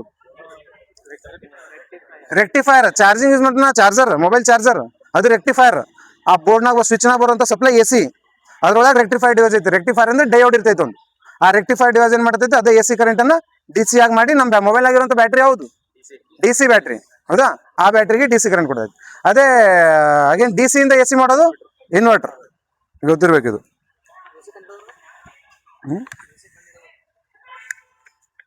ಎ ಸಿ ಕರೆಂಟ್ ಕಂಡಿಡಿದವರು. ಓಕೆ. ನೆಕ್ಸ್ಟ್ ಅದಾದ್ಮೇಲೆ ನೋಡಿಲಿ, ಎಲೆಕ್ಟ್ರಿಕ್ ಕರೆಂಟ್ ಒಂದು ಪಾಸಿಟಿವ್ ಒಂದು ನೆಗೆಟಿವ್ ಇರ್ತೈತಿ. ಇಲ್ಲಿ ಕ್ವಶನ್ ಕೇಳ್ತಾವ, ಒಂದು ಯಾವುದು ಪಾಸಿಟಿವ್ ನೆಗೆಟಿವ್ ಅಟ್ರಾಕ್ಟ್ ಮಾಡ್ತಾವೋ, ರಿಫ್ಲೆಕ್ಟ್ ಮಾಡ್ತಾವೋ, ರಿಪಲ್ ಮಾಡ್ತಾವೋ, ಅಟ್ರಾಕ್ಟ್ ಮಾಡ್ತಾವೋ. ನೆಗೆಟಿವ್ ಪಾಸಿಟಿವ್ ಏನಾಗ್ತಾವ, ಪಾಸಿಟಿವ್ ಏನಾಗ್ತಾವ, ನೆಗೆಟಿವ್ ಏನಾಗ್ತಾವ. ಹೌದಾ? ಎರಡು ಪಾಸಿಟಿವ್ ಚಾರ್ಜಸ್ಗಳು ಏನಾಗ್ತಾವ ಯಾವಾಗಲೂ? ಲೈಕ್ ಚಾರ್ಜಸ್ ಏನ್ ಮಾಡ್ತಾವ? ರಿಪಲ್ಸ್ ಈಚ್ ಅದರ್, ಅಂದ್ರೆ ವಿಕರ್ಷಿಸುತ್ತವೆ. ಒಂದೊಂದು ಪಾಸಿಟಿವ್ ಎರಡು ಪಾಸಿಟಿವ್ ಕಾಂಟ್ಯಾಕ್ಟಿಗೆ ಬಂದ್ರ ವಿಕರ್ಷಣೆ ಮಾಡ್ತಾವ. ಒಂದ್ ಪಾಸಿಟಿವ್ ಒಂದ್ ನೆಗೆಟಿವ್ ಅಥವಾ ಅನ್ಲೈಕ್ ಚಾರ್ಜಸ್ ಅಂತ ಕರೀತಾರ. ಅಸಮಾನ ಚಾರ್ಜಸ್ಗಳು. ಅನ್ಲೈಕ್ ಚಾರ್ಜಸ್ ಏನ್ ಮಾಡ್ತಾವ? ಒಂದಕ್ಕೊಂದು ಅಟ್ರಾಕ್ಟ್ ಮಾಡ್ತಾವ. ಓಕೆ, ಒಂದು. ಎರಡನೇದು, ಒಂದು ಕಂಡಕ್ಟರ್ ಐತೆ ಅಥವಾ ಒಂದು ತಂತಿ, ಇದೊಂದು ವೈರ್, ಒಂದು ಕಂಡಕ್ಟರ್. ಅದು ಆ ಕಂಡಕ್ಟರ್ ಥ್ರೋ ಎರಡು ಲೈನ್ಗಳು, ಎರಡು ಕಂಡಕ್ಟರ್ ಅದಾವ. 1, 2 ಕಂಡಕ್ಟರ್ ಎ, ಕಂಡಕ್ಟರ್ ಬಿ, ಎರಡು ಕಂಡಕ್ಟರ್ ಪ್ಯಾರಲಲ್ ಆಗಿ ಕರೆಂಟ್ ಫ್ಲೋ ಮಾಡತಾವ. ಕಂಡಕ್ಟರ್ ಏನಾಗ ಒಂದು ಕರೆಂಟ್ ಐತಿ, ಕಂಡಕ್ಟರ್ ಬಿ ದಾಗ ಒಂದು ಕರೆಂಟ್ ಫ್ಲೋ ಆಗೈತಿ. ಒಂದೇ ದಿಕ್ಕಿನಲ್ಲಿ ಟ್ರಾವೆಲ್ ಮಾಡತಾವ. ಕ್ವಶನ್ ಕೇಳಿದ ಇದಕ್ಕೆ ಜೈ. ಹಾಗಾದ್ರೆ ಎರಡು ಕರೆಂಟ್ ಒಂದಕ್ಕೊಂದು ಅಟ್ರಾಕ್ಟ್ ಮಾಡ್ತಾವ, ಏನ್ ರಿಪಲ್ ಮಾಡ್ತಾವ? ಒಂದೇ ಡೈರೆಕ್ಷನ್ ಆಗಿರುವಂತ ಎರಡು ಕರೆಂಟ್ ಬೇರೆ ಬೇರೆ ಕಂಡಕ್ಟರ್ನಾಗ ಒಂದಕ್ಕೊಂದು ಅಟ್ರಾಕ್ಟ್ ಮಾಡ್ತಾವ, ರಿಪಲ್ ಮಾಡ್ತಾವ. ಅಟ್ರಾಕ್ಟ್ ಮಾಡ್ತಾವ ಬೇರೆ ಬೇರೆ ಕಂಡಕ್ಟರ್ನಾಗ ಇತ್ತಂದ್ರೆ. ಒಂದೇ ಕಂಡಕ್ಟರ್ನ ಫ್ಲೋ ಮಾಡೋ ಕರೆಂಟ್ಗಳು ರಿಪಲ್ ಮಾಡ್ತಾವ ಅಷ್ಟೇ. ಅಥವಾ ಬೇರೆ ಬೇರೆ ಕಂಡಕ್ಟರ್ನಲ್ಲಿ ಒಂದೇ ದಿಕ್ಕಿನಲ್ಲಿರೋ ಕರೆಂಟ್ಗಳು ಅಟ್ರಾಕ್ಟ್ ಮಾಡ್ತಾವ, ವಿರುದ್ಧ ದಿಕ್ಕಿನಲ್ಲಿ ಕರೆಂಟ್ಗಳು ಏನ್ ಮಾಡ್ತಾವ? ರಿಪಲ್ ಮಾಡ್ತಾವ. ಬಟ್ ಸೇಮ್ ಕಂಡಕ್ಟರ್ನಾಗಿತ್ತು ಪಾಸಿಟಿವ್ ನೆಗೆಟಿವ್ ಅಂತಂದ್ರೆ ಸೇಮ್ ಡೈರೆಕ್ಷನ್ ಆಗಿತ್ತಂದ್ರೆ ರಿಪಲ್ ಮಾಡ್ತಾವ, ವಿರುದ್ಧ ಡೈರೆಕ್ಷನ್ ಆಗಿತ್ತಂದ್ರೆ ಅಟ್ರಾಕ್ಟ್ ಮಾಡ್ತಾವ. ಇದು ಪಾಯಿಂಟ್ ಓದಿರ್ಬೇಕು. ನೆಕ್ಸ್ಟ್ ಅದಾದ್ಮೇಲೆ ವೋಲ್ಟೇಜ್ ಎದ್ರಾಗ ಅಳಿತಾರ? ವೋಲ್ಟೇಜ್ನ ಮಾನ್ಯ ಏನು? ವೋಲ್ಟೇಜ್ನು ವೋಲ್ಟ್. ಹೌದಾ? ವೋಲ್ಟೇಜ್ ಯಾವ ಮೀಟರ್ ಅಂತ ಹೇಳಿತಾರ? Volt meter. ಹೌದಾ? ನೆಕ್ಸ್ಟ್ ಇದಾದ್ಮೇಲೆ ಓಮ್ ನಿಯಮ, ಓಮ್ಸ್ ಲಾ ಯಾವ್ದ್ರ ಮಧ್ಯೆ ಸಂಬಂಧ ಸೂಚಿಸ್ತೈತಿ? ಇವೇ ಮೂರು: ಕರೆಂಟ್, ವೋಲ್ಟೇಜ್, ರೆಸಿಸ್ಟೆನ್ಸ್. ಹೌದಾ? ಎಟ್ ಕಾನ್ಸ್ಟೆಂಟ್ ರೆಸಿಸ್ಟೆನ್ಸ್ ಅಂತ ಹೇಳಿದ್ವಿ. ರೆಸಿಸ್ಟೆನ್ಸ್ ಯಾವ್ದ್ರ ಮೇಲೆ ಡಿಪೆಂಡ್ ಇರ್ತೈತಿ? ಇದ್ರದ್ದು ಅಂದ್ರೆ ಎಲ್ಲಾ ವಸ್ತುಗಳಿಗೆ ರೆಸಿಸ್ಟೆನ್ಸ್ ಇರ್ತೈತಿ. ಬಹಳಷ್ಟು ಅಂಶಗಳು ಅದಾವ. ರೆಸಿಸ್ಟೆನ್ಸ್ ಕಾನ್ಸ್ಟೆಂಟ್ ಇರ್ಬೇಕಂದ್ರೆ ಟೆಂಪರೇಚರ್ ಕಾನ್ಸ್ಟೆಂಟ್ ಇರ್ಬೇಕು. ಈ ಓಮ್ಸ್ ಲಾ ಏನಾಯ್ತೈತಿ? ಎಟ್ ಕಾನ್ಸ್ಟೆಂಟ್ ಟೆಂಪರೇಚರ್ ಅಂದ್ರೆ ತಾಪಮಾನ ಸ್ಥಿರವಾಗಿದ್ದು. ತಾಪಮಾನ ಸ್ಥಿರ ಅಂದ್ರೆ ರೆಸಿಸ್ಟೆನ್ಸ್ ಏನೈತೆ ಅಂತ ಅರ್ಥ?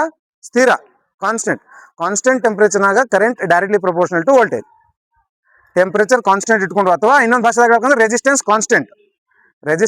ಕಾನ್ಸ್ಟೆಂಟ್ ಇಟ್ಕೊಂಡು ಕರೆಂಟ್ ವೋಲ್ಟೇಜ್ಗೆ ನೇರ ಅನುಪಾತದಲ್ಲಿ ಇರುತ್ತದೆ. ಹಂಗಂದ್ರೆ ಏನು? Current resistance constant. First resistance ಅಂದ್ರೆ ಏನು ಹೇಳೋಣ, ಆಮೇಲೆ ಹೇಳ್ತಾವೆಲ್ಲ. ರೆಸಿಸ್ಟ್ ಮಾಡ್ತೈತಿ ಅಂತ ಹೇಳಂಗಿಲ್ಲ. ಕೆಲವೊಂದ್ ಕಡೆ ಭಾಳ ರೆಸಿಸ್ಟ್ ಮಾಡ್ತಾರೋ, ಬರಕ್ ಬಿಡಂಗಿಲ್ಲ ಅಷ್ಟು ಈಸಿಯಾಗಿ ಅಂತ ಹೇಳಿದ್ರೆ. ರೆಸಿಸ್ಟ್ ಅಂದ್ರೆ ತಡೆಯೋದು. ಹೌದಾ? ಯಾರಿಗೆ ತಡೆಯೋದು? ಇಲ್ಲಿ ಭಾಷೆ ಕರೆಂಟಿಗೆ ತಡೀತೈತಿ, ಕರೆಂಟಿಗೆ ಹೋಗ್ಬಿಡೋದಿಲ್ಲ. ಒಂದೇದು ಕರೆಂಟ್ ಅಂತಂದ್ರೆ ಏನು? ಕರೆಂಟ್ ಚಾರ್ಜಸ್ಗಳು ಫ್ಲೋ ಆಗೋದು. ಕರೆಂಟ್ ಫ್ಲೋ ಆಗತ್ತೈತೆ ಅಂದ್ರೆ ಕರೆಂಟ್ ರೈಟ್ ವರ್ಡ್ ಫ್ಲೋ ಆಗತ್ತೈತೆ ಅಂದ್ರೆ ಎಲೆಕ್ಟ್ರಾನ್ಸ್ಗಳು ವಿರುದ್ಧ ದಿಕ್ಕು ಲೆಫ್ಟ್ ವರ್ಡ್ ಫ್ಲೋ ಆಗ್ತಾವ. ಹೌದಾ? ಕರೆಂಟ್. ವೋಲ್ಟೇಜ್ ಅಂತಂದ್ರೆ ಈಗ ವೈರ್ ನಡೆಯೋದಿಲ್ಲ, ಕರೆಂಟ್ ಐತೋ, ವೋಲ್ಟೇಜ್ ಐತೆ, ರೆಸಿಸ್ಟೆನ್ಸ್ ಐತೆ ಅದ್ರಾಗ. ಸರ್ ಆ ವೈರ್ನಾಗ ಈಗ ಸದ್ಯ ಕರೆಂಟ್ ಬರೋದೈತಿಲ್ಲ ರೂಮಿಗೆ, ಅದ್ರಾಗ ಏನ್ ಕರೆಂಟ್ ಆಯ್ತೋ ವೋಲ್ಟೇಜ್ ಆಯ್ತೋ ಯಾವ್ದೈತೆ ಎರಡ್ರಾಗ? ಏನ್ ಪವರ್ ಐತಿ? ವೋಲ್ಟೇಜ್ ಐತೆ ಅದ್ರಾಗ. ಹೌದಾ? ಅದು ವೋಲ್ಟೇಜ್ ಲೈನ್. ಈಗ ನೋಡು, ಇವೇನ್ ಸಂಬಂಧ ಹೇಳ್ತೈತಿ? Voltage directly proportional to current. ಇದು ಕ್ವಶನ್ ಕೇಳ್ತಾನೆ, ಇಲ್ಲಿ ಓದಿರ್ಬೇಕು. ಹೌದಾ? ವೋಲ್ಟೇಜ್ ಡೈರೆಕ್ಟ್ಲಿ ಪ್ರಪೋರ್ಷನಲ್ ಟು ಅಂದ್ರೆ ವೋಲ್ಟೇಜ್ ಕರೆಂಟಿಗೆ ನೇರ ಅನುಪಾತದಲ್ಲಿ ಇರ್ತೈತಿ, ಕರೆಂಟ್ ವೋಲ್ಟೇಜ್ಗೆ ನೇರ ಅನುಪಾತದಲ್ಲಿ ಇರ್ತೈತಿ. At constant resistance. ಈಗ ಆರ್ ಅನ್ನೋದು ಕಾನ್ಸ್ಟೆಂಟ್ ಇದೆ. ನಾವು ಕಾನ್ಸ್ಟೆಂಟ್ ಫಾರ್ ಎಕ್ಸಾಂಪಲ್ 10 ಅಂತ ಅನ್ಕೋ. ಹೌದಾ? ಆರ್ ಫಾರ್ಮುಲಾ ರೆಸಿಸ್ಟೆನ್ಸ್ ಹಂಗೆ ಕಂಡಿಡಿದಾರ.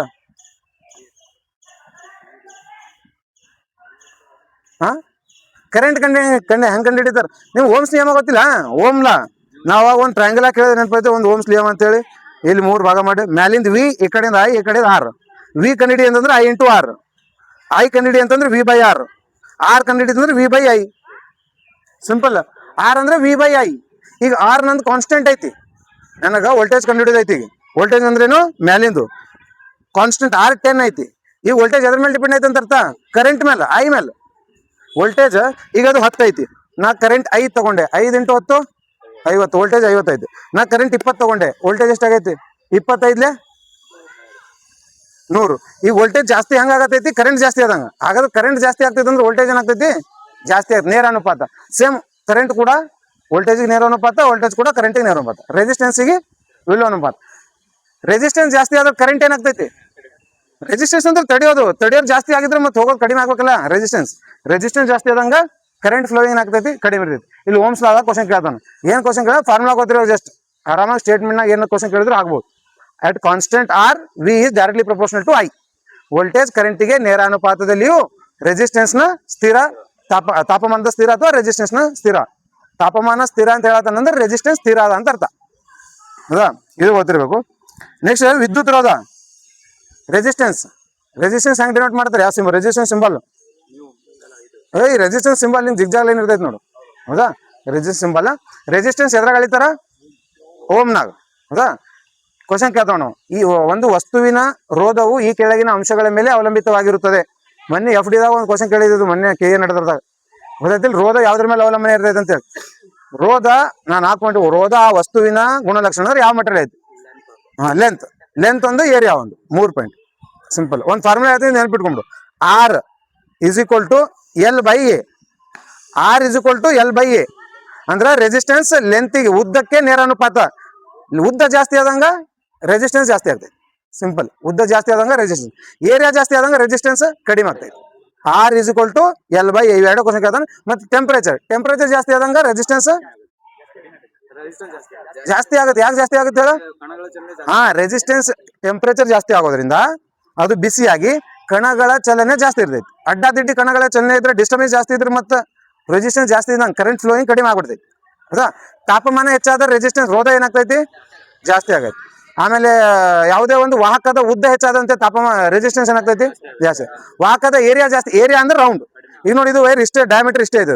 ಡಯಾಮೀಟರ್ ದೊಡ್ಡದಾಗಿ ಮಾಡಿದ್ರೆ ಜಾಸ್ತಿ ಜಾಗ ಸಿಗುತ್ತಲ್ಲ ಹೋಗಕ್ಕೆ, ಸಪ್ಲೈ ಆಗ ಕರೆಂಟಿಗೆ. ಈ ಕಡೆ ಅಡೆತಡೆ ಬಂದ್ರೆ ಇನ್ನೊಂದು ಕಡೆಯಿಂದ ಸಪ್ಲೈ ಆಗ್ಬೋದು. ಬಟ್ ಡಯಾಮೀಟರ್ ಚಿಕ್ಕದಿತ್ತಂದ್ರೆ ಕಡಿಮೆ. ಆದ್ರ area is inversely proportional to resistance, length is directly proportional to resistance, temperature also directly proportional to resistance. ಇವು 3 ಪಾಯಿಂಟ್ಗಳು ಓದಿರ್ಬೇಕು.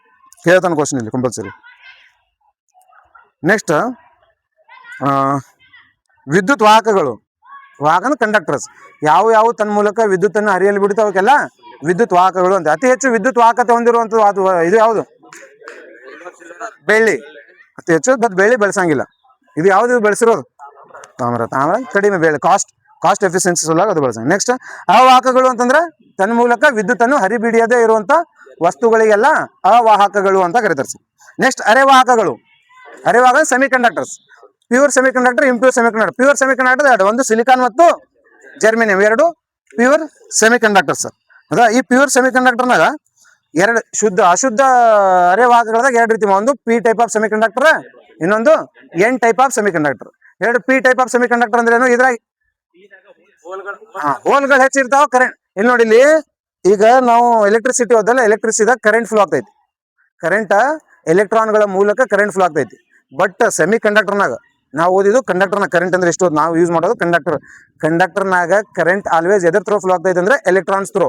ಬಟ್ ಸೆಮಿ ಕಂಡಕ್ಟರ್ನಾಗ ಕರೆಂಟ್ ಹೋಲ್ಸ್ ಅಂಡ್ ಎಲೆಕ್ಟ್ರಾನ್ಸ್ ಎಂಬ ಎರಡು ಬೇರೆ ಬೇರೆ ವಿಧಗಳ ಮುಖಾಂತರ ಚಲಿಸ್ತೈತಿ. ಕಂಡಕ್ಟರ್ನಾಗ ಒಂದೇ ಒಂದು ಎಲೆಕ್ಟ್ರಾನ್ ಥ್ರೋ ಹೋಗ್ತೈತಿ. ಸೆಮಿ ಕಂಡಕ್ಟರ್ನ ಎಲೆಕ್ಟ್ರಾನ್ಸ್ ಮತ್ತು ಹೋಲ್ಸ್ ಎರಡರ ಮುಖಾಂತರ ಚಲಿಸ್ತೈತಿ. ಅದಕ್ಕೆ ಬೇರೆ ಬೇರೆ ಸೆಮಿ ಕಂಡಕ್ಟರ್ಗಳು ಅದಾವ. ಪಿ ಟೈಪ್ ಆಫ್ ಸೆಮಿ ಕಂಡಕ್ಟರ್ನಾಗ ಹೋಲ್ಗಳು ಜಾಸ್ತಿ ಇರ್ತಾವ.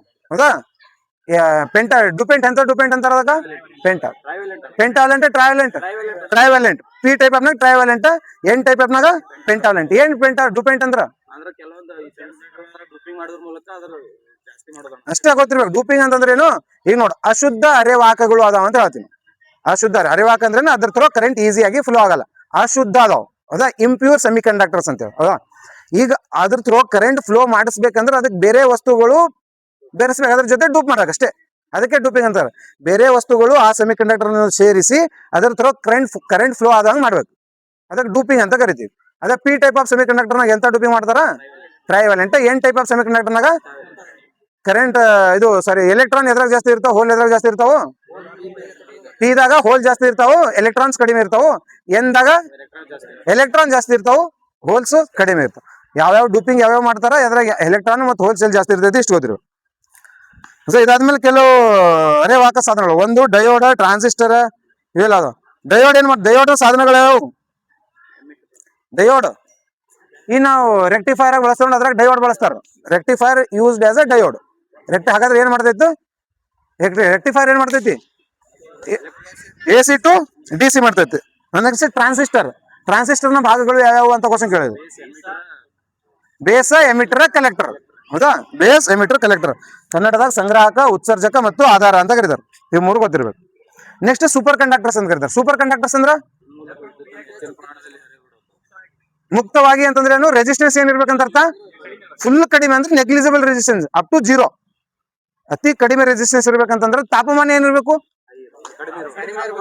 ತಾಪ ಜಾಸ್ತಿ ಆದಾಗ ರೆಸಿಸ್ಟೆನ್ಸ್ ಜಾಸ್ತಿ ಆಗ್ತೈತಿ ಯಾಕಂದ್ರೆ ಕಣಗಳ ಚಲನೆ ಜಾಸ್ತಿ ಇರ್ತೈತಿ ಈಗ ಸೂಪರ್ ಕಂಡಕ್ಟರ್ ಮಾಡ್ಬೇಕಂದ್ರೆ ತಾಪಮಾನ ಏನಿರ್ಬೇಕು ಕಡಿಮೆ ಇರ್ಬೇಕು ಅದು ನೆಗೆಟಿವ್ ಟೆಂಪರೇಚರ್ ಇರ್ಬೇಕು ನೆಗೆಟಿವ್ ಟೆಂಪರೇಚರ್ ಇದ್ದಾಗ ರೆಸಿಸ್ಟೆನ್ಸ್ ಏನಾಗ್ತೈತಿ 0 ಆಗ್ತೈತಿ ರೆಸಿಸ್ಟೆನ್ಸ್ 0 ಆದ್ರೆ ಅದ್ರ ತರ ಈಸಿಯಾಗಿ ಕರೆಂಟ್ ಫ್ಲೋ ಆಗೈತೆ ಅದಕ್ಕೆ ಸೂಪರ್ ಕಂಡಕ್ಟರ್ಸ್ ಅಂತ ಕರಿತೀವಿ ಹೌದಾ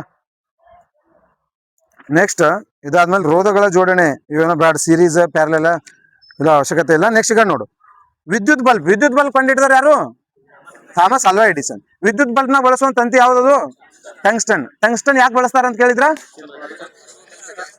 ಅತಿ ಹೆಚ್ಚು ಉಷ್ಣ ಬಿಡುಗಡೆ ಮಾಡ್ತೈತಿ ಮತ್ತೆ ಹೆಚ್ಚಿನ ಪ್ರಮಾಣದ ಕರಗುವ ಬಿಂದುವನ್ನು ಹೊಂದಿರ್ತೈತಿ ಇರ್ಲಿಲ್ಲ ಆನ್ಸರ್ ನೆಕ್ಸ್ಟ್ ನೋಡೋದ ಈ ಬಲ್ಬ್ ನ ದೀರ್ಘಕಾಲೀನ ಬಾಳಿಕೆಗಾಗಿ ಅದರಲ್ಲಿ ಬಳಸುವಂತ ಅನಿಲಗಳು ಯಾವ್ಯಾವ ಅಂತ ಕ್ವಶನ್ ಕೇಳ್ತಾನೆ ಯಾವ್ಯಾವ ಎರಡು ನೈಟ್ರೋಜನ್ ಮತ್ತು ಆರ್ಗಾನ್ ಬಲ್ಬ್ ನ ದೀರ್ಘಕಾಲಿಕ ಬಾಳಿಕೆಗಾಗಿ ಅದರಲ್ಲಿ ಬಳಸುವಂತ ಅನಿಲಗಳು ಅಂದ್ರ ನೈಟ್ರೋಜನ್ ಮತ್ತು ಆರ್ಗಾನ್ ಅದರಲ್ಲಿ ಟಂಗ್ಸ್ಟನ್ ಯಾಕೆ ಬಳಸ್ತಾರ ಅಂದ್ರ ಹೆಚ್ಚಿನ ಕರಗುವ ಬಿಂದು ಐತಿ ಏನ್ ಹೆಚ್ಚಿನ ಕರಗುವ ಬಿಂದು ಅಂದ್ರ ಈಸಿ ಮೆಲ್ಟ್ ಆಗಂಗಿಲ್ಲ ಹೌದಾ ಎಷ್ಟದು ಮೆಲ್ಟಿಂಗ್ ಪಾಯಿಂಟ್ ಎಷ್ಟೈತಿ 3422 ಡಿಗ್ರಿ ಸೆಲ್ಸಿಯಸ್ ಅದ್ರ ಮೆಲ್ಟಿಂಗ್ ಪಾಯಿಂಟ್ ಐತಿ ಅಂದ್ರೆ ಅಷ್ಟು ಟೆಂಪರೇಚರ್ ಕೊಡೋವರೆಗೂ ಅದು ಏನಪ್ಪಾ ಅಂದ್ರೆ ಬ್ರೇಕ್ ಆಗಂಗಿಲ್ಲ ಅಂತ ಅರ್ಥ ಅದಕ್ಕೆ ಅದನ್ನ ಯೂಸ್ ಮಾಡಿರ್ತಾರೆ ನೆಕ್ಸ್ಟ್ ವಿದ್ಯುತ್ ಫ್ಯೂಸ್ ನಲ್ಲಿ ಬರುವಂತ ತಂತಿ ಯಾವ್ದ್ರಿಂದ ಮಾಡಿರ್ತೈತಿ ಯಾವ್ದ್ರ ಮಿಕ್ಸ್ ಇಂದ ಸೀಸ ಮತ್ತು ತವರ ಸೀಸ ಮತ್ತು ತವರಗಳ ಮಿಕ್ಸರ್ ಇಂತ ವಿದ್ಯುತ್ ಫ್ಯೂಸ್ ಅನ್ನು ತಂತಿ ಮಾಡಿರ್ತೈತಿ ಒಳಗೆ ಹೌದಾ ಒಂದ್ಸ ಕ್ವಶನ್ ವಿದ್ಯುತ್ ಫ್ಯೂಸ್ ನ ಸ್ಟ್ಯಾಂಡರ್ಡ್ ಡಯಾಮೀಟರ್ ಎಷ್ಟು ಇರ್ತೈತಿ ಅಂತ ಕ್ವಶನ್ ಹೇಳಿದ ನಾವೊಂದ್ಸಲ ನೀವು ಡಿಸ್ಕಸ್ ಮಾಡ್ತಾ ನೆನಪೈತಿ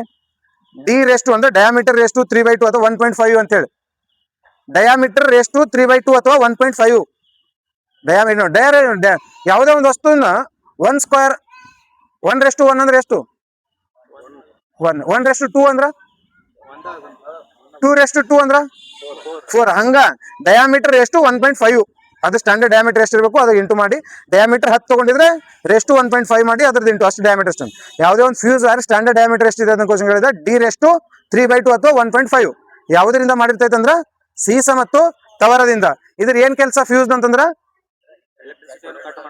ಎಲೆಕ್ಟ್ರಿಸಿಟಿ ಕಟ್ ಮಾಡೋದು ಈಗ ಎಲ್ ಬೆಳೆಸಿರ್ತಾರ ಫ್ಯೂಸ್ ಕ್ವಶನ್ ಮೆಟ್ರದ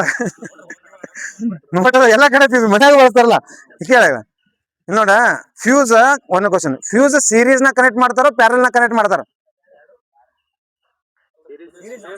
ಕ್ವಶನ್ ಇವು ಮೀಟರ್ಗಳು ಗೊತ್ತಿರ್ಬೇಕು ammeter voltmeter fuse series ನ ಕನೆಕ್ಟ್ ಮಾಡ್ತಾರ ಪ್ಯಾರಲ್ ನ ಕನೆಕ್ಟ್ ಮಾಡ್ತಾರ ಇವನ್ನ ಸೀರೀಸ್ ನಾಗ ಎಮ್ ಮೀಟರ್ ಕನೆಕ್ಟ್ ಮಾಡ್ತಾರ ಸೀರೀಸ್ ನಾಗ ಫ್ಯೂಸ್ ಕನೆಕ್ಟ್ ಮಾಡ್ತಾರ ಪ್ಯಾರಲ್ ನ ವೋಲ್ಟ್ ಮೀಟರ್ ಕನೆಕ್ಟ್ ಮಾಡ್ತಾರ ಇವ್ ಗೊತ್ತಿರ್ಬೇಕು ವೋಲ್ಟ್ ಮೀಟರ್ ಒಂದೇ ಪ್ಯಾರಲ್ ನ ಕನೆಕ್ಟ್ ಮಾಡ್ತಾರ ಫ್ಯೂಸ್ ಮತ್ತೆ ಎಮ್ ಮೀಟರ್ ಎರಡು ಸೀರೀಸ್ ನ ಕನೆಕ್ಟ್ ಮಾಡ್ತಾರೆ ಸೀರೀಸ್ ನಾಗ ಕನೆಕ್ಟ್ ಮಾಡ್ತಾರೆ ನಮ್ಮ ಇದು ಗೃಹ ಬಳಕೆಯಲ್ಲಿ ಇರುವಂತ ವಿದ್ಯುತ್ ಮಂಡಲ ಇರ್ತೈತಲ್ಲ ಯಾವ್ದು ಇರ್ತೈತಿ ಅದು ಪ್ಯಾರಲಲ್ ಇರ್ತೈತಿ ಯಾಕೆ ಪ್ಯಾರಲಲ್ ಬಳಸ್ತಾರ ಅಂತಂದ್ರ ಯಾವ್ದಾದ್ರು ಒಂದು ಸ್ವಿಚ್ ಆಫ್ ಆದ್ರ ಅಥವಾ ಯಾವ್ದಾದ್ರು ಒಂದು ಸ್ವಿಚ್ ಕೆಟ್ಟೋದ್ರ ಇನ್ನು ಬೇರೆ ಸ್ವಿಚ್ ಎಲ್ಲ ಕರೆಂಟ್ ಇರ್ತದೆ ಸ್ಟಾಪ್ ಕರೆಕ್ಟ್ ಇರ್ತಾವ ಬಟ್ ಸೀಕ್ವೆನ್ಸ್ ನ ಹಂಗಿಲ್ಲ ಅಂದ್ರೆ ಸೀರಿಯಲ್ ಹಂಗಿಲ್ಲ ಸೀರೀಸ್ ನಾಗ ಒಂದ್ ಕಡೆ ಬ್ರೇಕ್ ಆದ್ರೆ ಕಂಪ್ಲೀಟ್ ಸರ್ಕ್ಯೂಟ್ ಏನಾಗ್ತೈತಿ ಬ್ರೇಕ್ ಆಗ್ಬಿಡ್ತೈತಿ ಹೌದಾ ಫ್ಯೂಸ್ ಹೆಂಗ್ ಬಳಸ್ತಾರ ಸೀರೀಸ್ ನ ಈಗ ನೋಡಿ ಕಂಪ್ಲೀಟ್ ಸೆಟಪ್ ಐತೆ ಅಂದ್ರೆ home appliances fridge TV AC washing machine ಇವೆಲ್ಲ ಅದಾವ ಹೌದಾ ಇದಕ್ಕಿಂತ ಮುಂಚೆ ಮೇನ್ ಡೋರಿಗೆ ಮೀಟರ್ ಇರ್ತೈತಲ್ಲ ಮೀಟರ್ ಆದ್ಮೇಲೆ ಇಮಿಡಿಯೇಟ್ ಫ್ಯೂಸ್ ಕೂಡಿಸಿರ್ತಾರೆ ಮೀಟರ್ ಇಂತ ಏನಾದ್ರು ಎಕ್ಸೆಸ್ ಈಗ ನೋಡಿ ಇದು for example fan 5 milli ampere ಮೇಲೆ ಕೆಲಸ ಮಾಡೋದೈತಿ ಫ್ರಿಜ್ ಅದಕ್ಕೇನಪ್ಪ ಅಂದ್ರ 80 to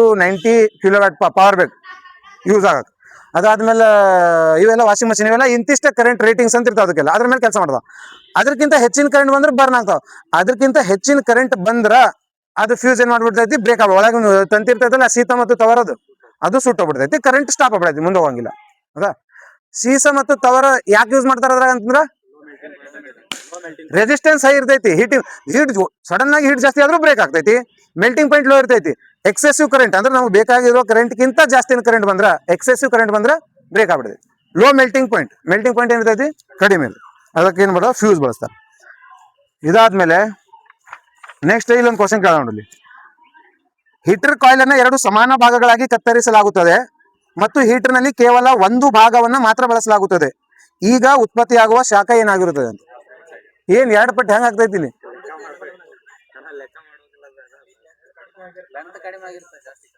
ಲೆಂತ್ ಕಡಿಮೆ ಆಗೋದ್ರಿಂದ ರೆಸಿಸ್ಟೆನ್ಸ್ ಏನಾಗ್ತೈತಿ? ಹೀಗೆ ಮಾತಾಡೋಣ. Length is directly proportional to resistance, area is inversely proportional to resistance, temperature is directly proportional to resistance ಅಂತ. ಲೆಂತ್ ಕಡಿಮೆ ಮಾಡೋದ್ರಿಂದ ಏನಾಗ್ತೈತಿ? ರೆಸಿಸ್ಟೆನ್ಸ್ ಕಡಿಮೆ ಆಗ್ತೈತಿ. ರೆಸಿಸ್ಟೆನ್ಸ್ ಕಡಿಮೆ ಆಗ್ತೈತಿ, ಕರೆಂಟ್ ಫ್ಲೋಯಿಂಗ್ ಆಗ್ತೈತಿ ಜಾಸ್ತಿ ಆಗುತ್ತೆ. ಕರೆಂಟ್ ಫ್ಲೋಯಿಂಗ್ ಜಾಸ್ತಿ ಆಗೋದ್ರಿಂದ ಟೆಂಪರೇಚರ್ ಜಾಸ್ತಿ ಆಗೈತಿ, ಉಷ್ಣ ಜಾಸ್ತಿ ಆಗೋದ್ರಿಂದ ಡಬ್ಲಿಂಗ್ ಆಗತ್ತೆ. ಅದ ಹೀಟರ್ ಇರ್ತೈತಲ್ಲ, ಹೀಟರ್ನ ಉದ್ದವು ದ್ವಿಗುಣಗೊಳಿಸಲಾಗಿದೆ. ಹೀಟರ್ನ ಉದ್ದವು ಡಬಲ್ ಮಾಡಲಾಗಿದೆ. ಹಾಗಾದ್ರೆ ಅದರಲ್ಲಿ ಉತ್ಪತ್ತಿ ಆಗುವಂತ ಉಷ್ಣ ಏನಾಗಿರುತ್ತೆ ಅಂತ ಕ್ವಶನ್. ಇದ್ರ ಉಲ್ಟಾ ಕ್ವಶನ್ ಕೇಳಿದ್ನಂದ್ರ ಅರ್ಧದಷ್ಟು ಆಗುತ್ತದೆ. ಅದರಲ್ಲಿ ಉತ್ಪಾದನೆ ಆಗುವಂತ ಉಷ್ಣ ಏನಾಗಿರ್ತೈತಿ? ಅರ್ಧದಷ್ಟು ಆಗಿರುತ್ತದೆ. ಇದಾದ್ಮೇಲೆ ನೆಕ್ಸ್ಟ್ ಭೂ ಸಂಪರ್ಕ ಅರ್ತ್ ವೈರ್. ಇದ್ರಾಗ ರೆಡ್ ವೈರ್ ಒಂದು, ಗ್ರೀನ್ ವೈರ್, ಸಾರಿ ಒಂದು ಬ್ಲಾಕ್ ವೈರ್ ಇರ್ತೈತಿ. ರೆಡ್ ವೈರ್ ಏನು? ಲೈವ್ ತಂತಿ. ಬ್ಲಾಕ್ ವೈರ್ ನ್ಯೂಟ್ರಲ್ ಅದು. ಮತ್ತೆ ಗ್ರೀನ್ ವೈರ್ ಅರ್ತ್ ಮಾಡಿರ್ತಾರ. ಅರ್ತಿಂಗ್ ಯಾಕೆ ಮಾಡಿರ್ತಾರ?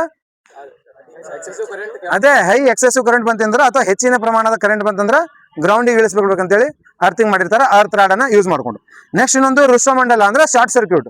ಶಾರ್ಟ್ ಸರ್ಕ್ಯೂಟ್ ಅಂದ್ರೆ ಶಾರ್ಟ್ ಸರ್ಕ್ಯೂಟ್ ಕ್ವಶನ್ ಕೇಳ್ತೈತೆ ಅವನು. ಶಾರ್ಟ್ ಸರ್ಕ್ಯೂಟ್ ಆದ ಕರೆಂಟ್ ಏನಾಗ್ತೈತೆ ಅಂತ ಹೇಳಿ ಹೆಚ್ಚಾಗ್ತಾ ಹೋಗ್ತೈತೆ ಸರ್. ಓಪನ್ ಸರ್ಕ್ಯೂಟ್ ಆದ ಕರೆಂಟ್ ಏನಾಗ್ತೈತೆ ಅಂತ ಕೇಳಿದ್ರ ಓಪನ್ ಸರ್ಕ್ಯೂಟ್ ಇದ್ದಾಗ ಕರೆಂಟ್ ಫ್ಲೋನೇ ಆಗಲ್ಲ. ಕರೆಂಟ್ ಫ್ಲೋ ಆಗ್ಬೇಕಂದ್ರೆ ಸರ್ಕ್ಯೂಟ್ ಕ್ಲೋಸ್ ಇರಬೇಕು. ಫಸ್ಟ್ ಸರ್ಕ್ಯೂಟ್ ಕ್ಲೋಸ್ ಇರಬೇಕು. ಆ ಕ್ಲೋಸ್ ಇದ್ದಿದ್ದ ಸರ್ಕ್ಯೂಟ್ ಎಕ್ಸೆಸಿವ್ ಕರೆಂಟ್ ಆದಾಗ ಬ್ರೇಕ್ ಆಯ್ತಂದ್ರೆ current immediately speed highly excessive ಹಾಕೊಂತ ಹೋಗ್ತೈತೆ. ಇದೊಂದು ಪಾಯಿಂಟ್ ಕೇಳೋಣ, ಕ್ವಶನ್ ಗೊತ್ತಿರಬೇಕು. ನೆಕ್ಸ್ಟ್ ವಿದ್ಯುತ್ ಕಾಂತೀಯ ಪ್ರೇರಣೆ. ಕಾಂತದ ಗುಣಲಕ್ಷಣಗಳು ಇಲ್ಲಿ ನೋಡು. ಕಾಂತ ಕ್ಷೇತ್ರ ಮ್ಯಾಗ್ನೆಟ್ ಎಷ್ಟು ಧ್ರುವಗಳನ್ನು ಹೊಂದಿರ್ತೈತೆ ಅಂದ್ರ ಎರಡು ಧ್ರುವ, ಒಂದು ಉತ್ತರ ಮತ್ತು ದಕ್ಷಿಣ ಧ್ರುವ. ಯಾವಾಗ್ಲೂ ಮ್ಯಾಗ್ನೆಟ್ ಅನ್ನ ತೂಗಿಟ್ರ ಯಾವ ಧ್ರುವದಿಂದ ಯಾವ ಧ್ರುವದ ಕಡೆ ತೋರಿಸ್ತೈತಿ? ಉತ್ತರದಿಂದ ದಕ್ಷಿಣವಾಗಿ ಅಂದ್ರೆ ದಿಕ್ಕನ್ನು ತೋರಿಸ್ತೈತಿ. ಉತ್ತರದಿಂದ ದಕ್ಷಿಣವಾಗಿ ಯಾವಾಗ್ಲೂ ಮ್ಯಾಗ್ನೆಟ್ ಅನ್ನ ಕಟ್ಟಿ ತೂಗ್ ಬಿಟ್ರ ಉತ್ತರದಿಂದ ದಕ್ಷಿಣ ತೋರಿಸ್ತೈತಿ. ಅದ ಭೂಮಿಯ ಭೌಗೋಳಿಕ ಧ್ರುವ ಮ್ಯಾಗ್ನೆಟಿಕ್ ಧ್ರುವ ವಿರುದ್ಧ ಇರ್ತಾವ. ಇದು ಪಾಯಿಂಟ್ ಗೊತ್ತಿರ. ಹೌದಾ? ಭೂಮಿಯ ಭೌಗೋಳಿಕ ಧ್ರುವ ಉತ್ತರಕ್ಕೆ ಯಾವ್ದೈತಿ? ಭೂಮಿಯ ಭೌಗೋಳಿಕ ಧ್ರುವ ಮ್ಯಾಲ್ ಆರ್ಕಟಿಕ್. ಹೌದಾ? ಅಂಟಾರ್ಕಟಿಕ್ ಅಂತಂದ್ರೆ ದಕ್ಷಿಣ ಧ್ರುವ. ಬಟ್ ಮ್ಯಾಗ್ನೆಟಿಕ್ ಧ್ರುವ ಉತ್ತರದಲ್ಲಿ ದಕ್ಷಿಣ ಮ್ಯಾಗ್ನೆಟಿಕ್ ಧ್ರುವ ಇರ್ತೈತಿ, ದಕ್ಷಿಣದಲ್ಲಿ ಉತ್ತರದ ಮ್ಯಾಗ್ನೆಟಿಕ್ ಧ್ರುವ ಇರ್ತೈತಿ. ಮ್ಯಾಗ್ನೆಟಿಕ್ ಧ್ರುವ ಮತ್ತು ಭೌಗೋಳಿಕ ಧ್ರುವಗಳು ಭೂಮಿ ಎರಡು ಹೆಂಗದಾವು? ವಿರುದ್ಧ, ಅಪೋಸಿಟ್ ಅದಾವ. ಯಾವ್ದಾದ್ರು ಒಂದು ಕಾಂತ ಕ್ಷೇತ್ರವು ಎರಡು ಧ್ರುವಗಳನ್ನು ಹೊಂದಿರ್ತೈತಿ, ಒಂದು ಉತ್ತರ ಒಂದು ದಕ್ಷಿಣ. ಕಾಂತ ಕ್ಷೇತ್ರವನ್ನು ತೂಗಿ ಬಿಟ್ಟಾಗ ಉತ್ತರ ದಕ್ಷಿಣ ಧ್ರುವವಾಗಿ ನಿಂದಿರ್ತೈತಿ. ಹೌದಾ? ಕಾಂತ ಕ್ಷೇತ್ರದ ಧ್ರುವಗಳನ್ನ ಬೇರ್ಪಡಿಸಲು ಸಾಧ್ಯವೇ ಇಲ್ಲ. ಕಾಂತ ಕ್ಷೇತ್ರವನ್ನ ಎಷ್ಟು ಬಾರಿ ಬ್ರೇಕ್ ಮಾಡಿದ್ರು ಅದು ಒಂದ್ ಸೈಡ್ ಇಂದ ಉತ್ತರ ಆಗ್ಬಿಡ್ತದೆ, ಇನ್ನೊಂದ್ ಸೈಡ್ ದಕ್ಷಿಣ ಆಗಿ ಕನ್ಸಿಡರ್ ಆಗ್ಬಿಡ್ತದೆ. ಹೌದಾ? ಕಾಂತ ಕ್ಷೇತ್ರದ ಕಾಂತತೆ ಕಡಿಮೆ ಮಾಡ್ಬೋದು. ಇದು ಕ್ವಶನ್ ಮಾಡ್ಬೋದು. ಹೆಂಗ್ ಕಾಂತ ಕ್ಷೇತ್ರದ ಕಾಂತತೆ ಕಡಿಮೆ ಆಗ ಕಾರಣ ಏನು? ಹೆಚ್ಚಿನ ಟೆಂಪರೇಚರ್ ಕೊಡೋದ್ರಿಂದ ಅದರದ್ದು ಮ್ಯಾಗ್ನೆಟಿಕ್ ಪವರ್ ಕಡಿಮೆ ಆಗ್ತೈತಿ. ಅದ್ರ ಮೇಲೆ ಸುತ್ತಿಗೆಯಿಂದ ಹೊಡೆಯೋದ್ರಿಂದ ಅದರದ್ದು ಮ್ಯಾಗ್ನೆಟಿಕ್ ಪವರ್ ಕಡಿಮೆ ಆಗ್ತೈತಿ. ಎತ್ತರದ ಸ್ಥಳದಿಂದ ಕೆಳಗೆ ಬಿಸಾಕೋದ್ರಿಂದ ಅದ್ರದ್ದು ಮ್ಯಾಗ್ನೆಟಿಕ್ ಪವರ್ ಕಡಿಮೆ ಆಗ್ತೈತಿ. ಅದ್ರ 3 ಟೈಪ್ ಆಫ್ ಮ್ಯಾಗ್ನೆಟ್ಸ್ ಯಾವ್ಯಾವ?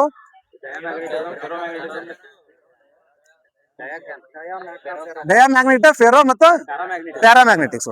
ಫೆರೋಮ್ಯಾಗ್ನೆಟಿಕ್ಸ್ ಅಂತಂದ್ರ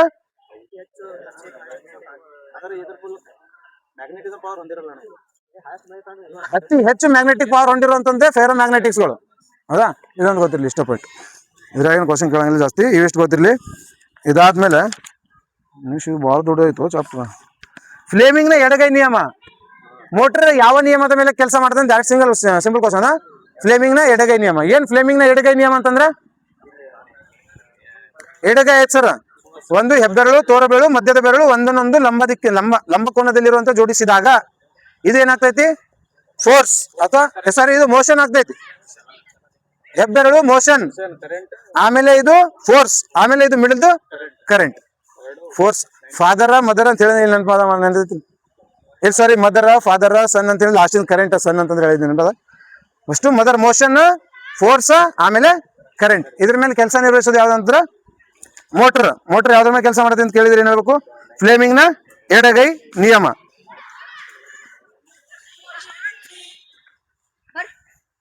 ನೆಕ್ಸ್ಟ್ ನೋಡು, ಫ್ಲೇಮಿಂಗ್ ನ ಬಲಗೈ ನಿಯಮ. ಡೈನಮೋ ಮತ್ತು ಜನರೇಟರ್ ಯಾವ್ದ್ರ ಮೇಲೆ ಕೆಲಸ ಮಾಡ್ತೈತಿ? ಫ್ಲೇಮಿಂಗ್ ನ ಬಲಗೈ ನಿಯಮ. ಸಾಕಿ ಜಾಸ್ತಿ ನೋಡ, ಎಕ್ಸ್ಟ್ರಾ ಕ್ವಶನ್ಸ್ ಏನಿದ್ರೆ ಗೊತ್ತಿರಬೇಕು. ಇಷ್ಟು ನೋಡಿದ್ರೆ ಎಲೆಕ್ಟ್ರಿಸಿಟಿ ಇಷ್ಟು ಕ್ವಶನ್ ಆಗ್ತಾವ.